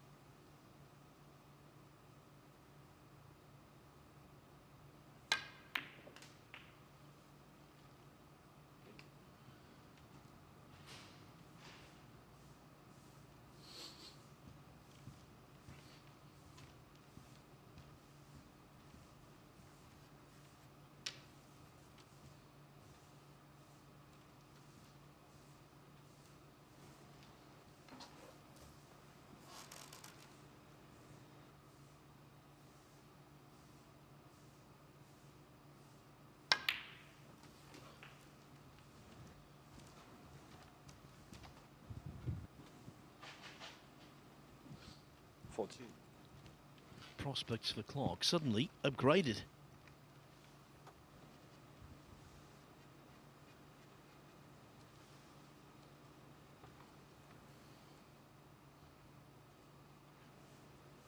Well, it would be a great frame to win. We're going to the table where the balls were. Every chance now. Everything's there. 15.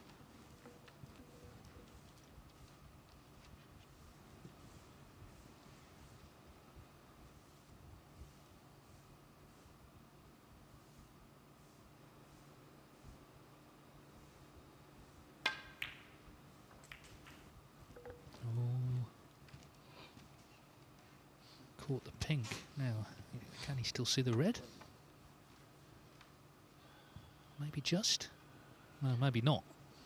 Could pot this cushion first, but the red is quite a distance from the pocket, and you see an awful lot of these shots where they catch the red too thick. That time misjudged it the other way. So the pendulum has really swung, Dave. 20. Well, he has. He caught the pink, didn't he? And couldn't see the red direct, and it's all Chang needs. And what a gift this is. I mean, he's done nothing to earn this chance, but that's not his problem. He'd be very relieved. Still with the chance then to end the session on 6 points.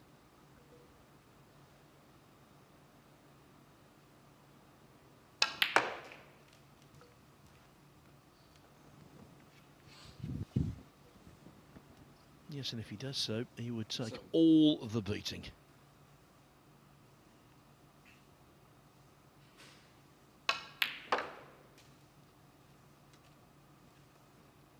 Well, it's a bit clumsy. Yellow comes back on. Chang Bingyu. So 31 in it, 27 on. Yeah, clumsy and also unnecessary. If the yellow goes in, that's pretty much that. But now there's a degree of hope for Jamie Clark. Well, just look where the black, blue and brown are for snookers. So there could be a bit of trouble coming here for Chang Bingyu. He knows it. He's got that sort of sheepish look on his face. Shades of Jamie Burnett there, 30 years ago against the aforementioned Terry Griffiths. Albeit that was 9-all in the decider at the Crucible. Screwed in off the brown. He didn't need the blue. Terry cleared up to win 10-9.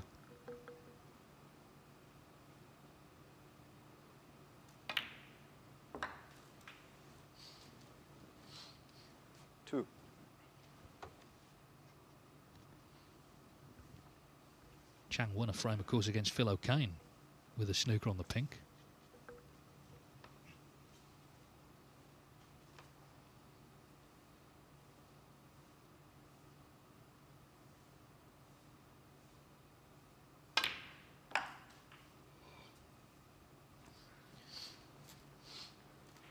.26 the difference here, so 1 4-point penalty on the brown, plus brown, blue, pink and black would see a respotted black. But if he got the snooker he requires on the blue, then Clark could win the frame outright.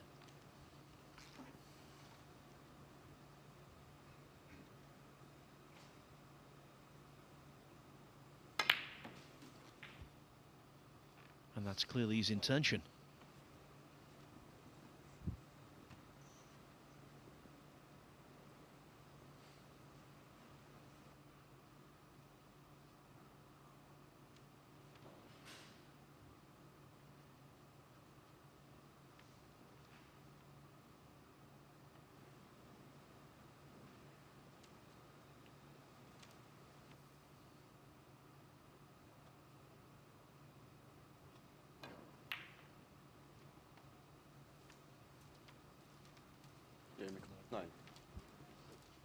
It's a gamble though, isn't it? Because now, of course, there's only 2 balls to snooker behind, so... And he hasn't got one here.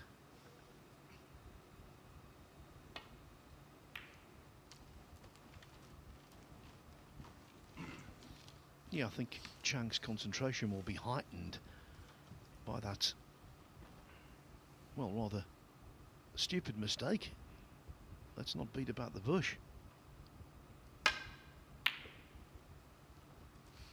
Heightened also by the desire to avoid how bad he would feel if he lost the frame.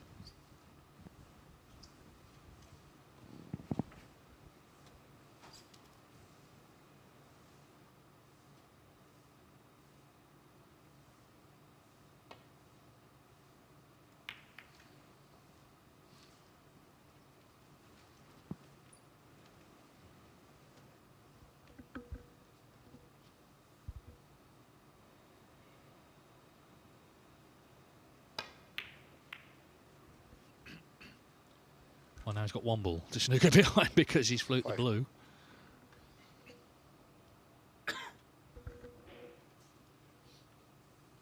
I think we can still say that's a legitimate fluke, Dave, because it could still work in his favour. But I think his chances of wriggling out of this frame have been reduced, no doubt.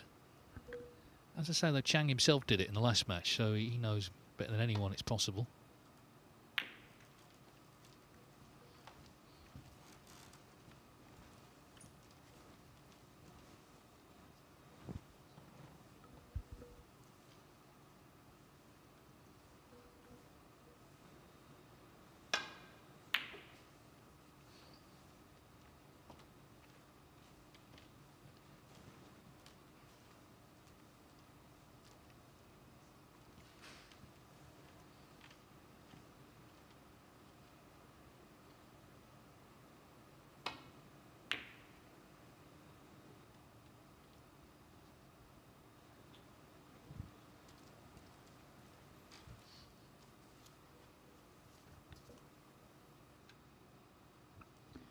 The one thing that Chang doesn't want to do is leave the pink and black close together.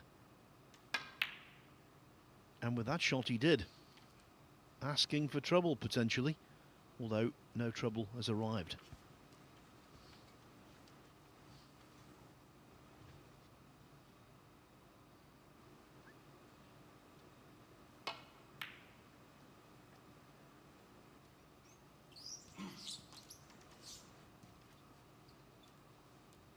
Having to wait to kill off the frame.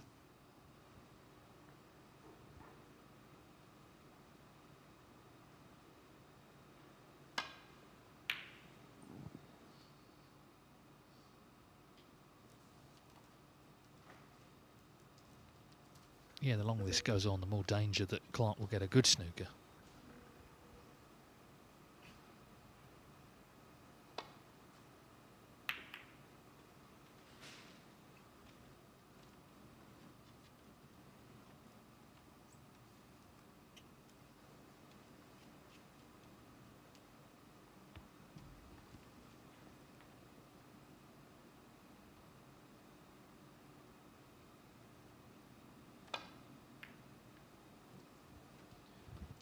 How's this one looking? Good line, not quite enough pace.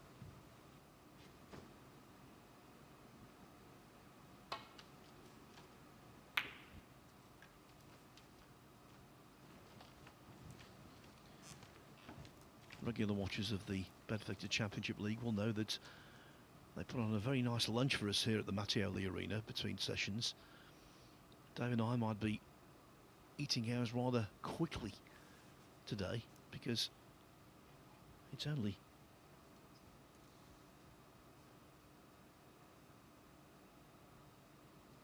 a short time before the start of the next session.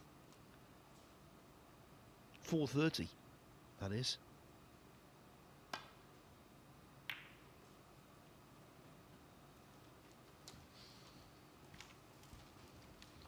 Actually, Dave, you've got plenty of time, haven't you? Because you're not doing match 4, so that's why the smug look is on your face. That and other reasons, yes.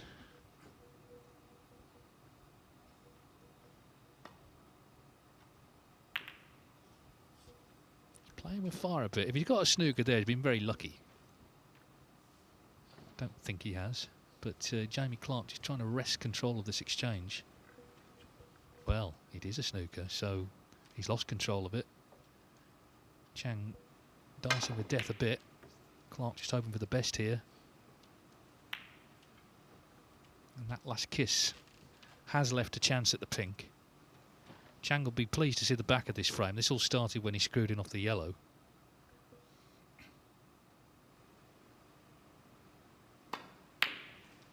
So in it goes, the pink, and Chang is in front. Two tough frames, the first one by Clark, the second by Chang.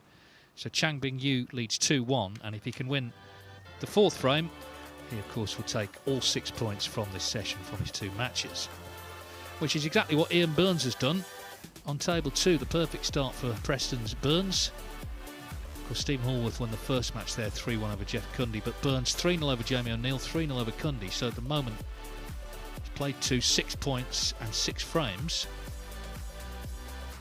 Stephen Hallworth, of course, with 2 matches to play. Now, if Hallworth were, again, it's the permutations kicking here, but if he were to beat Jamie O'Neill, he would still have to beat Burns, because Burns is on +6 on the frame difference at the moment. But we will see later on. Jamie O'Neill himself has got 2 matches to play. He would need to win them both. Jeff Cundy, though, played 2, lost 2, so he's not going to be winning the group. Yeah, Hallworth lost the first frame against Cundy, won the next 3. Then Ian Burns started to really fire. 73, 55 and 64 the breaks against Jamie O'Neill. And the highlight of his 3-0 win over Jeff Cundy, and 97 break in the first frame. They'll be back at 4:30, and you can watch it on the Matchroom Multisport YouTube channel. Burns clearly in the driving seat. It's going to come down to that last match with Stephen Hallworth one way or another. But as for us, we've got 1 more frame left in this session on table 1, and a big one in the group. I'm sure Ryan Day would love to see Jamie Clark win it, because of course that then brings him more into the mix. Ryan's got 2 matches to play, so he's not out of it yet, but a draw, and it means of course both Clark and Chang would be on 4 points, and Ryan Day could overtake them this evening. Yes, and as it stands right now, the favourite to win the group and to join his fellow countryman Zhu Se in the last 32 is definitely Chang.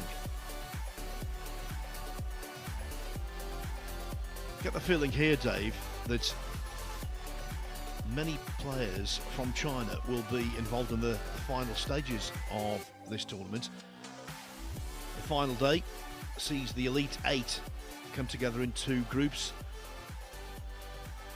That's on July the 15th. The winners of those 2 groups play each other in the best of 5 frame final, and the winner will receive a total of £33,000 and 33,000 world ranking points. So if you win this first group, you're guaranteed 4,000 ranking points, because it's 3,000 for the group winner, but of course you're guaranteed a further £1,000 for being involved in stage 2. For the middle and lower ranked players, Dave, this is serious stuff. It is, and of course it could, this event alone could keep someone on the tour. It really could. So as Chang returns, we've got a big frame here. He's looking to get to 6 points. Jamie Clark, of course, has already won a match, looking to get to 4. They would both be on 4 if this finishes 2-2.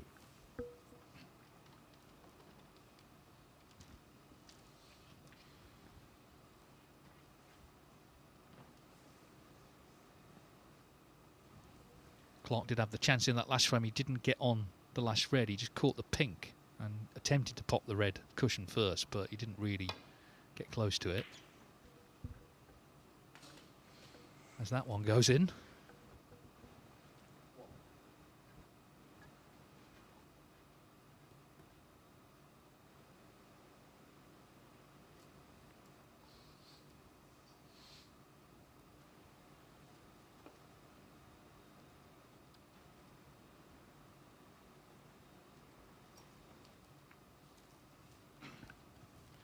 I think he showed what a battler he is last season, Clark, by regaining his card on the Q Tour.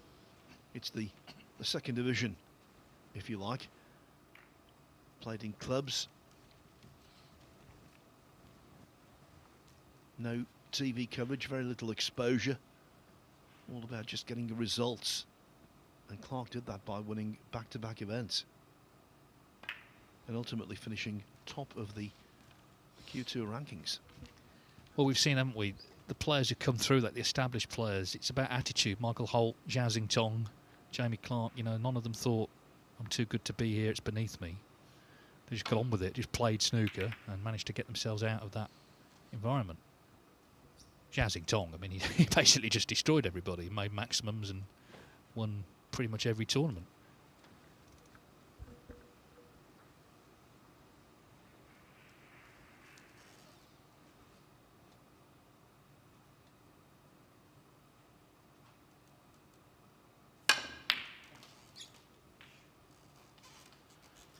That's a cracking shot, it really is.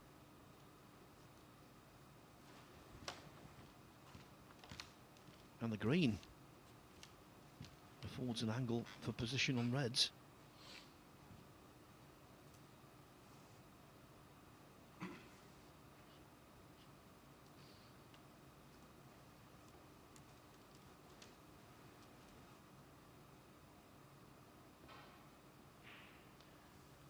Well, in keeping with the rest of the match, Clark tries to keep things tight. And what does he do? Fails to reach the green. Places himself in a snooker. Chang looking at the possibility of an attacking choice.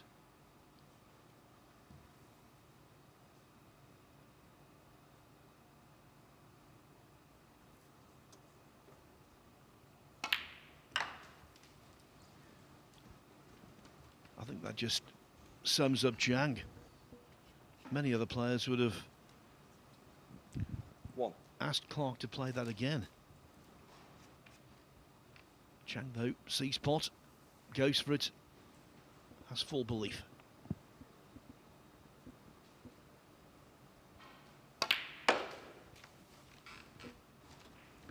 Yeah, I mean, when this match has been about safety, he hasn't really thrived, does he? So I suppose on the front foot, he's looking to finish how he started with a big break. It was 145, of course, a total clearance in frame one.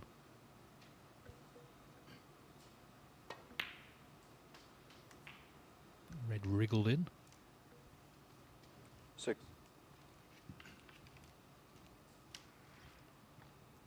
Bottom line is, if he can win this frame, he will need just a draw against Ryan Day later.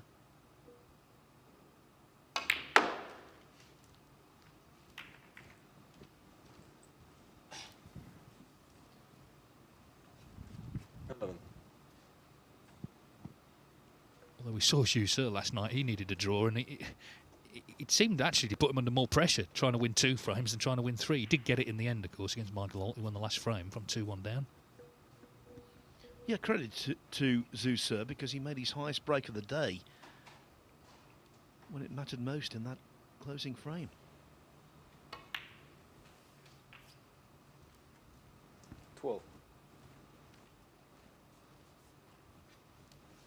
Of course, if results go a certain way, the Ryan Day Chang Bingyu match might be a dead one in terms of who's going to win the group.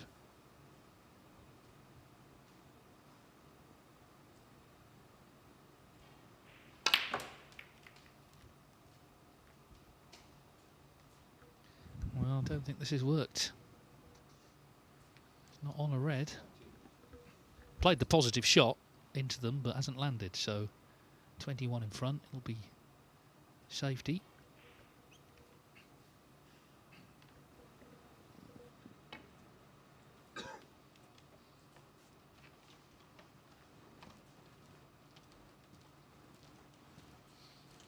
Chang Bingyu, 19.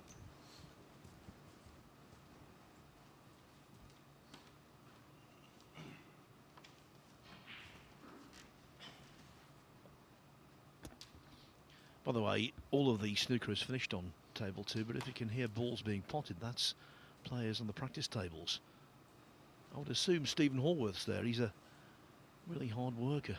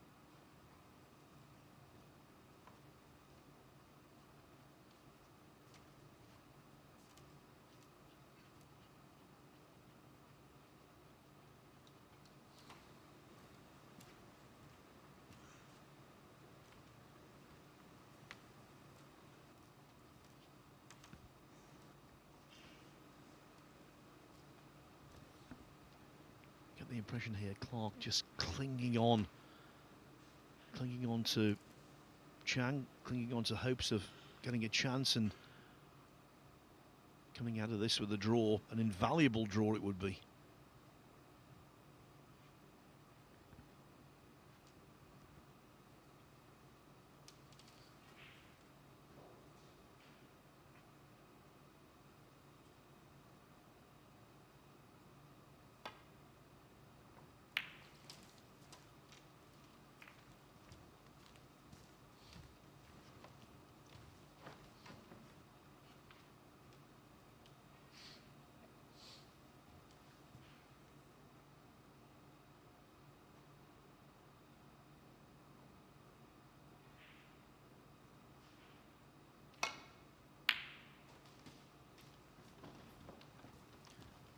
It is such a weapon to have, that ability to pot balls of that ilk.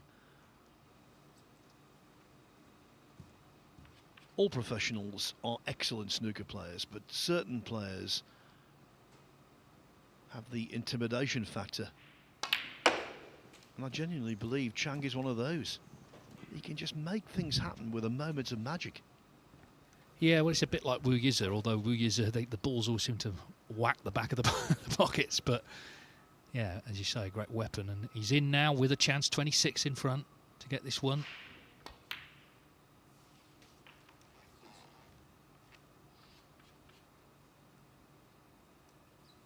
Well, he went into the reds earlier and it didn't work out, so he's having a look again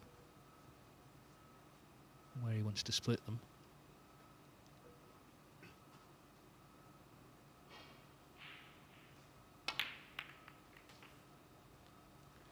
Well, that's better.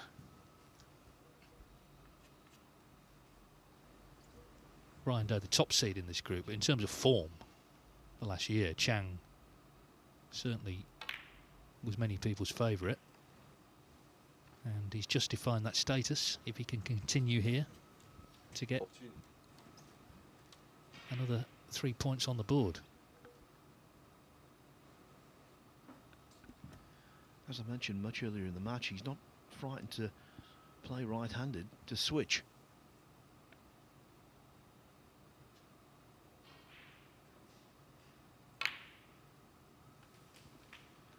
But the way the blue was, there was no need to switch hands there and take on the pink. The red on the apex goes in. From here, he would be fully expecting 3-1. And so, for that matter, would Clark.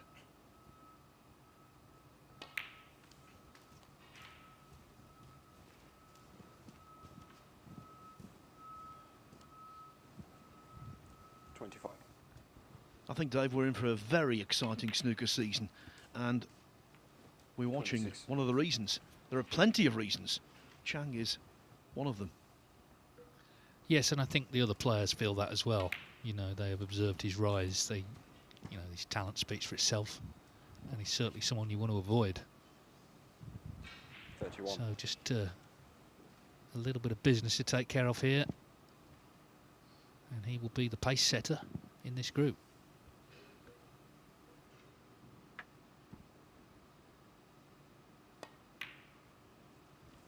Yeah, plays right-handed nicely. 32.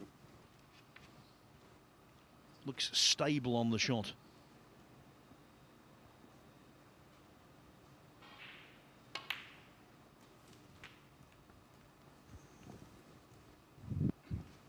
Yeah, this is the red that is going to seal victory.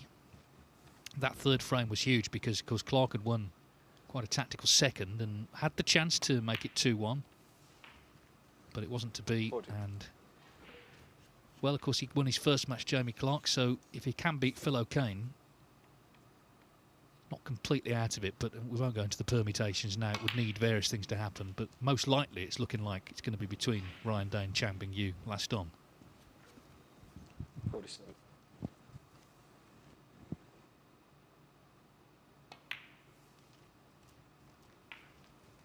48.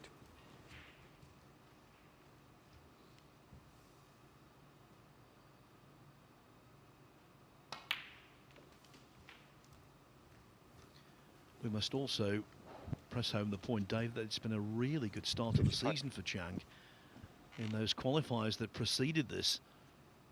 Again, he's off to a flyer. Well, he's unbeaten, isn't he, so far this season?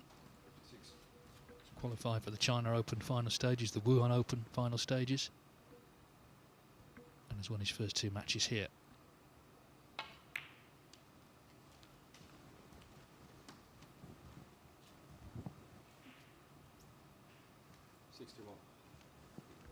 Still enough on to make a second century, but the 145, if it comes down to high breaks, you've got to feel he's got that locked down.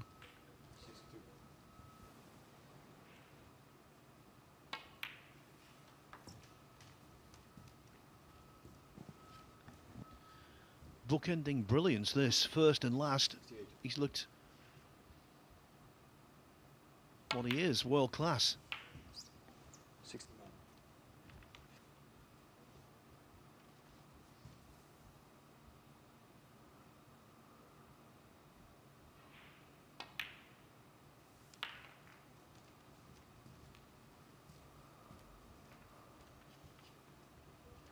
So the 6 colours to end with a century. This break began with that wonderful long red. 77.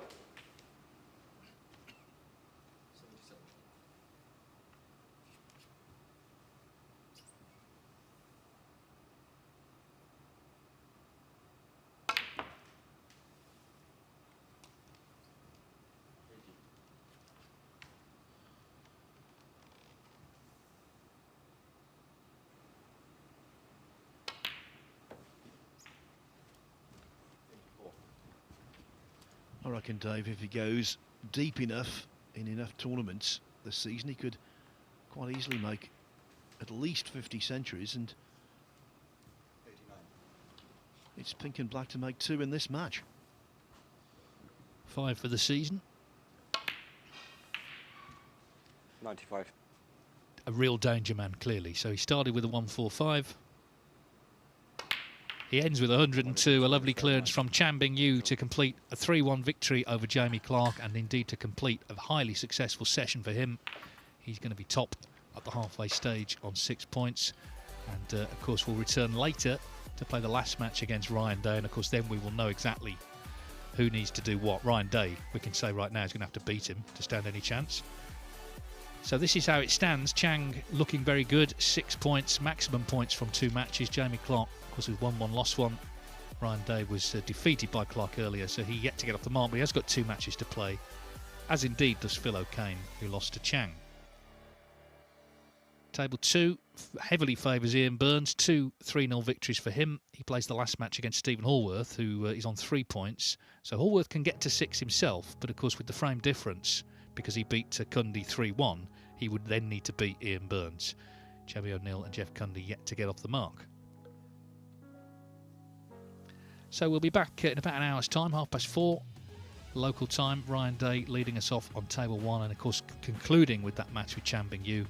Stephen Hallworth will be first on, and indeed last on, but Ian Burns the favourite in that group.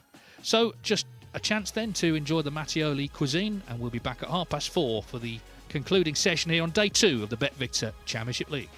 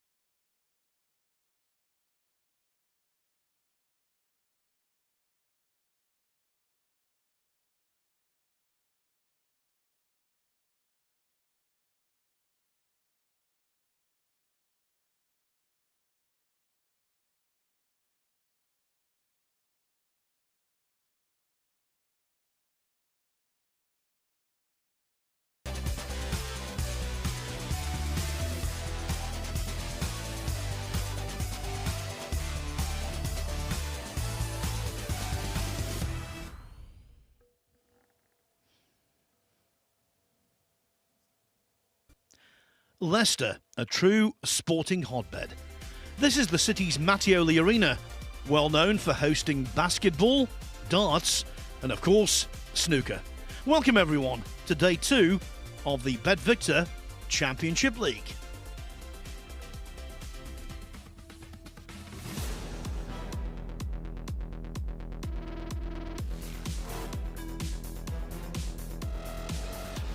Very sharp, very focused.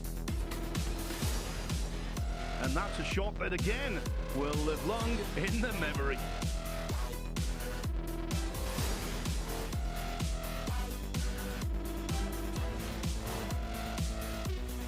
He's got the hot shots all to himself.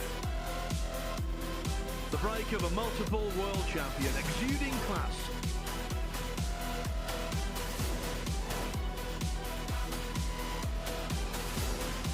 Absolutely magnificent shot.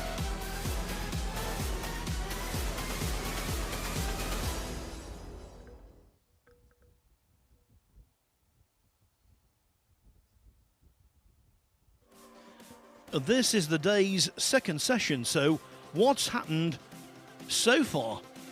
Well, these are the afternoon session scores. Jamie Clark actually came through 3-1 against Ryan Day with breaks of 73 and 101. Then Chang Bingyu turned on the style.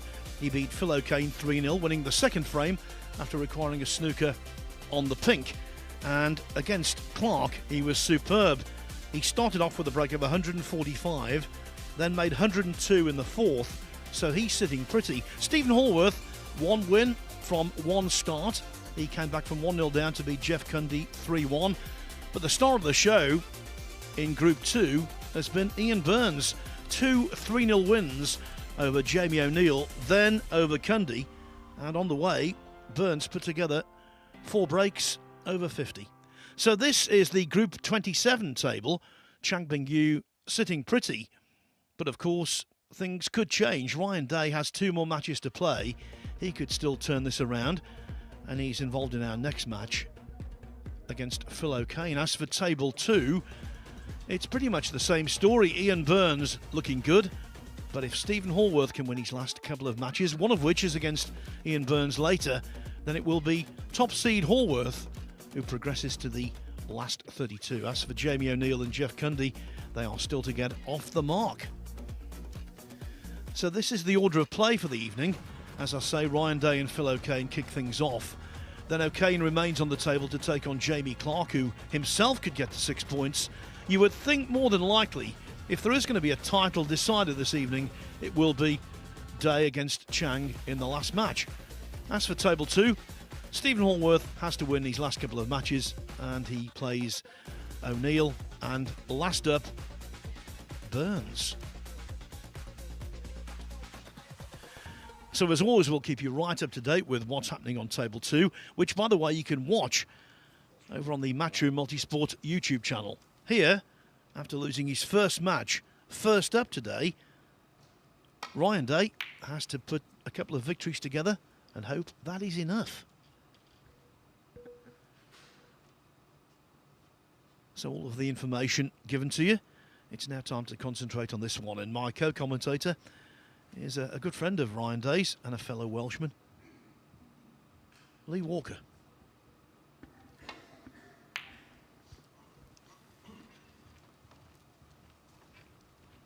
Ryan will be certainly hoping for a better performance in his first match.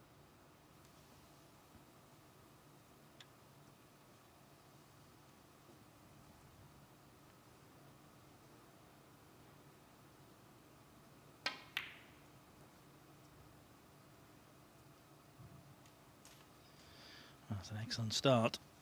Played a really nice double in his first match against Jamie Clark.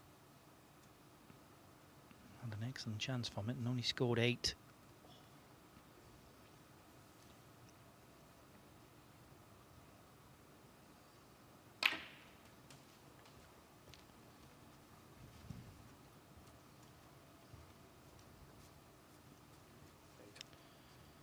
This is where Ryan is usually at his best. As we see the double again, he knew that That was the only red that he could leave. And if he got it, he'd be nicely on the black.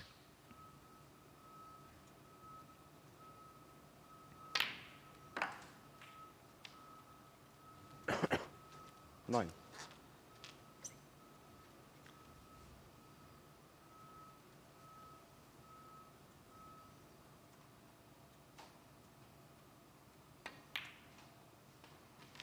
Very heavy scorer when he gets going, Ryan Day.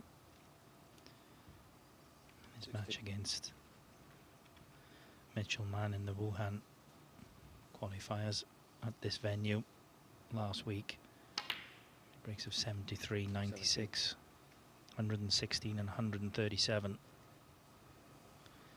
After that match, he actually said to me, "I'm not sure where that came from."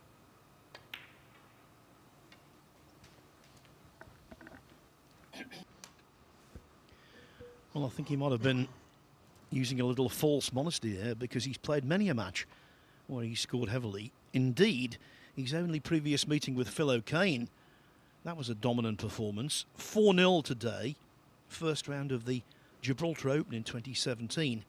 And on that occasion, Day made breaks of 129, 102 and 62.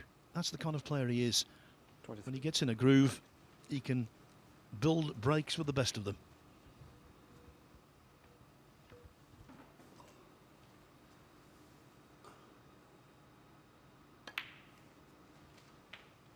Forty-four.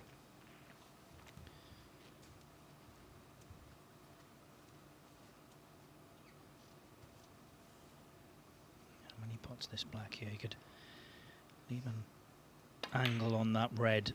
Well, he's got to pot the black first. I'm just about to say he could leave an angle to pot the black and bring some reds into play, but I didn't think he'd miss the black.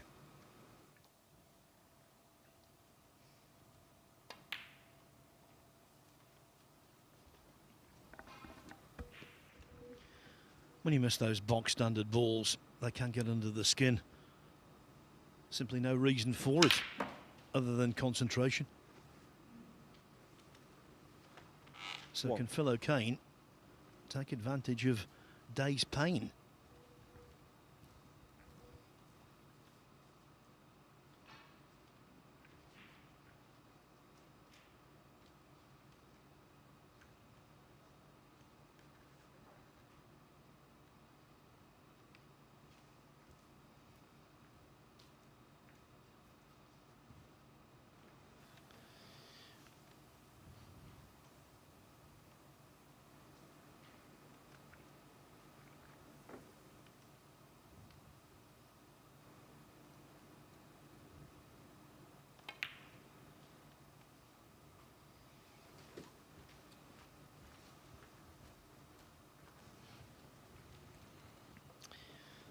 Just about wriggles in.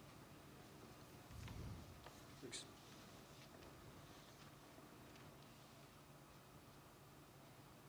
Maybe the possibility of two reds that are closest to the pink spot and plant into the left-hand corner pocket.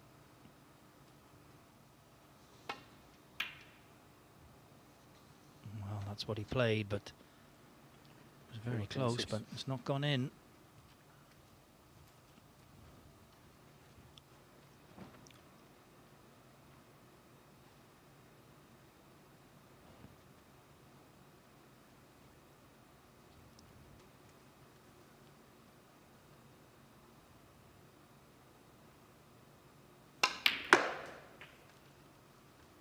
One. That was a nice shot from Ryan. Using the pack, the angle that he had, he knew if he potted that, just trying to screw back for the blue, he was going to have to play it off the pack. And judged it very nicely.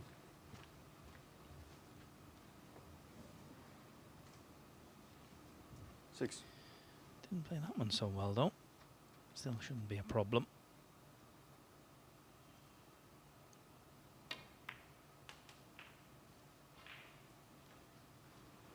Needs the cue ball to slow down.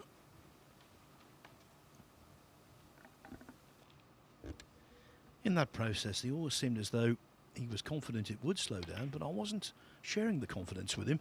And because the cue ball came so close to the black, it was trickier than it should have been. Hence, the black is left over the pocket.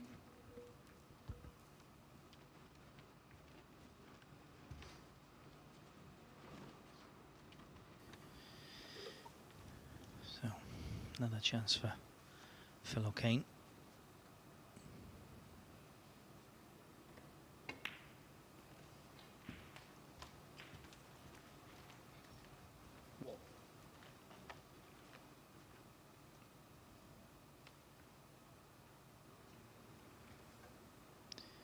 Play a little cannon to the cluster of 4 reds here if he wishes. I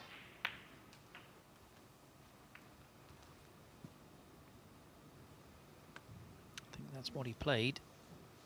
There was always a chance that he would be on one of the reds to the right of the pack, but none of them are easy.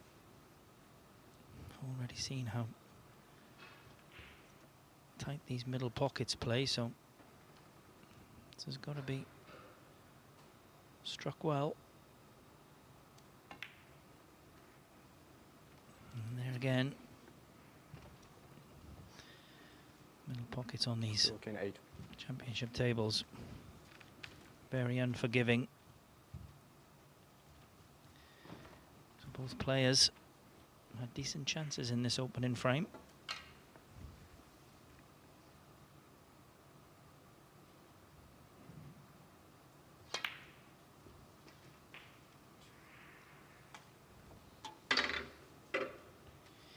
Wrong side of the blue, but no problem.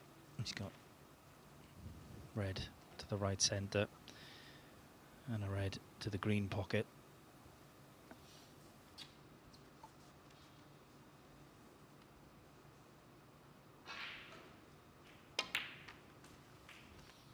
There is an unseen issue out there. The temperatures have been rising all day, and at this precise moment, I think they're at their height. It is very warm, very humid, 7. and thankfully the dress code for this event is polo shirt, because had it been bow tie and all that stuff, that would have been quite restrictive.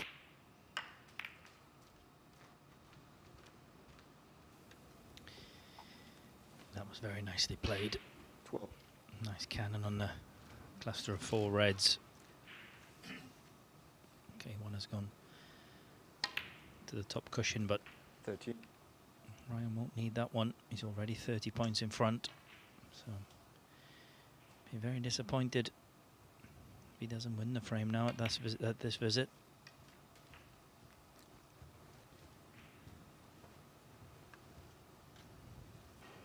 20.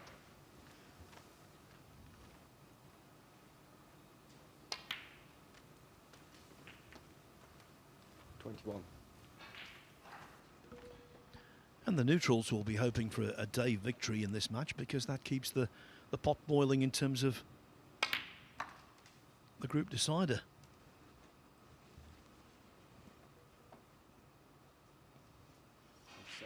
That would be against Chang. 28. Last up.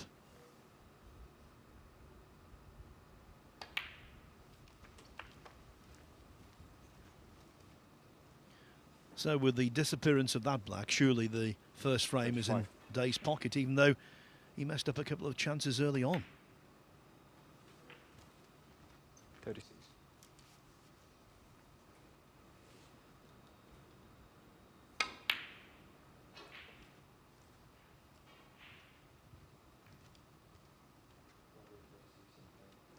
Ryan Day.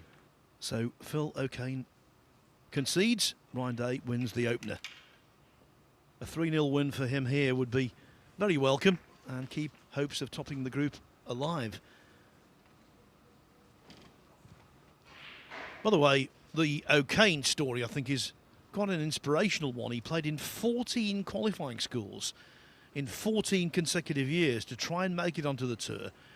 He was unsuccessful and then finally broke through just a few weeks ago, actually. It must have been a wonderful feeling.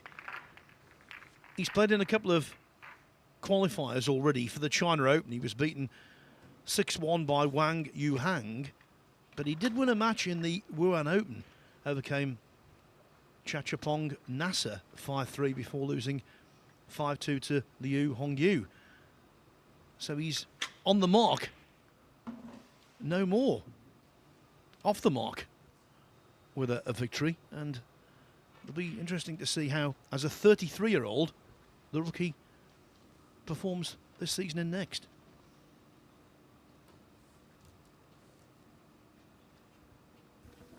Yeah, must have been incredible feeling for him. I mean, gone to Q school so many times and been unsuccessful. Feel okay. To finally get over the line, knowing that he's going to be playing on the World Snooker Tour for the next 2 years. Every credit to him. You'll know this, Lee. You must have been around 33, 34, maybe just slightly older when you retired. Well, I actually had, I came back and I had about 8 years after that, so I retired in 2022, so I would have been 46 when I retired. But when you originally dropped off the tour, it Yeah. was not much older than O'Kane is now, and of course he's Yeah. taking his first steps.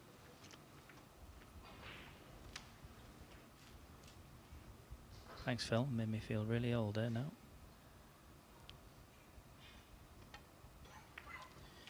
One of the great music pieces at the Crucible was in 1978 when Fred Davis got to the semi-finals as a 64-year-old.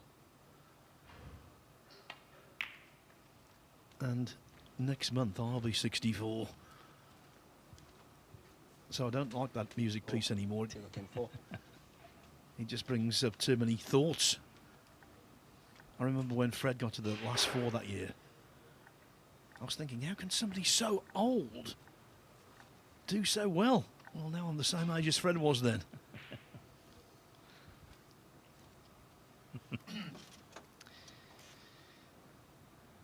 So, it's poor safety from Ryan. Going in off. He's left. Chance of this long red.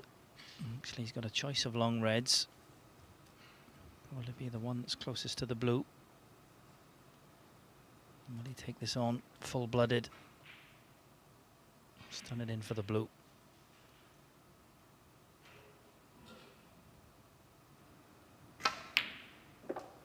Yeah, well played. One. Struck that very nicely.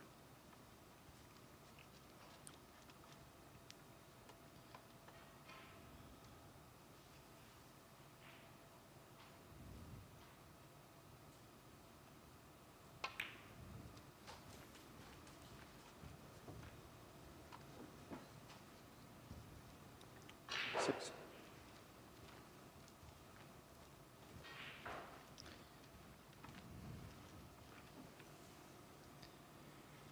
Looked like he was going to take the second frame earlier against Chang Bingyu. Chang needed a snooker on pink and black, which he got.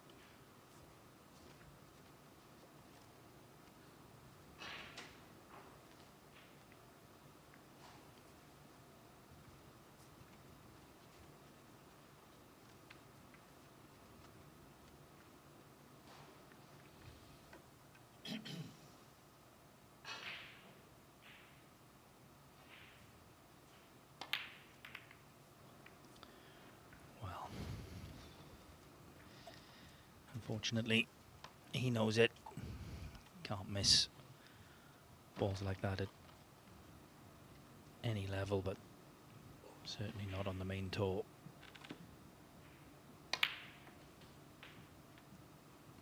He split the One. reds very nicely, and fortunately he's left them all for his opponent.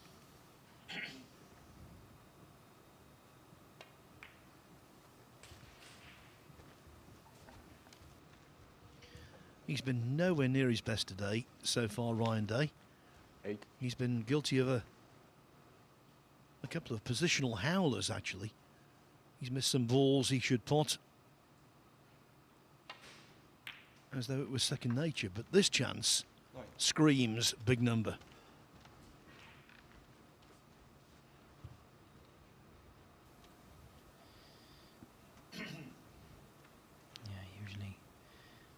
very good in amongst the balls. It really is his strong point.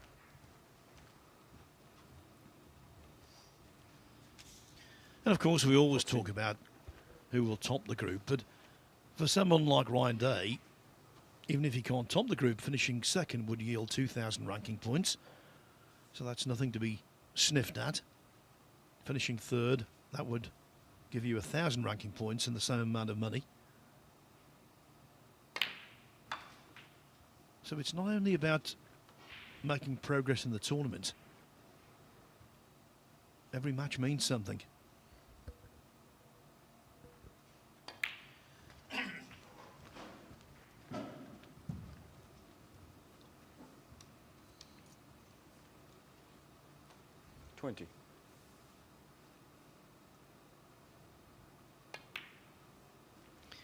Ryan has made 21. 491 career century breaks. He's also had 4 maximum breaks in that time, so that tells you what a very good scorer he is.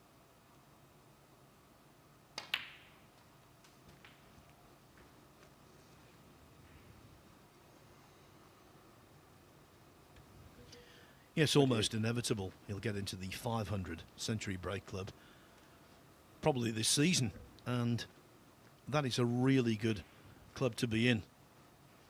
Only elite players, only elite scorers make it into that group.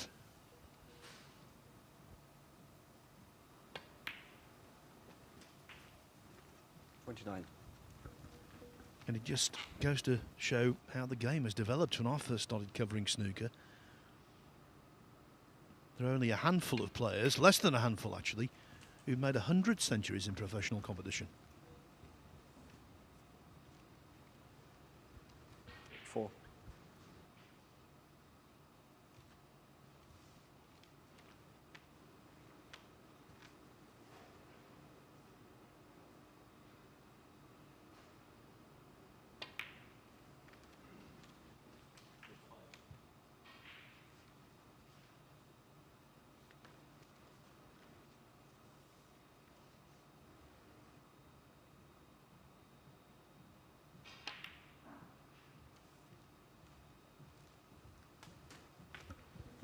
Now that was well timed, so easy to decelerate on that kind of shot and overcut the ping, but 41. it went into the centre of the pocket, and Day is now looking in a really promising spot.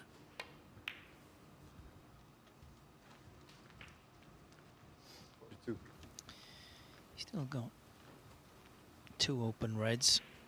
There you can see the one closest to the pink will pot.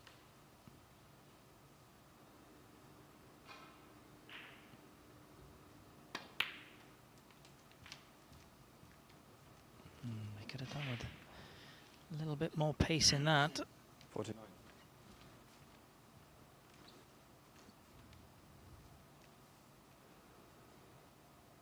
Still fancy him to pot this, but it's like we are awkward bridging. Safely in, no. 50. So lead goes to 39 points. So he is still going to need at least one of those 4 reds in a cluster.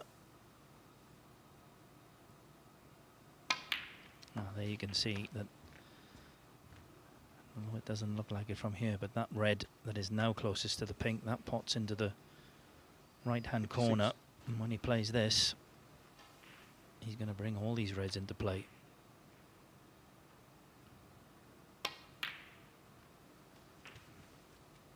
$57. So 46 in front, pink, and 1 more red.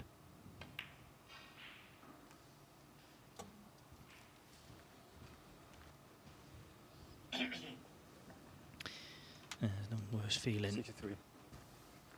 Fellow Kane had this chance, missed that routine black off the 64. spot, and it's going to cost him this second frame. No worse feeling being sat in your chair, watch your opponent pot all the balls that you should be potting.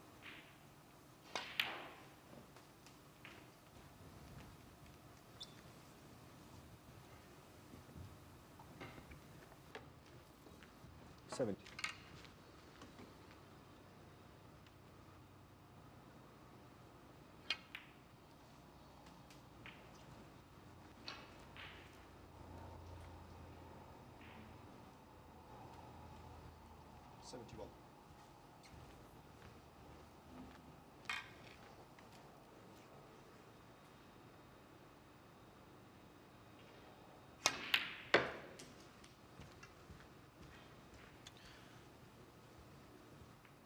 Almost a very classy shot, that.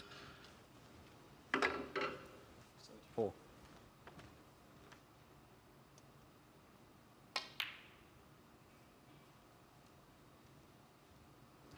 Round day 74. No breaks of note in the first frame, but a break of 74 in the second.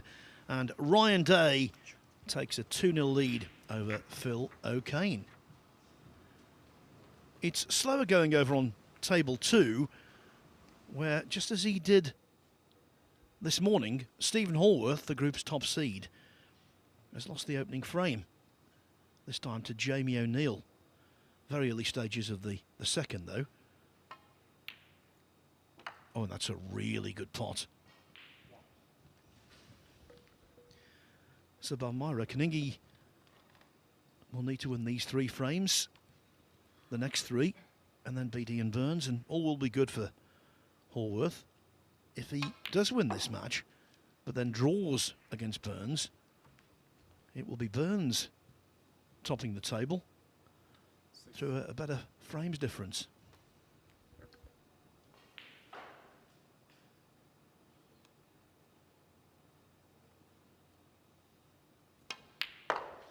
It gets quite complicated, these groups, lots of permutations, but not as complicated as the Championship League invitation event. There it's 7 players and they play a round robin over 2 days to produce 4 semi-finalists. But there's also the added wrinkle of the player who finishes 5th goes into the following group. So there's all kinds of permutations going on there.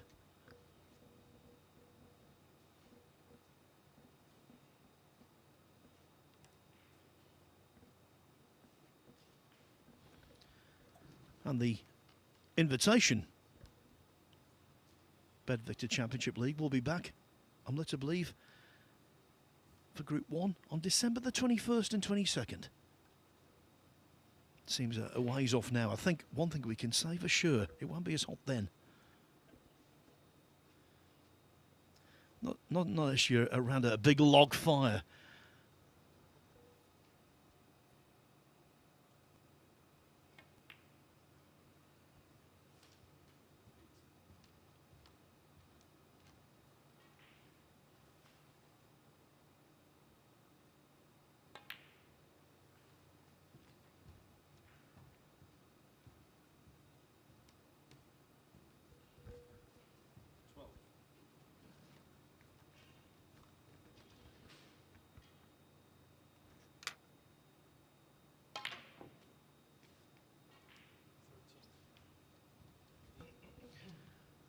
Didn't try and do a great deal with the cue ball there.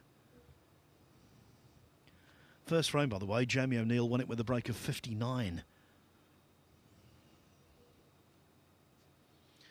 So, as always, we'll keep you right up to date with what's going on table 2. Just a reminder again, if you want to see that group, you can see the group in its entirety over on the Matchroom Multisport YouTube channel.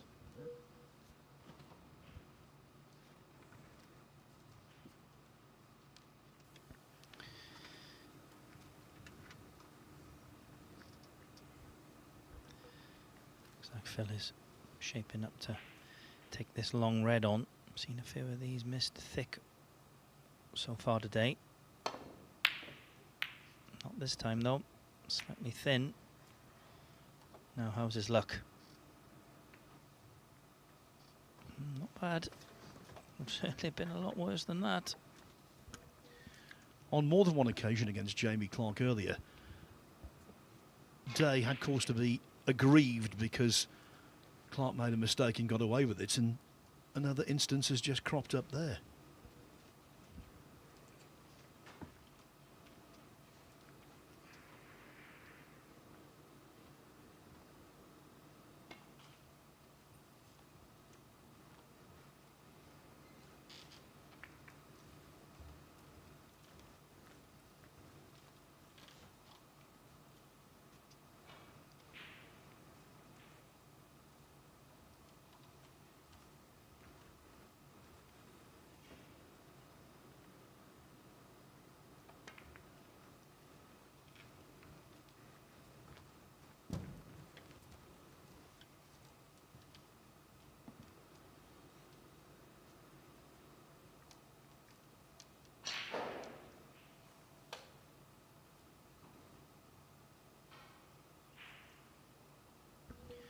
I've just been watching the Stephen Hallworth, Jamie O'Neill match for a few moments, and it was O'Neill who Phil Kane beat in the final round of Q School Event 1 to get his card. And he said when he was mopping up the last few balls, he felt so emotional. He was shaking, sweating, almost crying, because his first attempt at Q School, he was a teenager, and now he's in his mid-30s.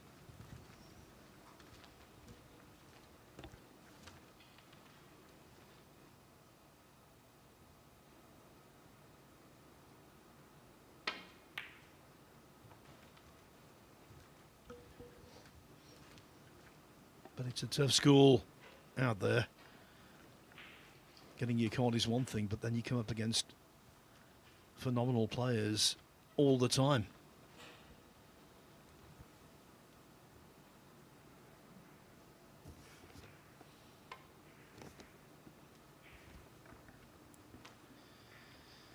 Following miss around the 4.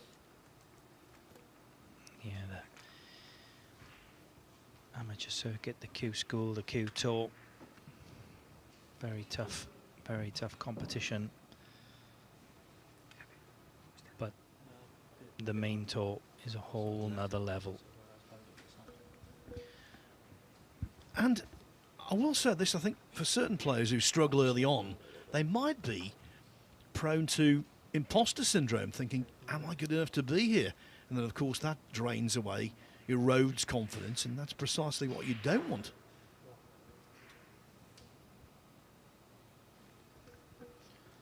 All of the most successful snooker players have been the ones who are absolutely convinced they do belong there.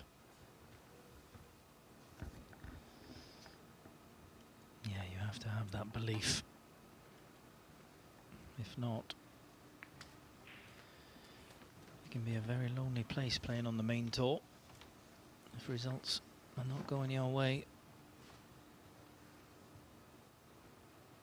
Phil just misjudged that escape. He's left this red to the green pocket for Ryan.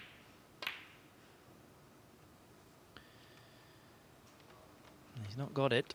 He'll be very happy that the brown has covered the red. You just looking at Ryan's face there, just having a little chat to himself about how he missed that one.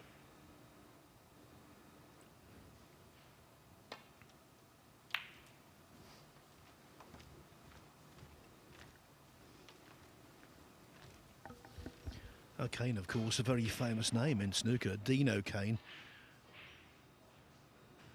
of New Zealand was that country's most famous player for quite some time. Great tragedy when he passed away. Really nice guy. Did you know him much, Lee? No, unfortunately not, Phil. It was just slightly before, a little bit before my time.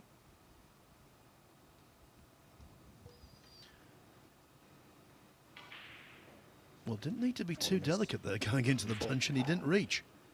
Yeah, Dean O'Kane got to the final of the Hong Kong Open, losing out to Mike Hallett. So he was a ranking event finalist. One thing I remember about him, he was brilliant with side. But just a smashing guy to be in the company of.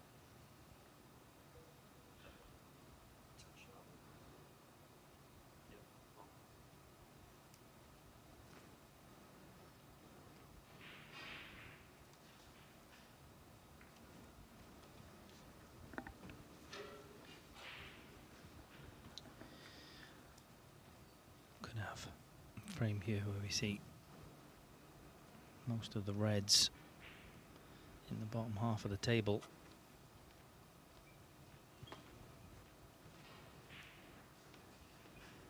That's the frame, Phil, that Mark Williams will try to do anything to avoid.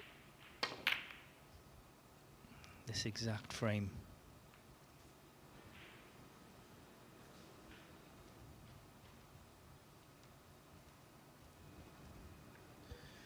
So, that begs the question, what do you think Mark will do this season? I hope he does well, because when he's involved in a tournament, it enhances the event always. Yeah, it'd just be interesting to see how much he actually practices.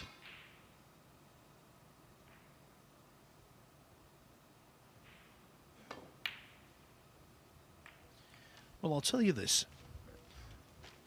He was responsible for, I personally think, being one half of the best ever world final, the one against John Higgins, because it had quality and drama. We've had plenty of finals that have had more drama and a few that have had more quality, but not combined. So that was my personal favourite world final. And he was also responsible, and this is undoubtedly, in my mind, the one for the best ever clearance I've seen. That one against Tom Ford at the Tour Championship when he went on to win the title. It was ridiculous. Yeah, I was there that day, and I actually had the keys to the car in my hand, ready to go.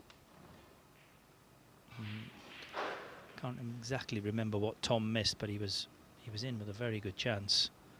Missed what for him would be a comfortable shot, and not for 1 second did I think Mark would clear up from where those balls were at that time. Yeah, when you talk about miraculous clearances, people think initially of the Alex Higgins clearance to beat Jimmy White in the world semi-final in 1982, and of course that was something special, especially because of the occasion and what it meant. But in terms of where the balls were when he came to the table, that Williams dish, it defied belief. And of course, what made it even more incredible, he went on to lift the trophy.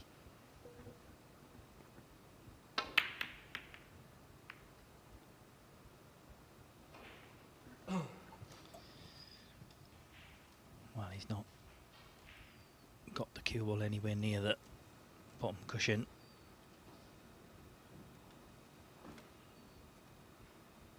What has he left?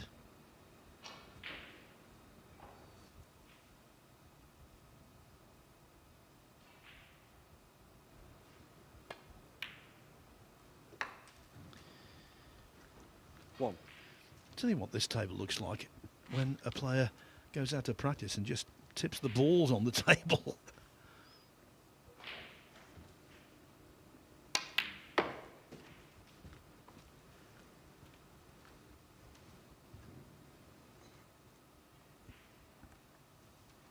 Again, not the greatest positional shot from Ryan. This red should have been unmissable, and I still fancy him to pot it, but it was awkward bridging. 5. He does have a physical advantage, though. He's got the biggest hands in snooker. So when he's bridging over a ball, it's not as much of a problem for him as it is for most. Massive plates of meat. Oh, that's feet, isn't it? Sorry. Massive hands.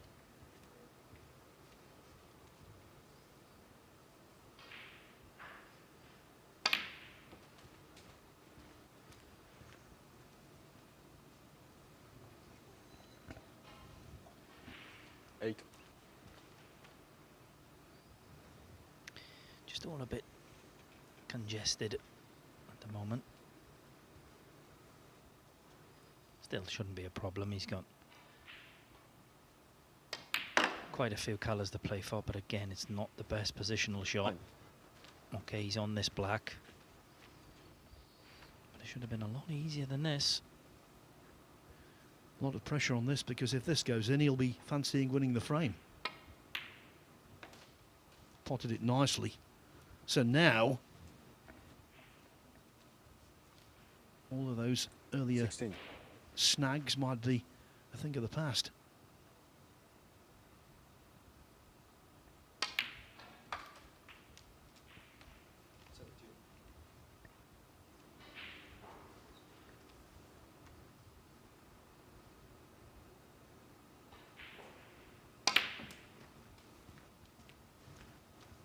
You know Ryan well, Lee. I am right in saying he's got massive hands, aren't I?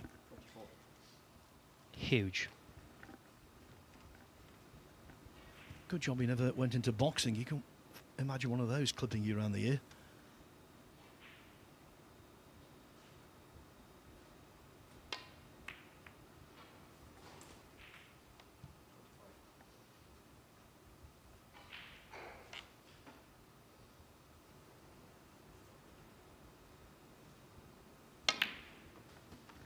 Comes from a sporting family. His brother Reese was a professional footballer. I think he was on the books at Manchester City, wasn't he, for a while? Played for Mansfield, I know, and he was a Welsh junior international. Yeah, that's correct, he was. 29. Little shot he played there a couple of shots ago when he potted the red into the right middle pocket. Opened up this pink. And now that really opens things up. Be very surprised now 35. if he doesn't go on to win frame and match at this visit.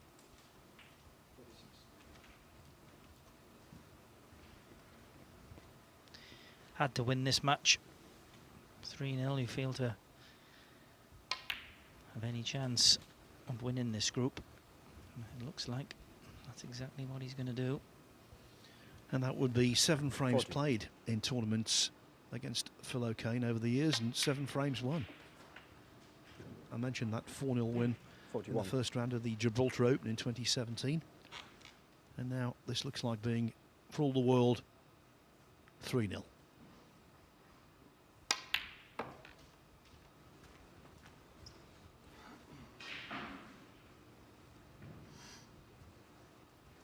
Oh.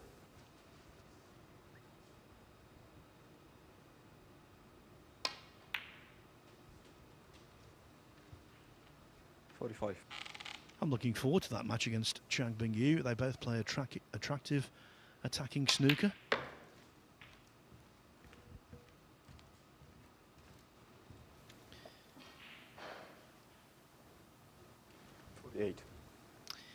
So lead goes to 48 points.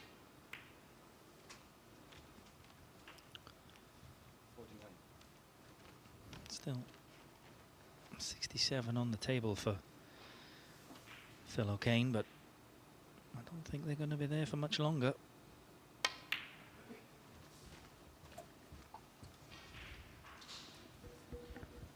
No break considerations for Ryan Day. 55. When you recall that Chang Bingyu's highest of the group is 145. 6.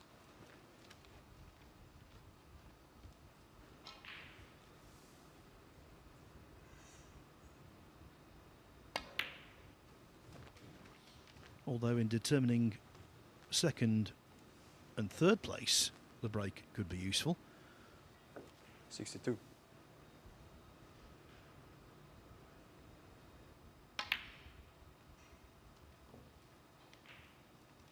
Well, the break ends there at 62. And that is the lead also. So just a glimmer of hope for Phil O'Kane. But he does need a snooker because only 59 points remain.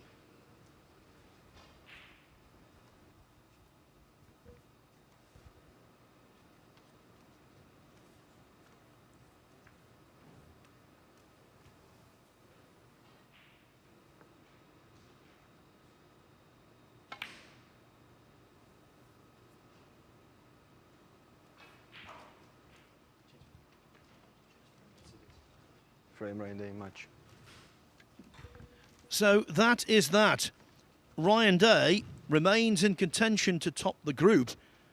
He defeats Phil O'Kane, the 33-year-old rookie, by 3 frames to 0. Next up, O'Kane remains out there to take on Jamie Clark. That's in around 5 minutes' time.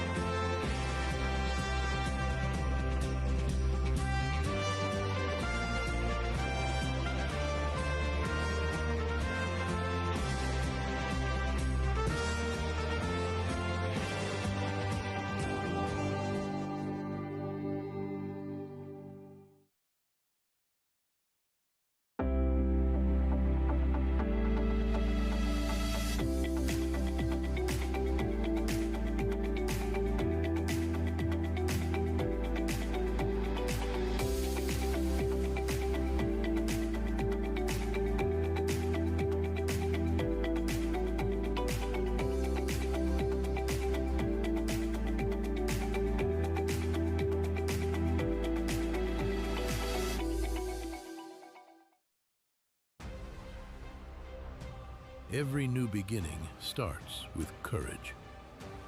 And round here, we have that in spades. One shot, the break, it changes everything. Made better by pressure. Two rivals at every table. A crowd free to live in the moment. From the four corners of the globe, the greatest players arrive, chasing more than a title. $500,000. 6 days of pure drama and unrivaled tension. And when it comes down to the final, they'll need every lucky seven. Take 8 seconds to steady the heart and sink the 9 for glory. The U.S. Open. Witness history in Frisco, Texas.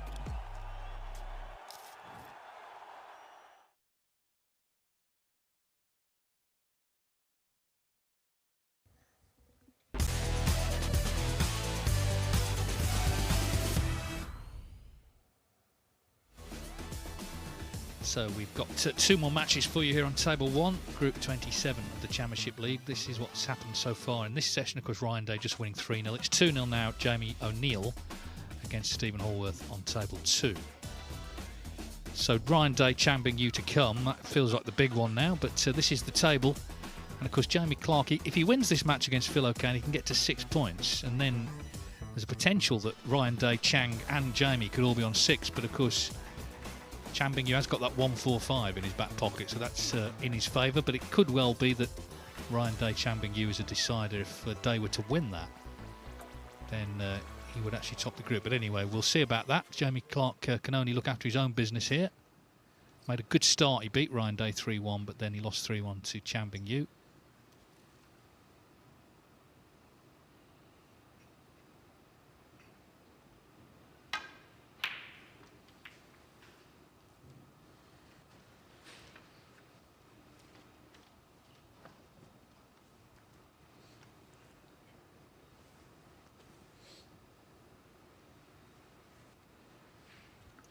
Phil O'Kane. It's been a bit of a rough day here. Of course, he's new on tour. Let's see if he can at least win a frame. Of course, he kind of should have won that second frame against Chang, who got the snooker on the pink.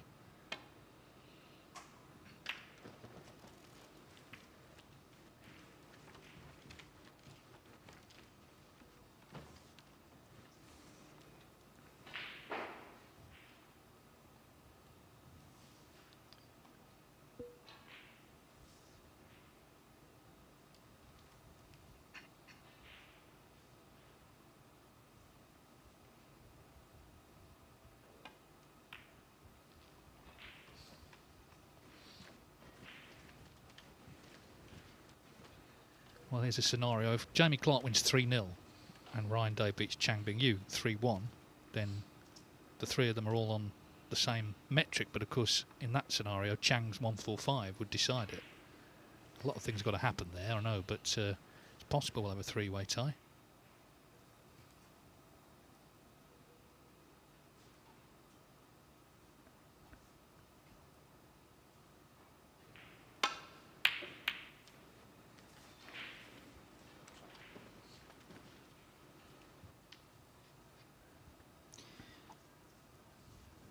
Best safety shot from Jamie Clark. Left a long red for Phil. Missing it. Was lucky to get away with it.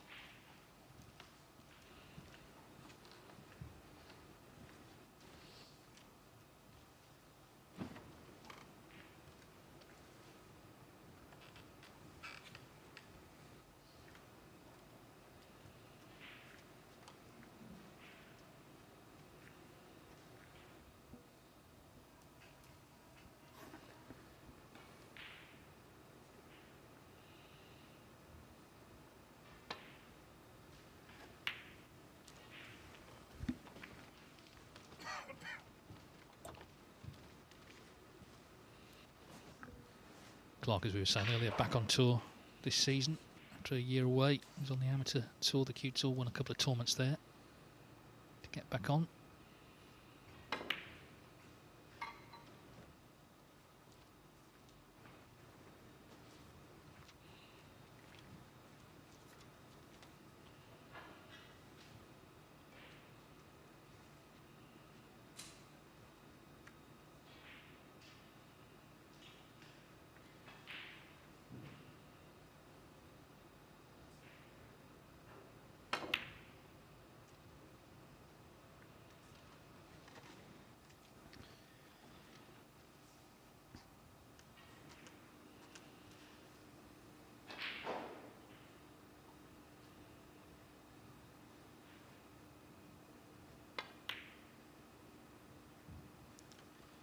Yeah, Jimmy first turned professional in 2018.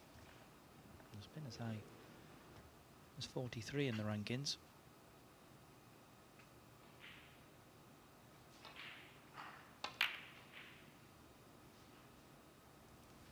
Yeah, he kept missing out, didn't he, for a few years? Just the odd sort of result here and there. I mean, Phil O'Kane, of course, it took a long time to get through Q School, but Jamie Clark, the various routes on, just seemed to be one win away every time.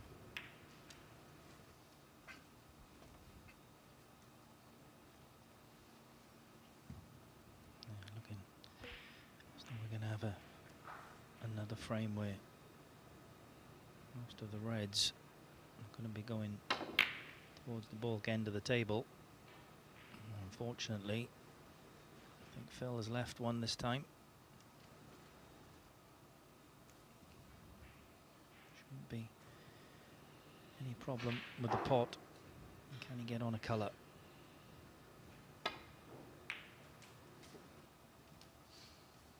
How Comes the kiss on the red.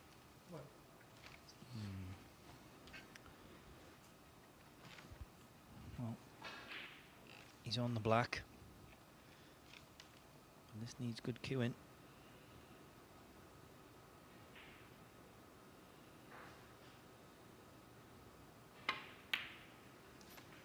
Yeah, well played. Yeah, now the fact that the reds are scattered far and wide is a positive for Jamie Clark. Serious chance here in this opening frame. 9. Did make a century against Ryan Day, 101. But of course, Chang Bingyu since made a 145. He made another century as well later.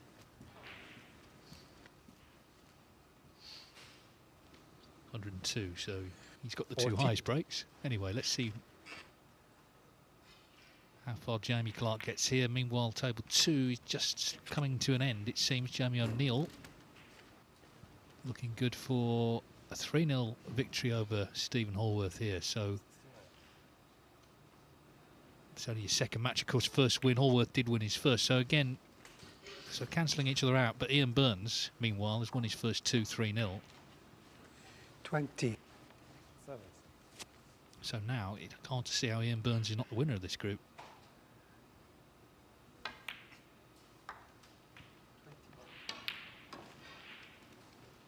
Missed that, but too far back, you would think. And Hallworth is in fact shaking hands. So 3-0, Jamie O'Neill bouncing back from, of course, that 3-0 defeat to Ian Burns. He stays on to play Jeff Cundy. It's live on the Matchroom Multisport YouTube channel.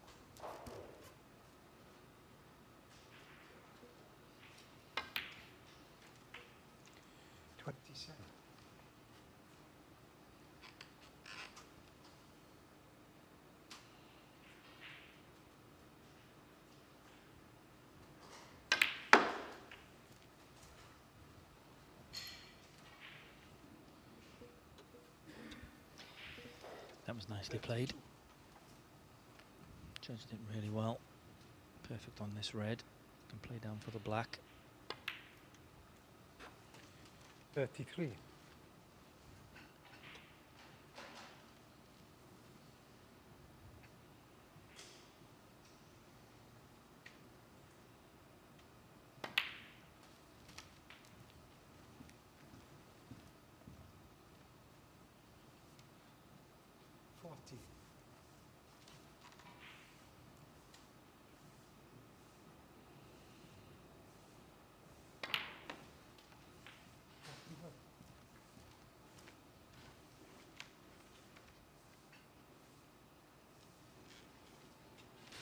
Wasn't on tour last season, but he did get to play in the UK and World qualifying. The World Championship, unfortunately, had to pull out of his second match. He was ill. 5-0 down to Ben Mertens. But the UK actually got to the final round of qualifying, so he won 3 matches. Lost to Zhou Yulong to miss out on a trip to York. But it just shows you, even without the sort of the regular match play on tour, he's still very dangerous.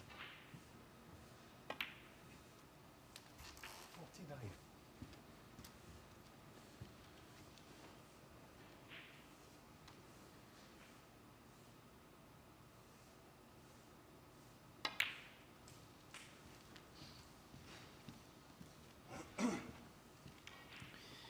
Break goes to 54. 54. He's got awkward red by the pink and one on the left side cushion, but he won't need either of those.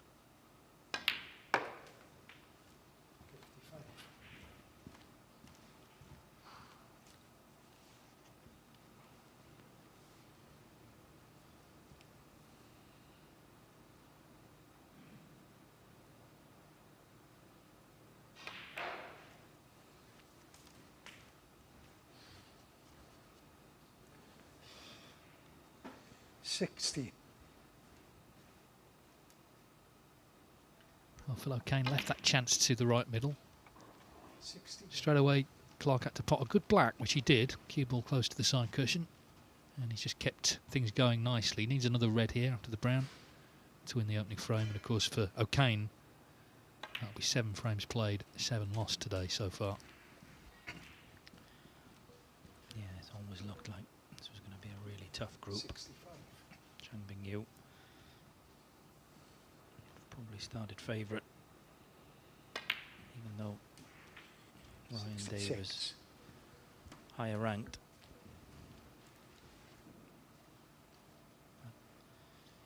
Very tough group, as I said. Ryan Day, former world number 6, Chang Bingyu, finalist, Scottish Open last season. Jamie Clark, former last 16 at the Crucible.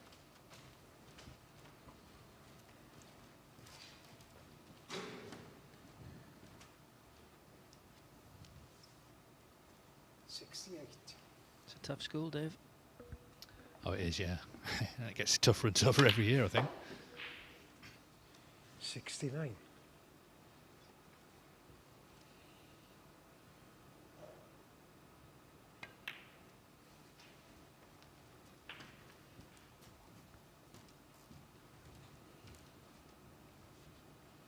$73.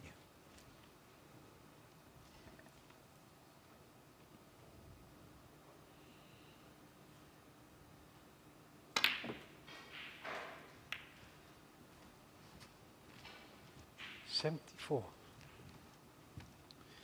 Well, that worked out quite nicely.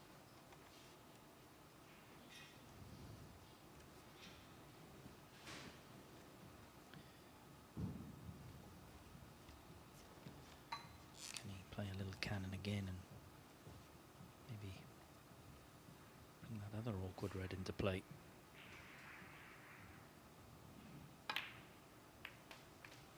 That's beautifully played. That's exactly how he played it. He came around and had a look. 81. Very well played.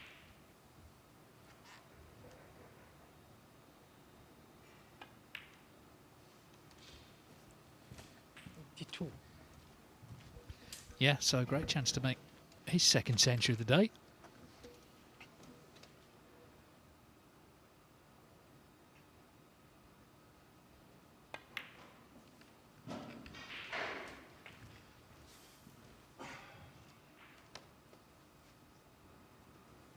$88.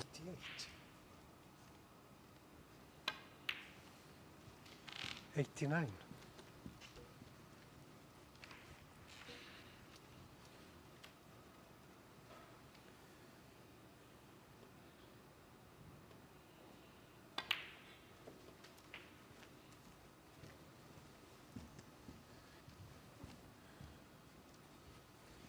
$96.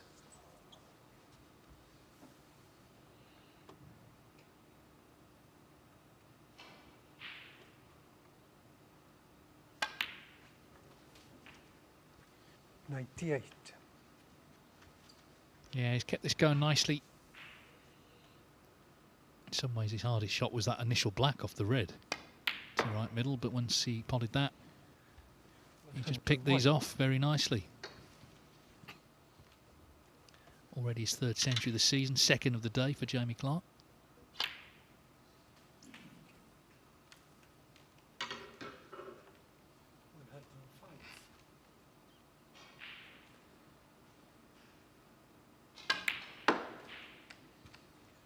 $110.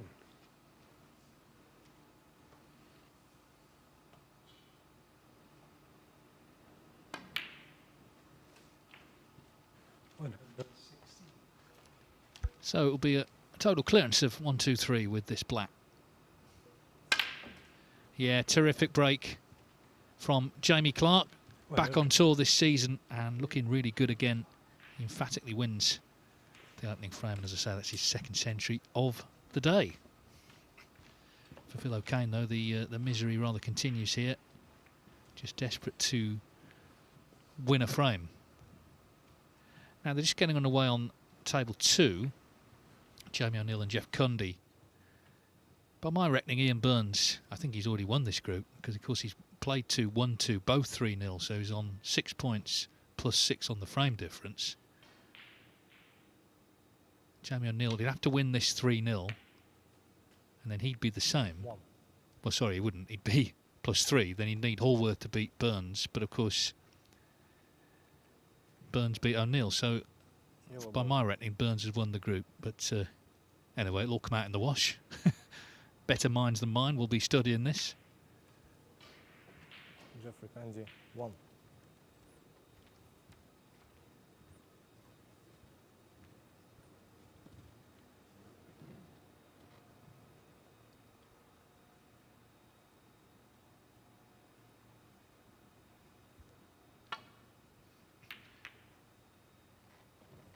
Well, that's going towards the corner.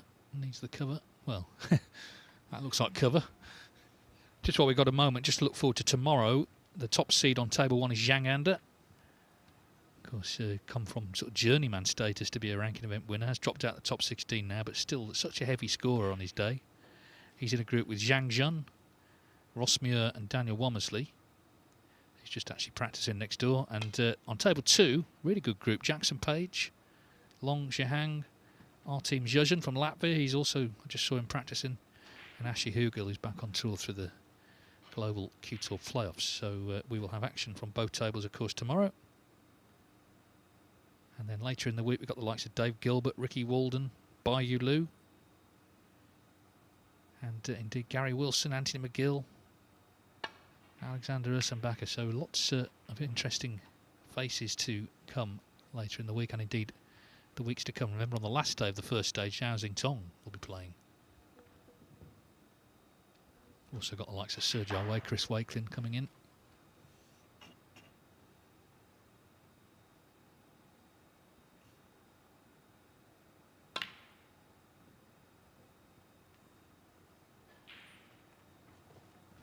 Jeff Gundy, of course, a late call-up with Mark Williams withdrawing. He's lost 3-1 to Hallworth, 3-0 to Burns. So he's sort of scrapping now to try and get third place.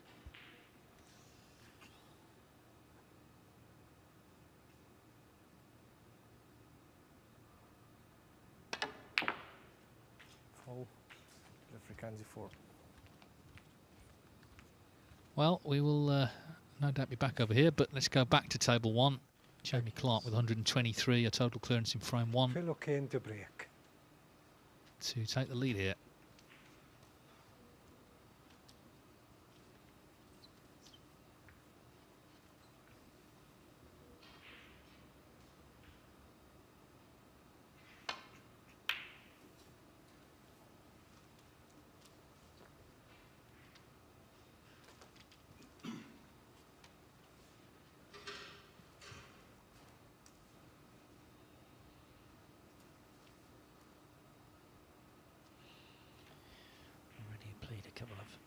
Type of shot.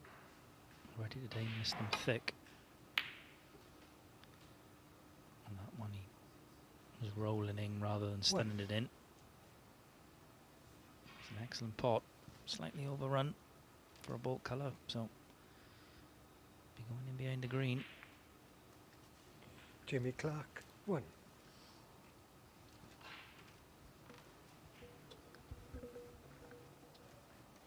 Okay, thank you.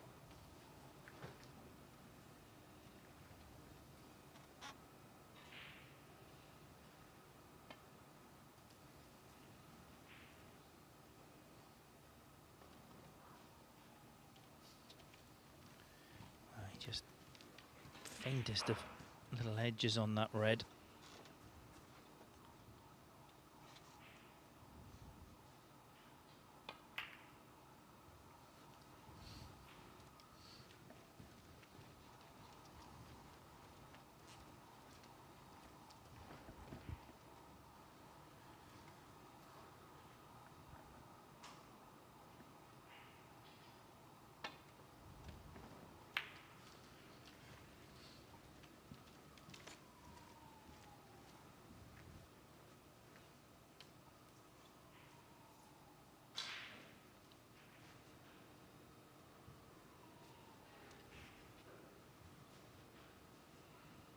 Jamie looking at a possible red to the left centre.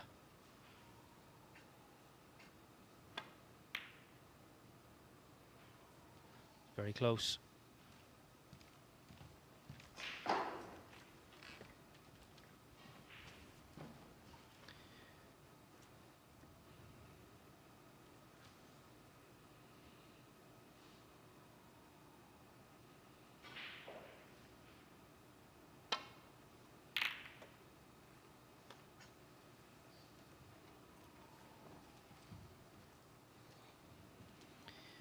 really recovered Davesy since he lost that second frame against Chang Bingyu when he needed a snooker. Yeah, it was it's kind of unusual actually for players to get on the pink really, but Chang did. He laid a good one. And the problem was the pink was quite near a pocket, so he had the chance then to pot it, which he did, and the black. But Phil O'Kane, I think, had already sort of mentally prepared himself for one each there, and of course then the match is winnable. But as we've been saying, you know, at least here you get 3 matches. So that was his first match, but he's had 2 more since.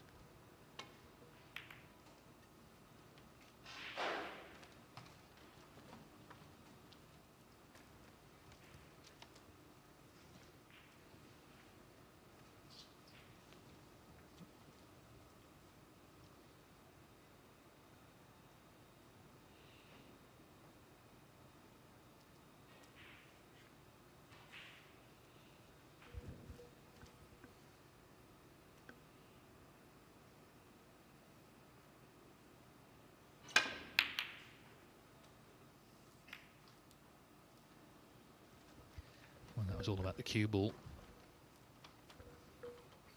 Quite a dangerous table for whoever can get in first.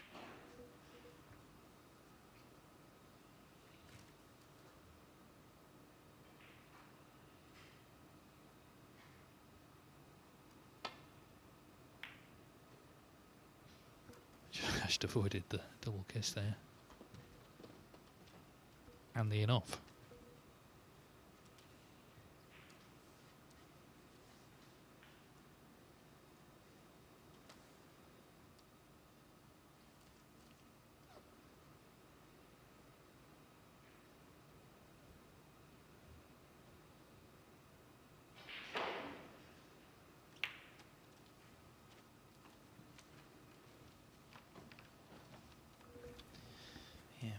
Need to be a little bit careful here.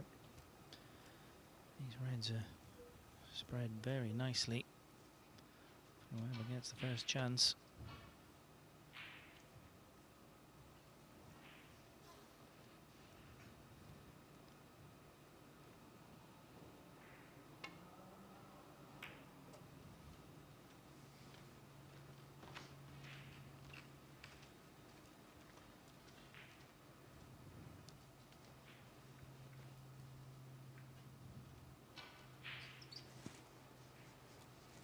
Player will play the tell-in safety shot and get his opponent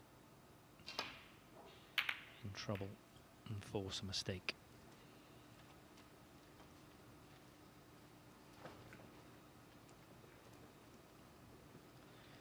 Could be that one.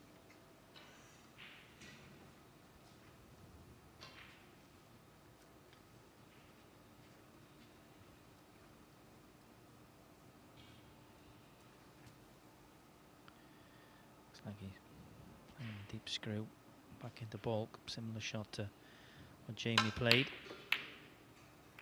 Only problem when you play that shot is you never know where the reds are going to finish, and he would have been hoping that red was going to drop in the middle pocket. Unfortunately for Phil, it's left a nice easy starter for Jamie.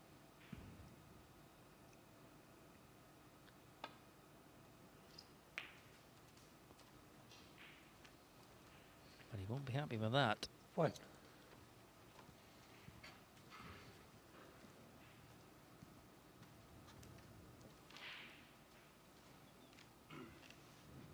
Wanted to put that red a little bit thinner.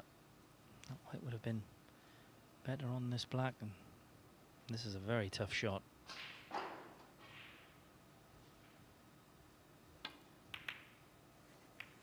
No, it's very good. Very good.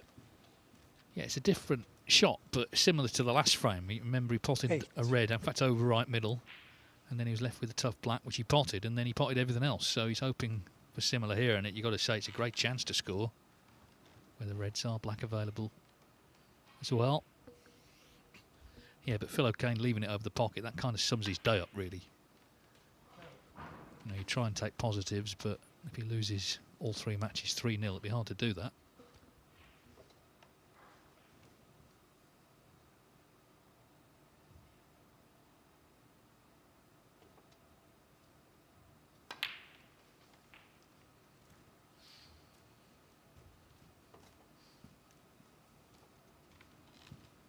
16.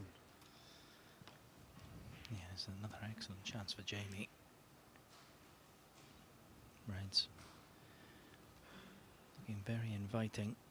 Okay, there's one close to the baulk cushion and 3 close to the left-hand side cushion, but you won't need those to win this frame.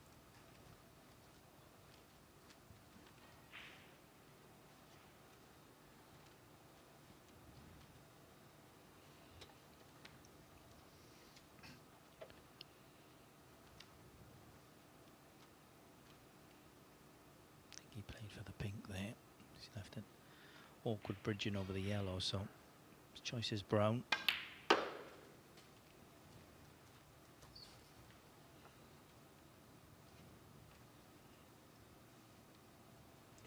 21.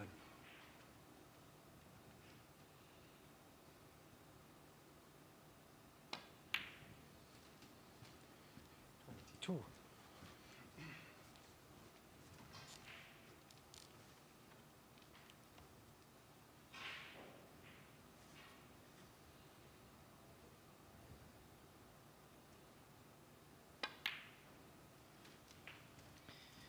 Again, you'd have to say, you'd be pretty disappointed if he doesn't go on and win the frame at this visit. Already 30 points in front. He's got 6 very inviting reds. Black on the spot, pink on the middle pocket, blue on the spot. Great chance.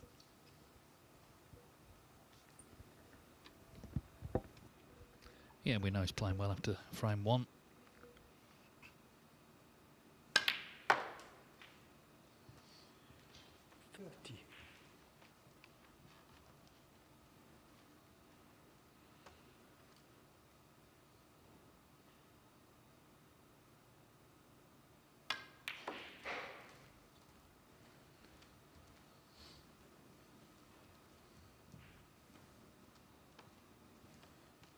Six.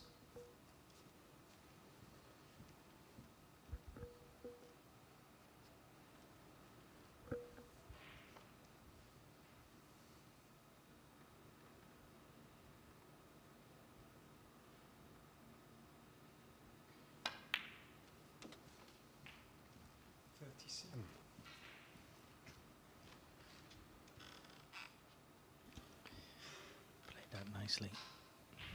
Nice angle on the blue.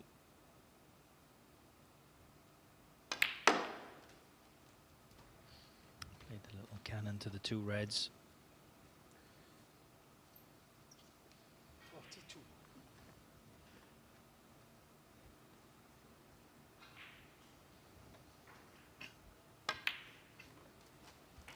43. Hard to see how he doesn't win the frame now at this visit.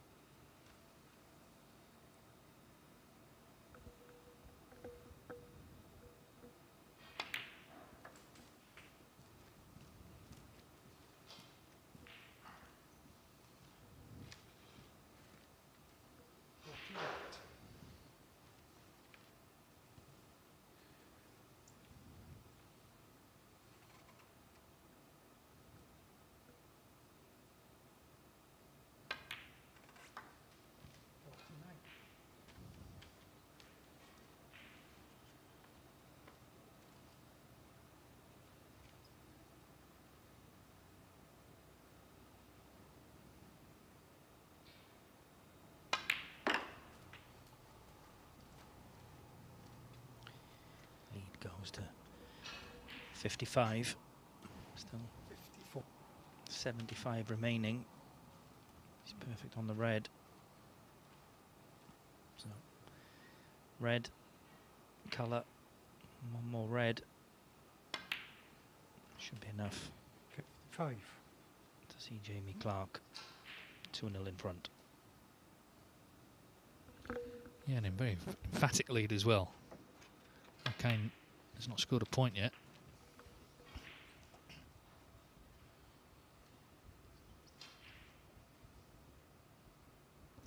Well, he's trying to keep cool in that seat with that hand fan, but I don't think he'll be getting out of it again until he's 2-0 down. He needs 62. snookers because of that red.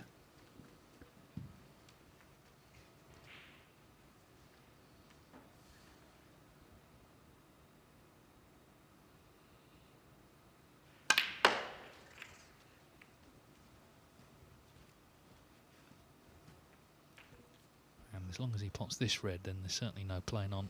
68.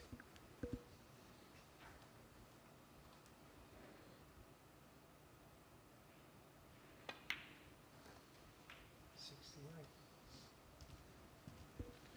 So Jamie Clark keeping cool in the heat here in Leicester. It's 32 degrees outside.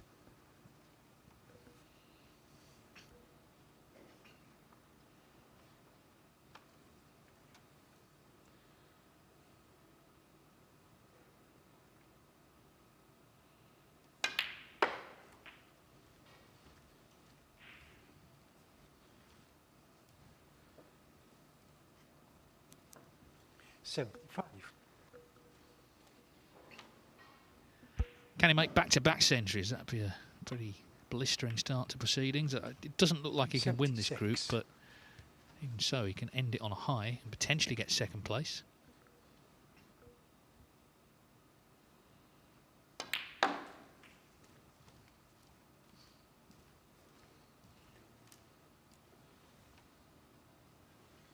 $81.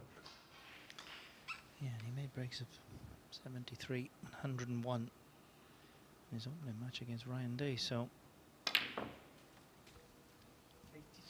good signs early in the season for Jamie Clark, even if he doesn't manage to go on and win this group.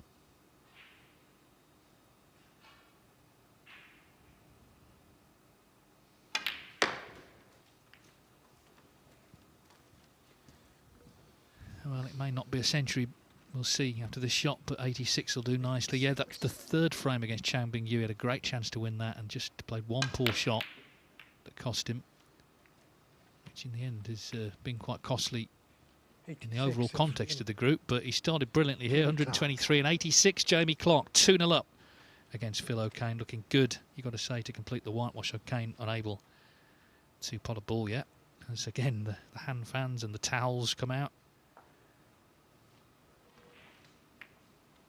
You get like in the tennis, they have the sort of the ball kids, don't they, with the towel and the bottle of water. But in snooker, you handle all that yourself.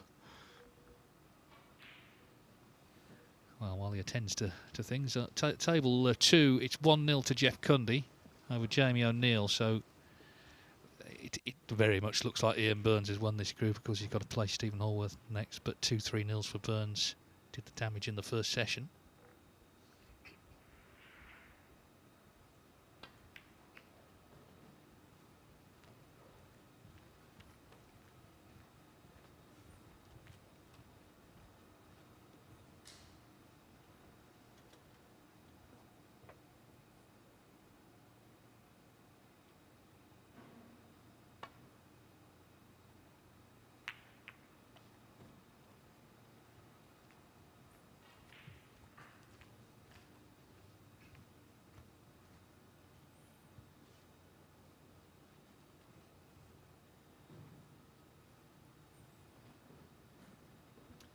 So early stages there of frame 2, but as I say, Ian Burns looks like he's won the group, so the rest are playing for places. It's worth reiterating, if you finish last, you get no prize money, no ranking points.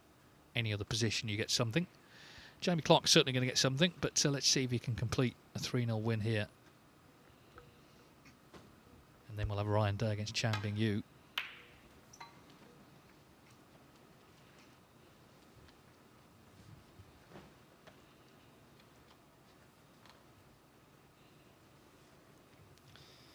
Fortunately for Phil now, he knows that he will be finishing bottom of this group.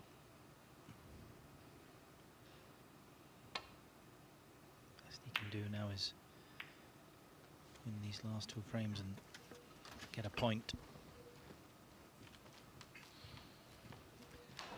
In a weird way, Ryan Day actually could do with Phil O'Kane winning a frame here, because if Jamie Clark wins 3-0 and Ryan Day beats Chang 3-1, so it's very specific scorelines, then Ryan, Chang and Jamie will all be tied. But of course Chang had the 1-4-5. But if Jamie Clark wins 3-1, he's out the picture. So Ryan Day's victory actually would decide the group. So it's funny that, you know, you think this is nothing to do with him, this match, but actually, and Ryan's played in more championship leagues than anyone, so I'm sure he's looked at this. Actually, he could do with Phil O'Kane winning a frame here. Of course, he's still got to win. And if he won 3-0, all of that would go out the window anyway. I know you don't want to be thinking of 10 different permutations, but, you know, it's all there in the background. Anyway, Phil O'Kane, the chance to pot his first ball of the match.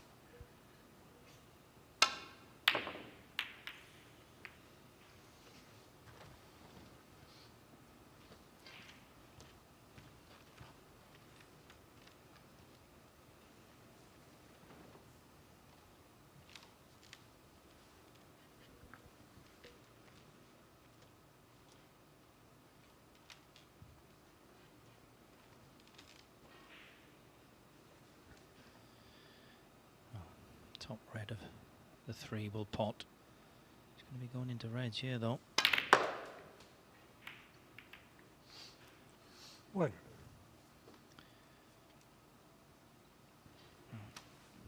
He's got a path through to the yellow. Will the yellow pass the red?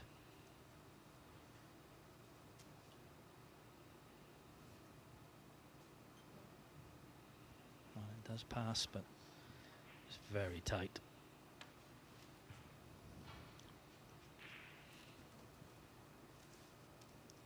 Shaping up to take it on though. Awkward bridging as well.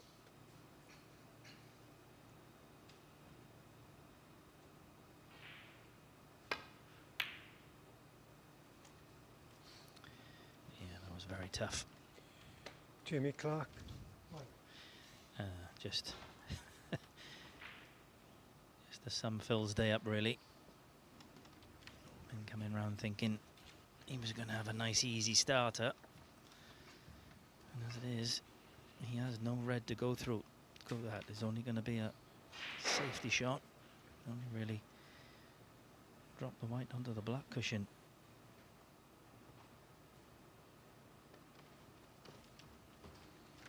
Yes, I mean, that was very harsh on Phil O'Kane, wasn't it? You could reasonably expect something to go out there, but it's been that sort of day.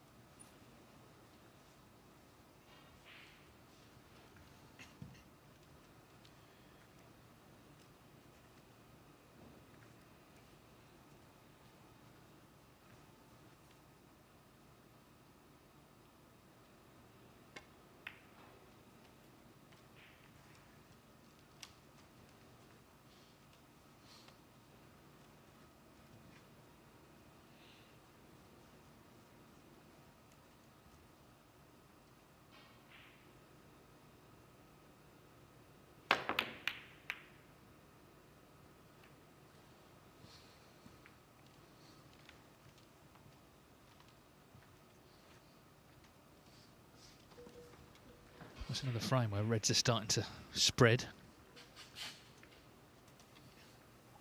Can he get through to the red in to the left-hand middle pocket? I think he can.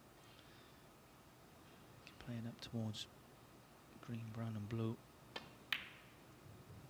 Yeah, that's a good pot. 1.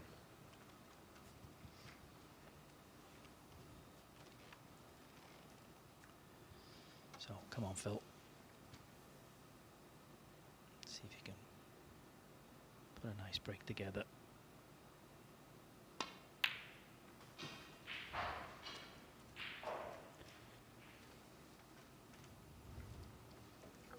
Yeah, I mean, it'd be nice to obviously to see him win a frame. And of course, potentially 2 frames, you could still get a draw.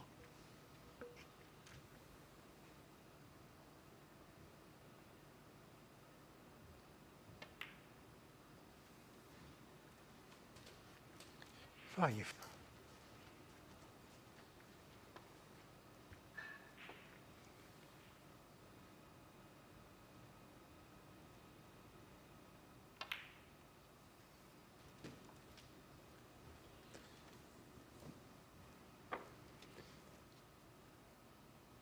Nine.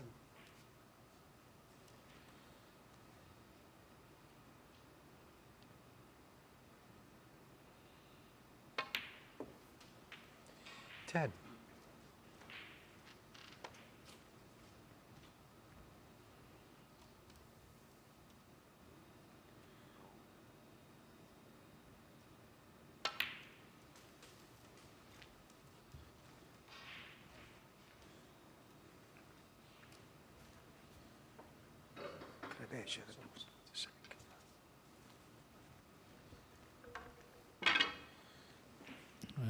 The problem is reaching the spot to measure it, but it looks like it's going on the pink spot. Next highest available. 15. Yeah, that helps Phil a little bit. That blue had gone on his own spot, tied it up. Now it's definitely 16. available into the left middle and the right hand black pocket.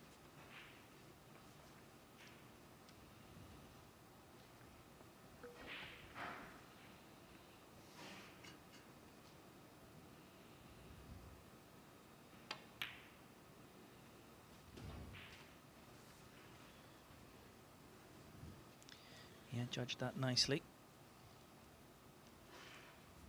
20.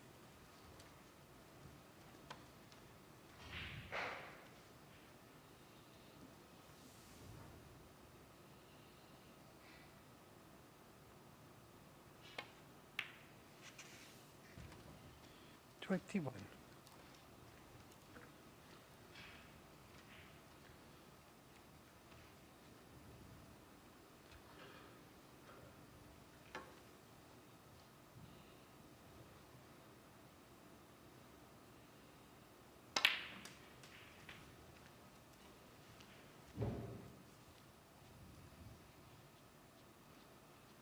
28.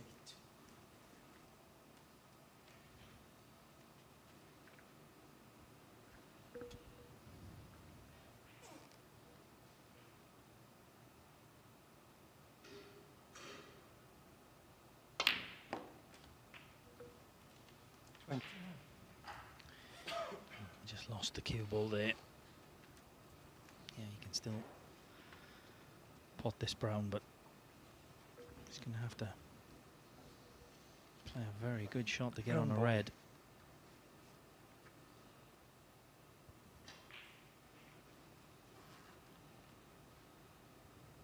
Might have the angle to just bring that red that's on the side cushion into play.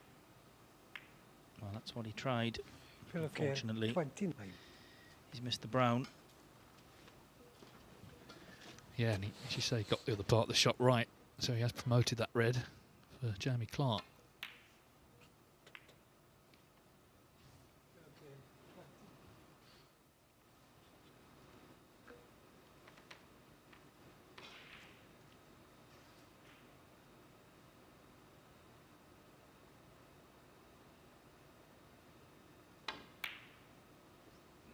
But Clark unable to take advantage, so that is a bit of a let-off, really, bearing in mind the punishment that he's handed out in this match in the first two frames.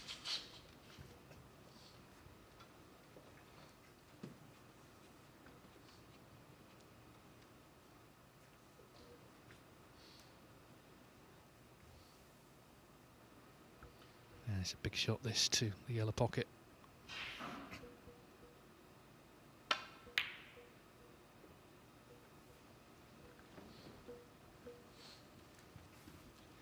Left it to the green pocket.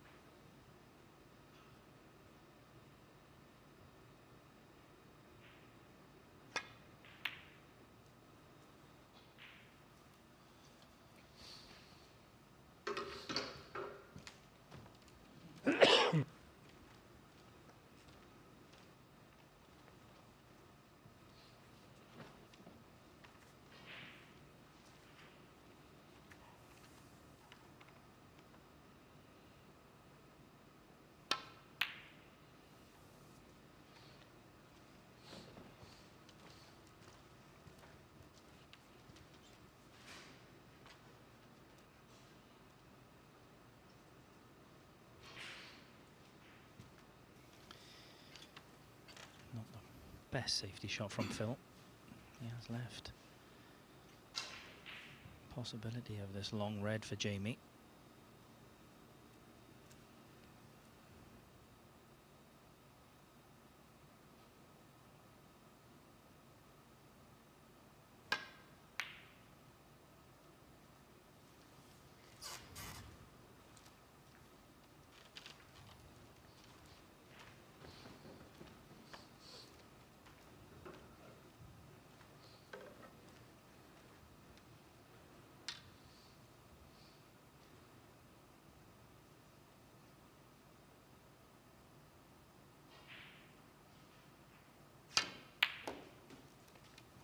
Well, that was an excellent shot. Excellent shot with the rest. So, can you find a good positional shot? And play for the red. Closest to the black cushion.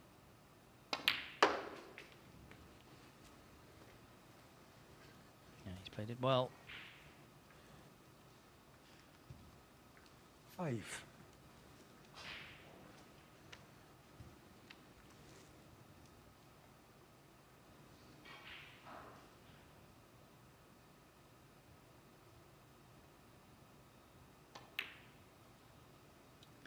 Oh, he seemed to be up Phil very O'Kane to quickly flat. off that one.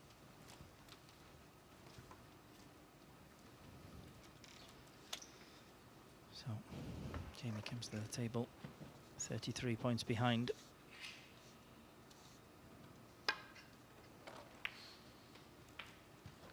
One. Just pop the black. Play a little cannon to the reds. If this works out,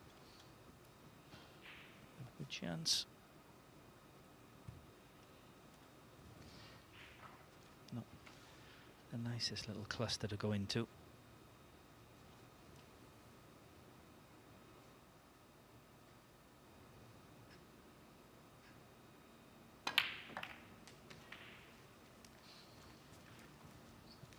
Well, he's definitely got one to the green pocket. 8. The way he's coming around, he can pop the one into the right-hand black pocket, so that's worked out quite nicely. Yeah, all these reds are going to pop now in sequence, so a definite chance to win the match. Phil O'Kane, he potted a good red and brown, but just missed this red 2 right corner. And once again, it's out of his hands, and Jamie Clark, who's played really well in this match. In fact, he played well against Ryan Day. It was just that second match of Chang Bingyu, one frame really, that may have cost him the chance to win the group.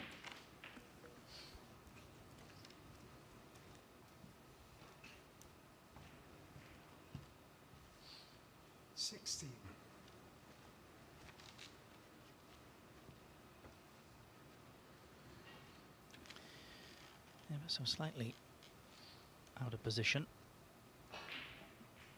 Can still pop the red that's above the blue, but it's far from easy.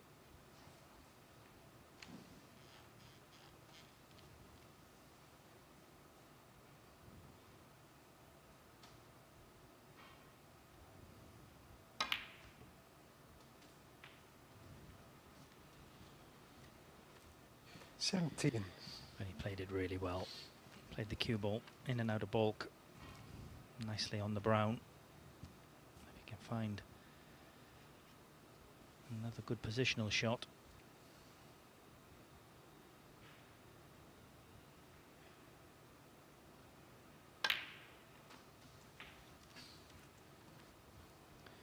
Yeah, he's played it well. Great chance now. 21.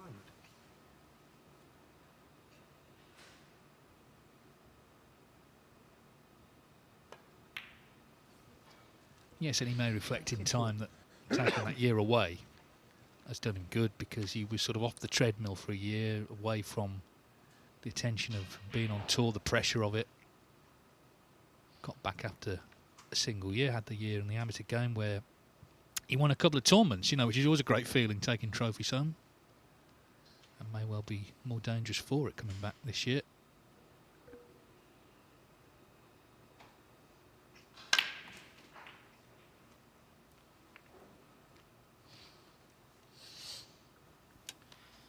Yeah, he didn't play the best of positional shots to get on that black. Didn't have any angle. So tried to play to bring the Jimmy reds. Clark, To 29. cannon the reds. And didn't go very well in this end of break.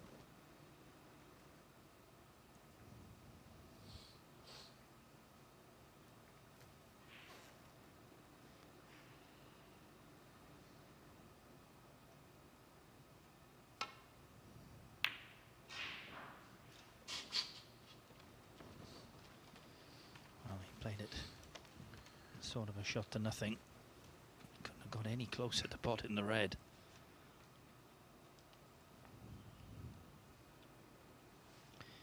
These pockets do seem to be playing a little bit tighter this year, Dave. Definitely, yeah. I thought that yesterday.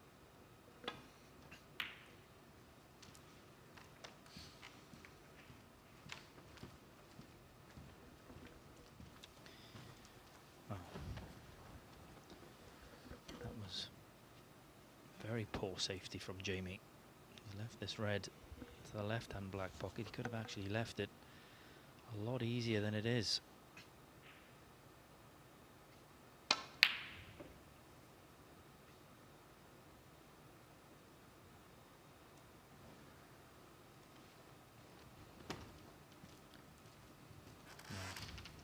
Ivan missed the red. Has he left it? Doesn't look like it. And looks like he's got cover on the one closest to the blue as well, so Jimmy Clark's gonna have to be very careful with this one.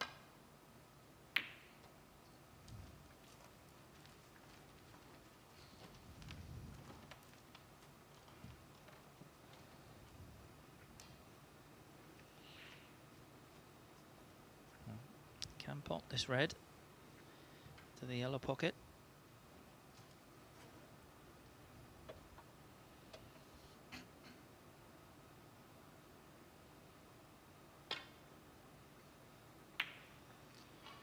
Chose to roll it in. And that was an extremely tough shot. And a little cannon on the red. Let's present to Jamie Clark with an excellent chance to win frame and match.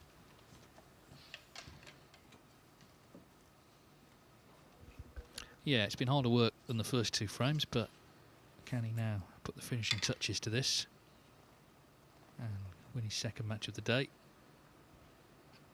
Okay, thank you, Jimmy. If he does, he'll be 6 points plus 3.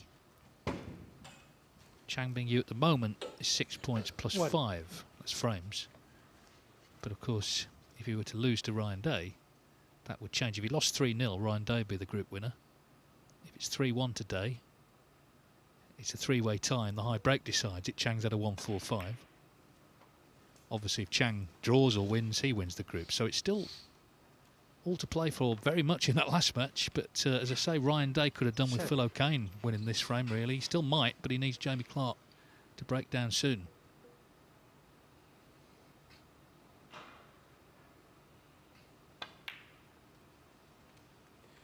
Eight.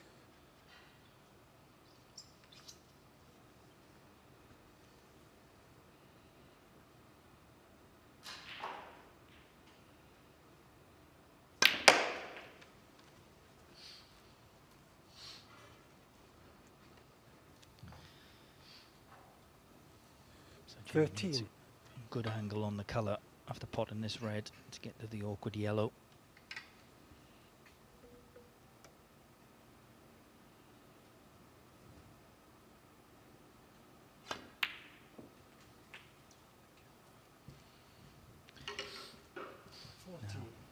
How's the angle on the green? Looks pretty straight.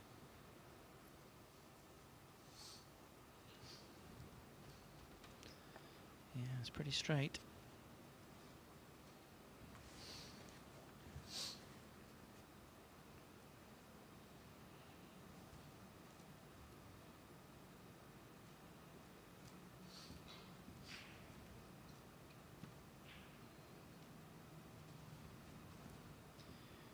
yet be one more chance for Phil O'Kane in this frame.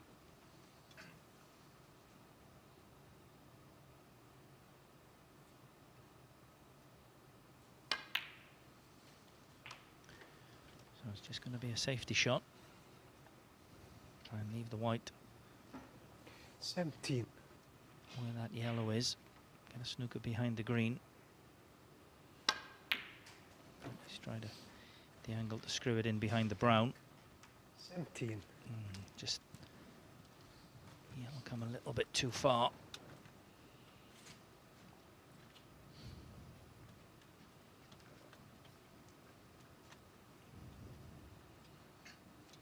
Yeah, so not out of it yet, Phil O'Kane.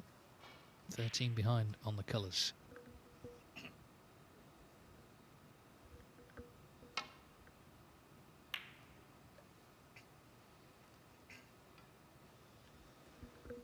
But he has left a chance at the yellow.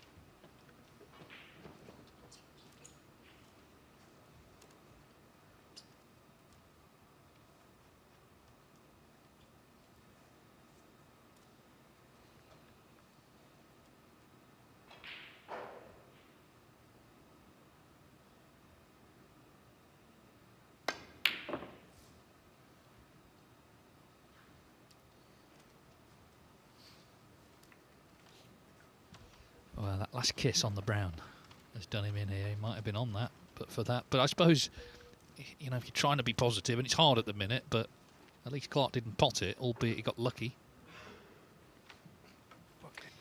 Yeah, if you'd said to Phil O'Kane before Jamie played that shot, would you take to be in this position, you'd have said yes.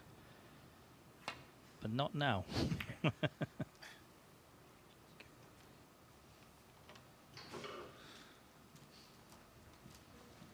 So 1-1, Jamie O'Neill and Jeff Cundy on table 2. So, of course, they've got 2 more frames to play there before Stephen Hallworth and Ian Burns.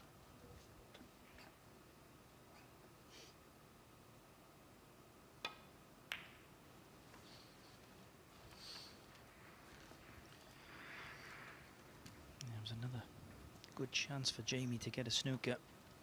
Blue, pink and black all in line.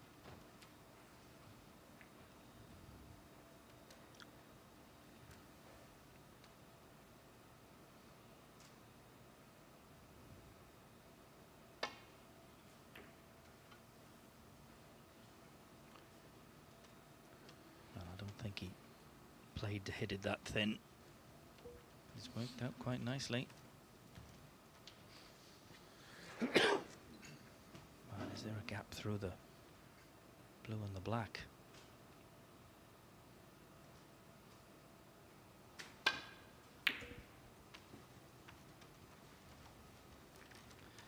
There was. And this time he has got the snooker. So.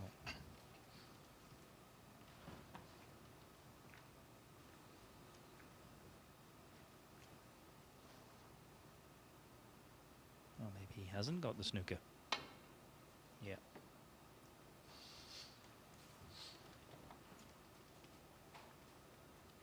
Foul. Miss. 4. So lead goes to 17. It's not just hitting this yellow. He needs to hit it and get it safe. Bit closer.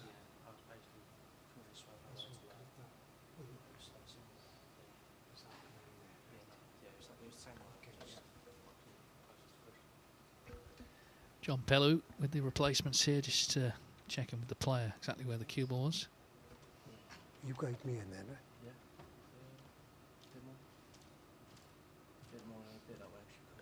It's actually making it a bit more difficult, isn't he? Moving it towards the cushion, but he wants it back where it was before.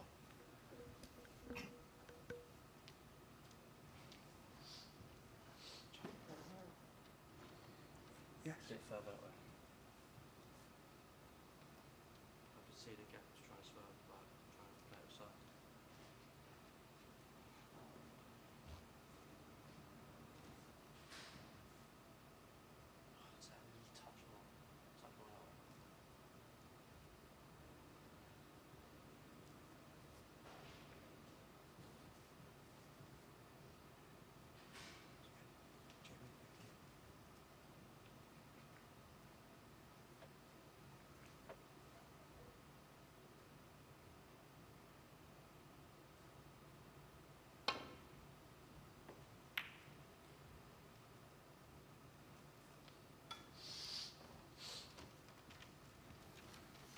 So, hit the yellow. Fortunately, he's left this on. Still going to need a good shot. He's going to strike down. One good shot, pop the yellow, get on the green.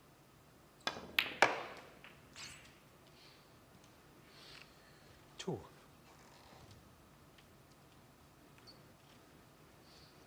he's didn't play for it into the left-hand black pocket, but one good shot. Jamie Clark would have won this match 3-0. In it goes. Yeah, it was more of a struggle in this frame than the first two. He had breaks of 123 and 86. So Jamie Clark ends on a high.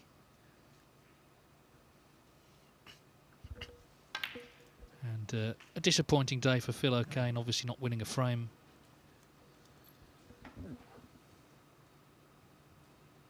A few things have gone against him. He's made errors himself. Just one of those days. But Jamie Clark, 14. delighted with the way he's ended proceedings. But of course, we're coming up to the big match to decide things.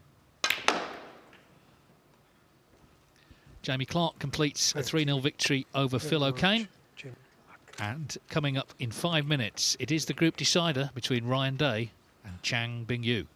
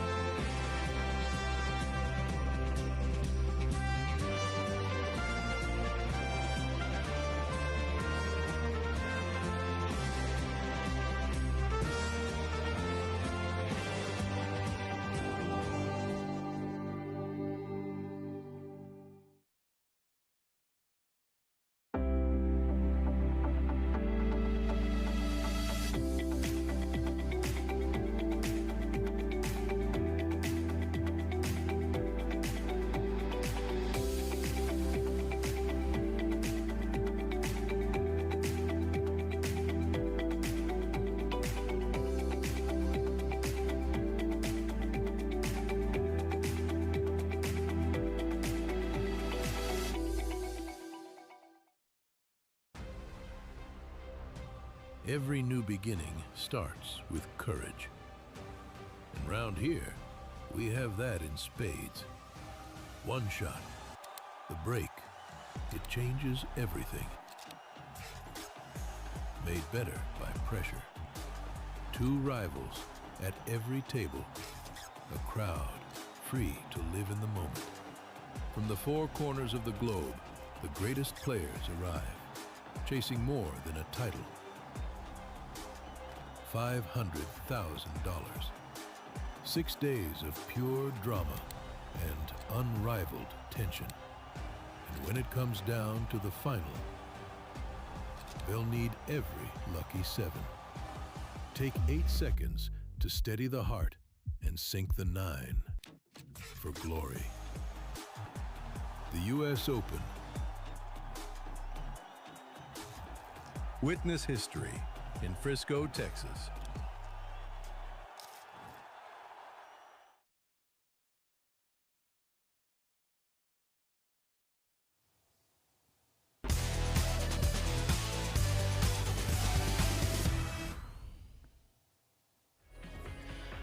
When it comes to snooker, there are two things you want: drama and quality.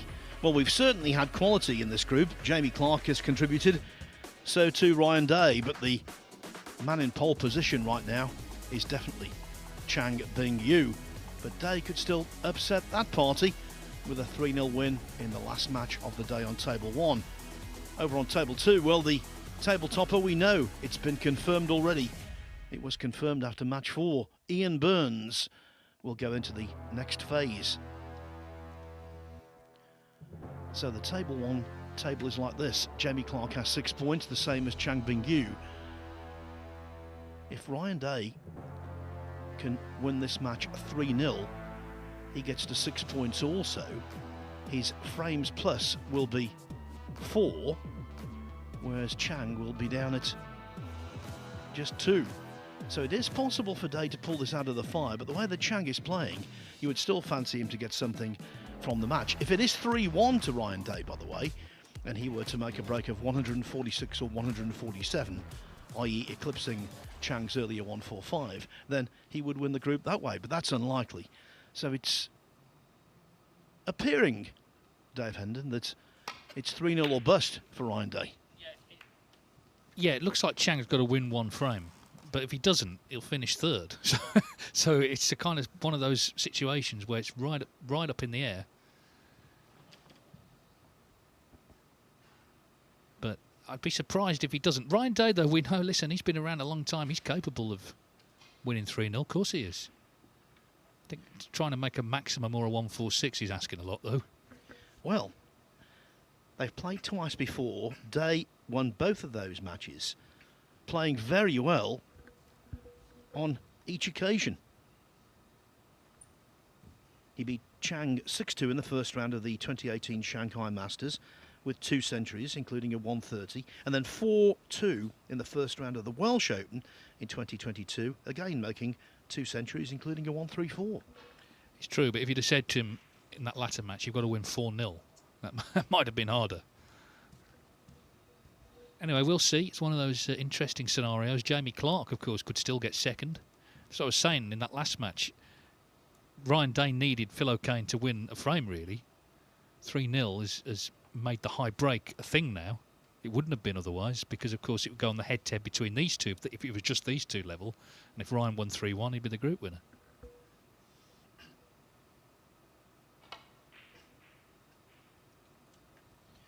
Tried a very thin contact, but no contact at all was made. Yeah, we could have a situation here where somebody gets to 6 points and finishes third. And last night at around this time, Zhu Se won a group having got 5 points. That's the way the cookie crumbles.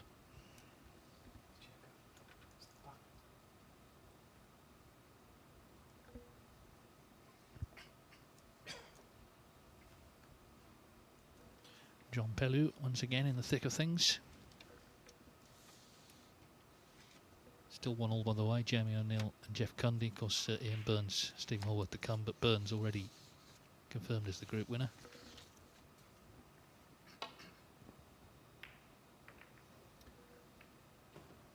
Well, a mistake. One thing about Ryan Day, he's got all the experience in the world in this event. He's actually set a record here, the most championship leagues played in, 26. That's all formats, ranking, invitation, that COVID invitation as well.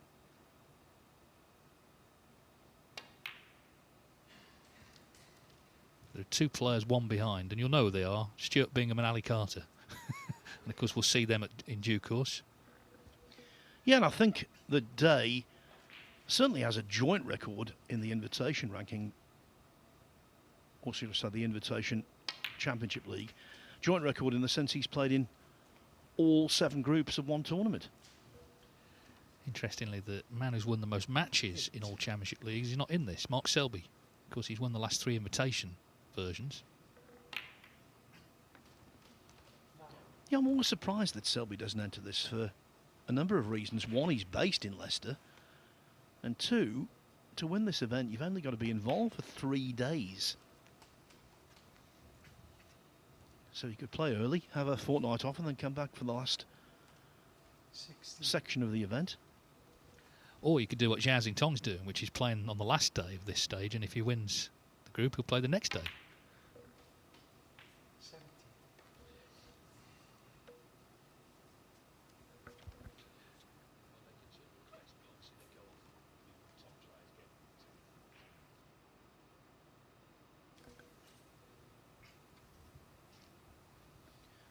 Well, this is just the kind of start that Ryan Day needed, some quality scoring table time.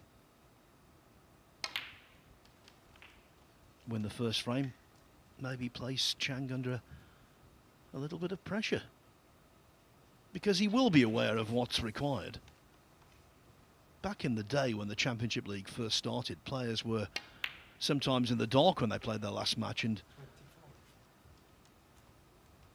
they were tripped up by it. Nowadays, they know full well, all of them, exactly what's required. Well, he should do. He's, as I say, he's played in more of these than anybody.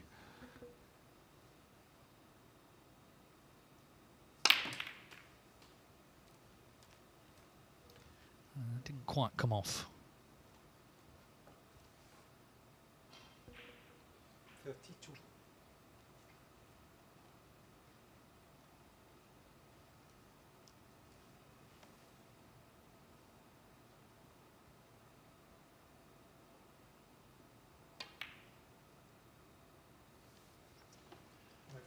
If he does miss out by the odd frame, he might regret a shot choice against Jamie Clark this morning. He played a very poor positional shot, and he was so frustrated, Ryan Day, he took on a almost impossible red to that same middle pocket he's just missed the red into there.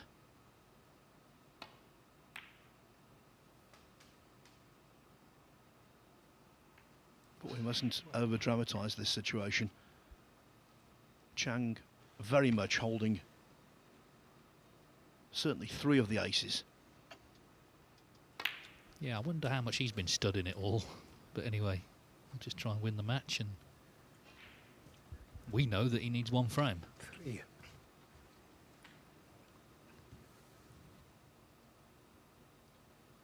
Don't think he's been studying the local weather forecast, because apparently he turned up this 4. morning in his coat.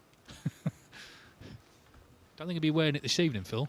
Well, on the way down, I was amazed to see someone on the corner just outside the venue wearing a puffer jacket. It made me feel ill, actually. It is so hot here and so humid as well.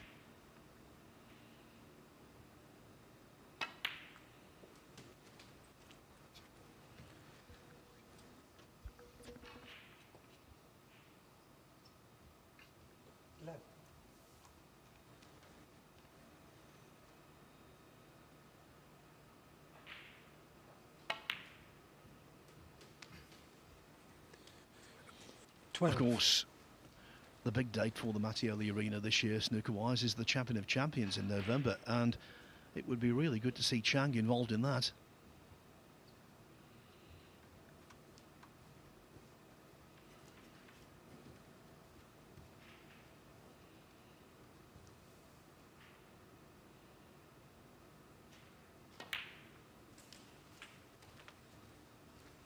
he most certainly wouldn't be out of place. 17.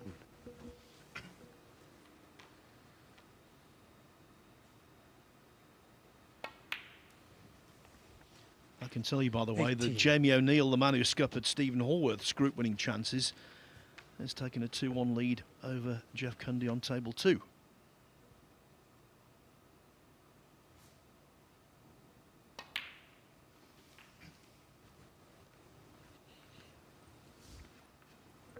Well, we can't crown him the group winner if he wins this frame, because of course Ryan Day could still beat the break, but he looked very, very likely to be the group winner. 26. He's finished straight on this blue though, so it's not great. Can't do much with the white.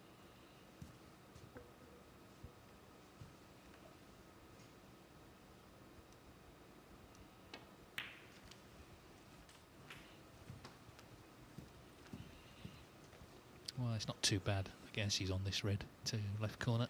31.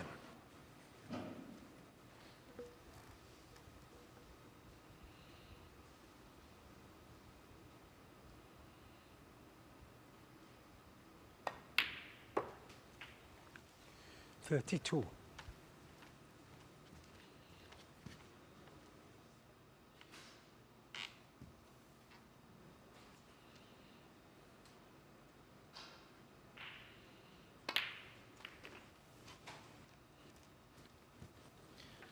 We've described just how good a potter he is, but he's also got those 39. lovely touches in amongst the balls to open up a bunch, or a mini bunch as he did there,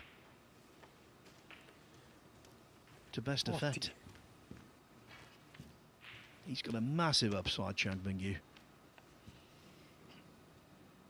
You can tell he practices a lot as well, and it's almost like coming into these matches, it's just an extension of that. You know, he plays every day, he's playing now. The fact it's a match doesn't seem to make much difference.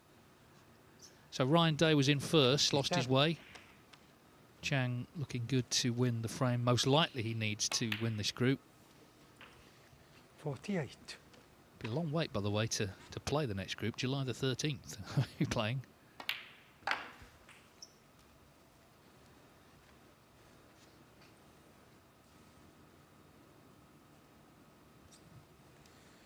$54.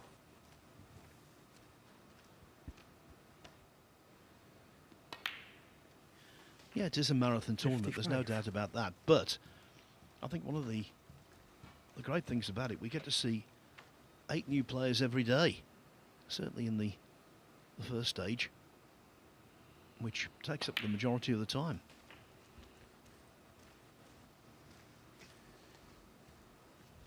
Well, he will still need both reds here. He's 25 in front, 43 on. 61.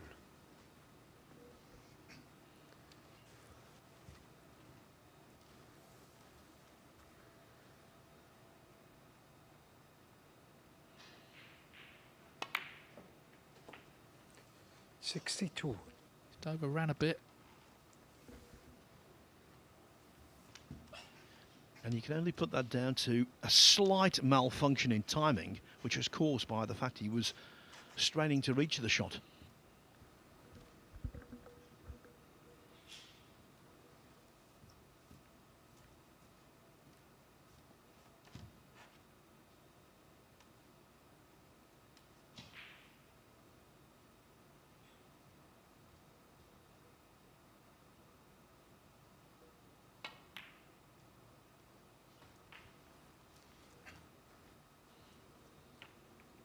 It was almost a very classy effort, but the angle he got was just a 69. little too steep and he couldn't hold the cue ball on the red.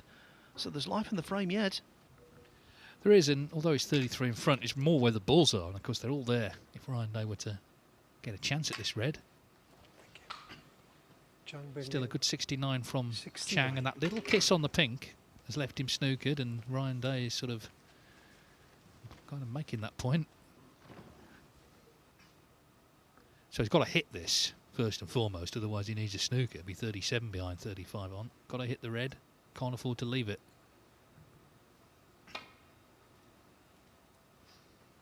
Yeah, he didn't look on target at all. He's going to hit the pink, I think. Free ball. Foul. 6. Yeah, Frame and a concession. conceded. So Chang Bingyu Chang Bingyu. looks like he's the group winner. Put it this way, Ryan Day, he's going to have to win the next 3 frames and make either a 146 or a 147 or, with a free ball, something above that. So, not straightforward. I think we can maybe start to write Chang's name in the next stage. Let's take a quick look over onto table 2, where Jamie O'Neill has taken a 2-1 lead over Jeff Cundy. Early stages of the 4th. O'Neill, of course, if he wins this frame, would get to 6 points. Lost his first match of the group 3-0 to Ian Burns, who will be the group winner. But since then, O'Neill has bounced back nicely.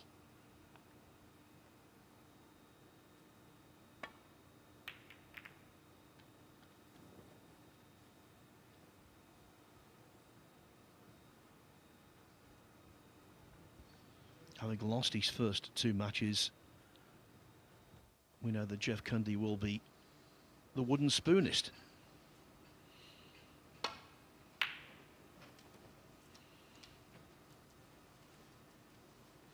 So you went through all those permutations, Dave, very well. This is a little bit like one of those golf tournaments when you get down to the 18th and someone's in the clubhouse nicely in front, and everyone crowds around to see if someone can hold their second shot from 200 yards away. You know, it just doesn't happen. It could happen, but it doesn't happen. Now, Ryan Day is a proven 147 maker, yes, but he can't make them to order. Yeah, just to reiterate what we're talking about, if Day wins the match, all 3 players, that's Chang, Jamie Clark and himself, are on 6 points. So then it goes on frame difference. If he wins 3-1 Day, they will all be +3.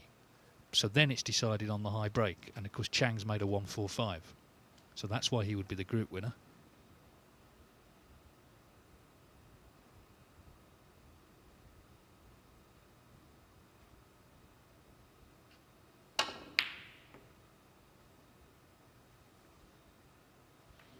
So if he knows all about those machinations, his modus operandi could be getting the black safe.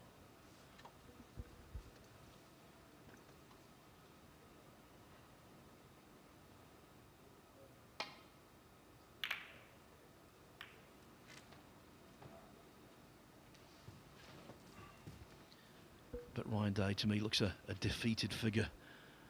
I think he knows just how well Chang's playing, and he knows he's not playing well himself.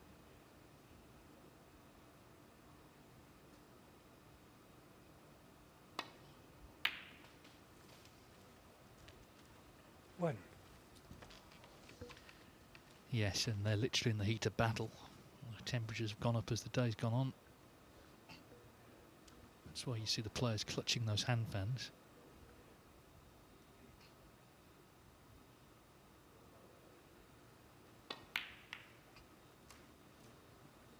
Up on the shot, he knew he'd overcut that black.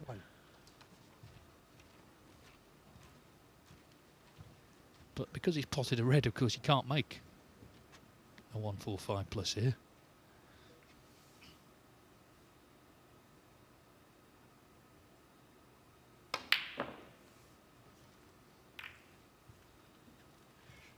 Now, the conspiracy theorists might think, well, he missed that on purpose, hoping that later on he gets a free ball.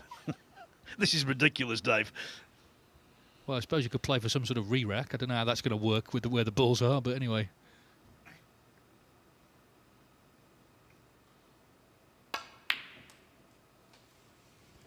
One. Well, he can't get 2 free balls, so that's not looking good again for Ryan Day. Especially given the fact that when Chang's in, he normally stays in. 6.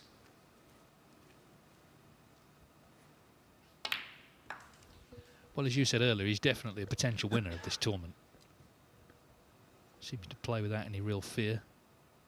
And it was noticeable, one of the key frames he won today was against Phil O'Kane, which has led to this scenario with the frames difference, when he needed a snooker on pink and black. So it's not just about the potting, although the potting and break building is the main part, but also, you know, he's got the other side as well, maybe not as pronounced as some players, but he has got it, can switch hands. at will. Look at Wu Yize at the 50. World Championship. I'm not saying that he's absolutely outstanding in terms of tactics, but he's vastly improved. Another player who ran Sean Murphy very close in the first round, Fan Zhengyi. He showed he's got a much better all-round game than he used to have.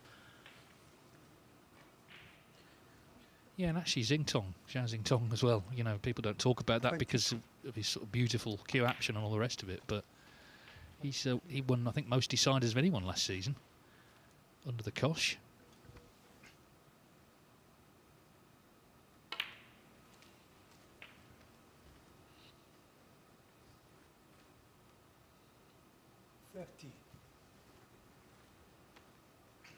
So we can definitively say, of course, if he wins this frame, he is the group winner. 31. Yeah, a few years ago I was talking to Stephen Hendry in the green room at one of the ITV snooker events, and he was absolutely waxing lyrical about Chang Bingyu. He'd just been out in China, as he often is, playing exhibitions, and he played Chang in one of those. And Chang had played superbly. And he was saying 36. just how good he is. Saying basically the sky's the limit. 37. And I thought maybe he was going a little over the top with that assessment, but I think he's absolutely right now. Yeah, I mean, you've got to do it in tournaments, but of course he did last season when he got to that Scottish Open final, beat a host of top players, Kyron Wilson, Mark Selby, Mark Allen, amongst others, so 44. he's sort of backing it up. He should have beaten Ronnie O'Sullivan actually in Saudi Arabia last year, just couldn't quite get over the line in that one, but he's looking good to get over it here. 45. The phrase that Hendry used, he plays the game properly, and I can see how when he's on a break, he's got all the patterns, all the moves. Just trying to flick off that bunch there to maybe open them, knowing full well he's going to be on this one anyway. 52. And it really helps that he's ambidextrous. 53. Well, the black to lead by 61, another red and a black, and Ryan Day would need a snooker, and I don't think then Ryan would be necessarily digging in for a long safety battle in the next frame.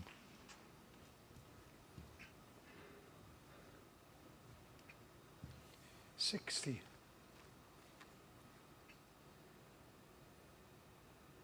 Of course, it's also good news for Jamie Clark, who's going to finish second. If Chang Bingyu pots this black, you would think, because snooker's required, didn't like the angle on it, but I think if he pots it, he'll be happy enough.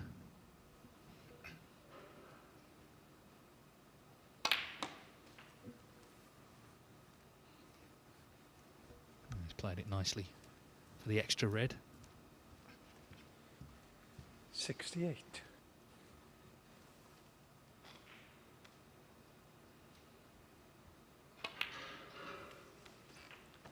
$69. Chang put together a 69 break in the first frame of this match. Surely it's going to be bettered here.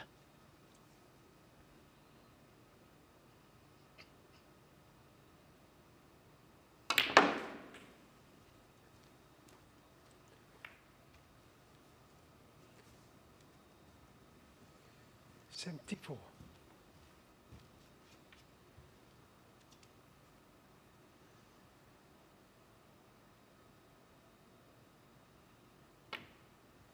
Looks easier, that shot on your screens. It 75. most certainly isn't.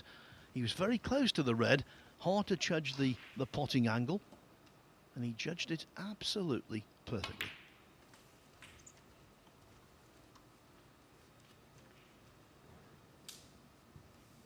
$80. You know, at the start of every season, Dave, we're asked one to watch. Well, 81. I know who my one to watch is. My winner in waiting. It's the guy at the table. Well, he's made short work of all of this, hasn't he? 87.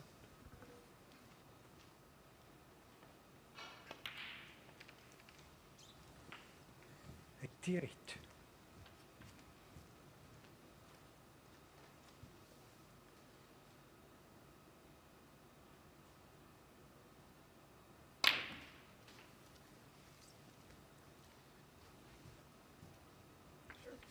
Looking to make his third century of the day. 95.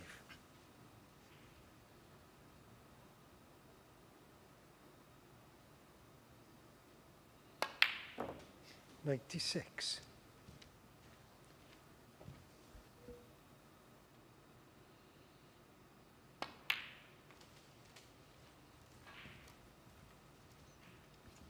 He's going to take all the stopping in this tournament, in every tournament he plays in, if he continues in this vein. Well, he joins Dylan Emery, who we saw yesterday, on 6 centuries for the season. Very early days, but it's a lot already, but not a lot of snooker played.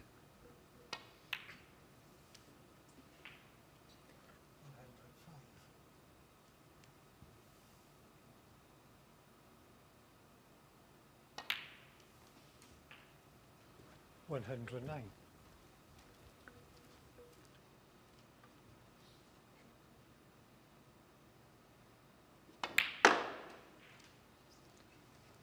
$114.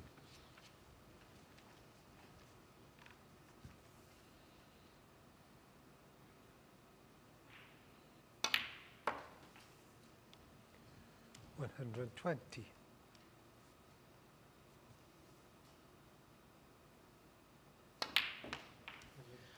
Chang is through with a bang. What a performance.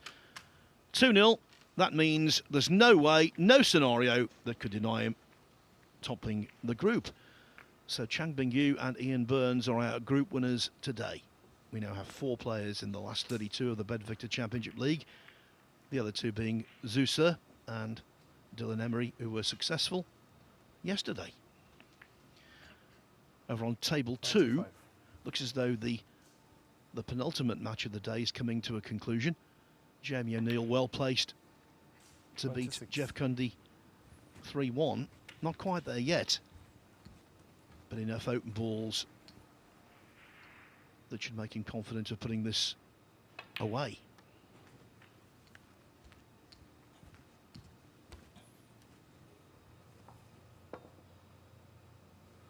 $32.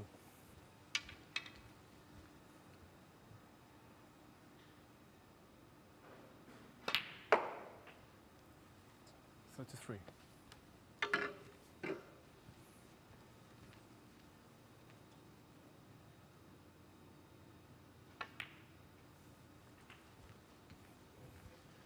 We can safely say it's going to be 3-1 if he pots that simple red, which he has done. What were you saying, Dave, about a pronounced safety exchange? Well, I think that might be conclusive proof that Ryan Day has worked out the permutations, and there are none that favour him. He can't actually finish any higher than 3rd, or any lower than 3rd. So Chang, fill your boots, son. All very different from that wintry day at Crondon Park in Essex all those years ago when we were commentating from a lorry outside, and in a dead match that had no bearing whatsoever, Fergal O'Brien and Peter Ebden played a contest that lasted almost 3 hours. All very different from that. Yes. I tell you what, I mean, the maximums on here, it might be slightly controversial given the break-off. It's early days, but, I mean, you know, it's a good chance, actually. Not Chang's fault or problem. And it would be his 3rd in 7 months.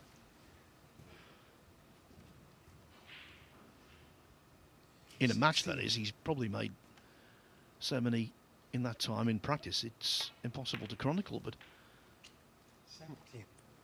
That wasn't the best. Caught the red a little too thick.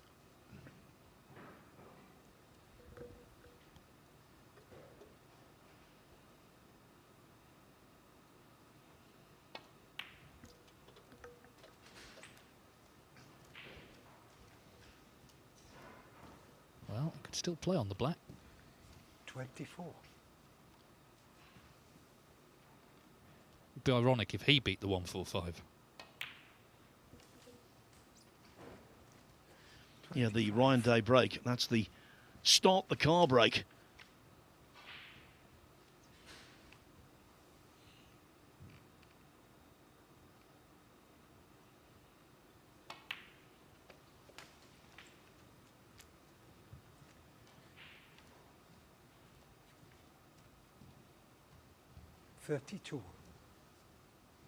Well, there's no reason not to try and make the 147, is there? Because there's no other stakes involved, so he'll just stay on the black here, I'm sure.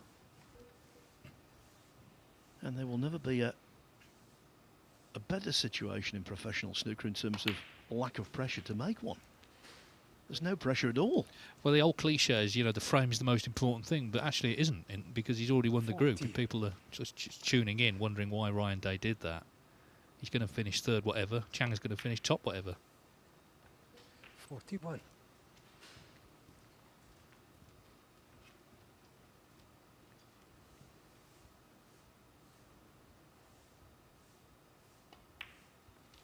So Michael Holt in the qualifiers before this made a 147. This could be the second of the season. And I believe, David, will be the 243rd 48. in total. 250, I think, is guaranteed this season. I'm sure, yeah. Now, is he actually on this red? Just about.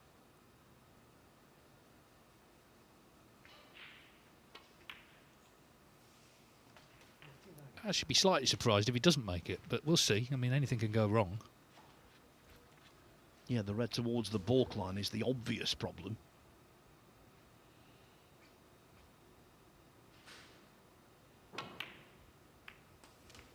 Well, it would be one of the most unusual, wouldn't it? Because it's maybe the only one ever made where there's nothing on the match now. The match is done, the group is done.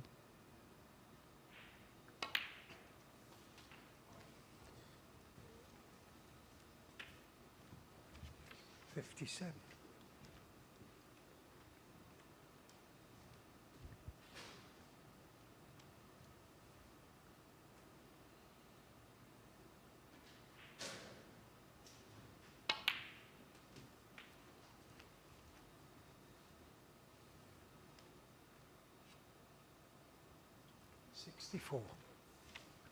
The other thing is there would have been four nils on this table.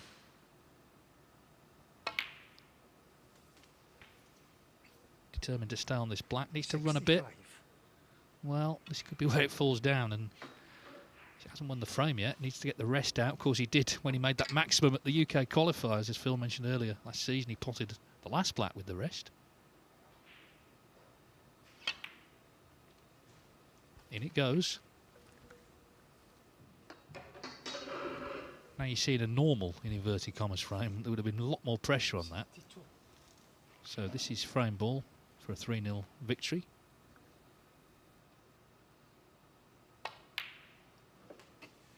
$73. I'm beginning to think you're right, Dave. I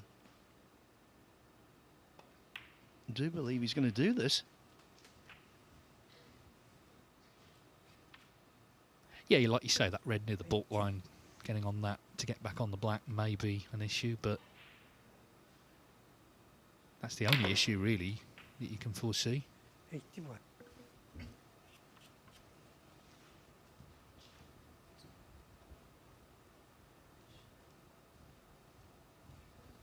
Having a look at that red now.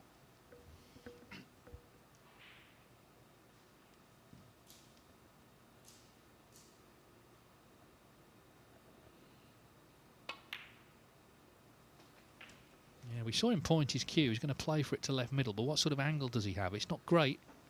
It's not a good angle to get back for the black. 88. So what does he have for us here?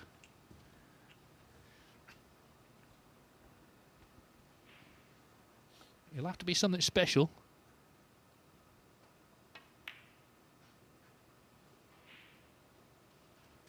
Well, this is the... Is he going to take the black here? No.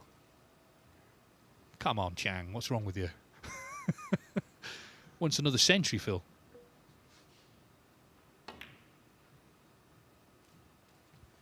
Well, sadly, he's not going to make one, but with a run of 89, Chang finishes off what was a perfect day.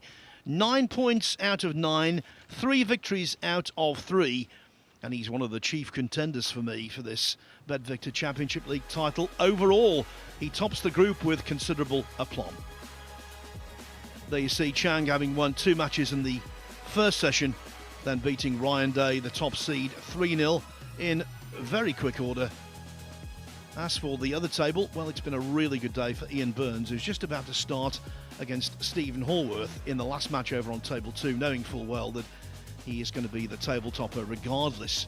And you can see that match, by the way, on the Matchroom Multisport YouTube channel. So confirmation of just how this one has panned out. It looked like being, at one point, a very tight group. In the end, it was straightforward. Chang with 9 points, Jamie Clark finishing second with 6, Ryan Day 3, and Phil O'Kane, the rookie, after 14 visits to the Q School, well, he brought up the rear. Didn't win a match. In fact, he didn't win a single frame. So this is the bill of fare for tomorrow. Two really good groups, actually. Zhang Anda, who is a fearsome scorer, he's in one group with Daniel Womersley, Ross Muir and Zhang Jun, another really heavy scorer from China. As for table 2, well, Jackson Page, Ashley Hugill, Artemis Zizant and Long Ziwang will be taking part in that. But the main thrust of our coverage will be Chang Anda, Daniel Womersley, Ross Muir and Zhang Jun. Another day to look forward to at the BetVictor Championship League. But day 3 has got lots to live up to, because on day 2, well, it belonged, no doubt whatsoever, to Chang Bingyu.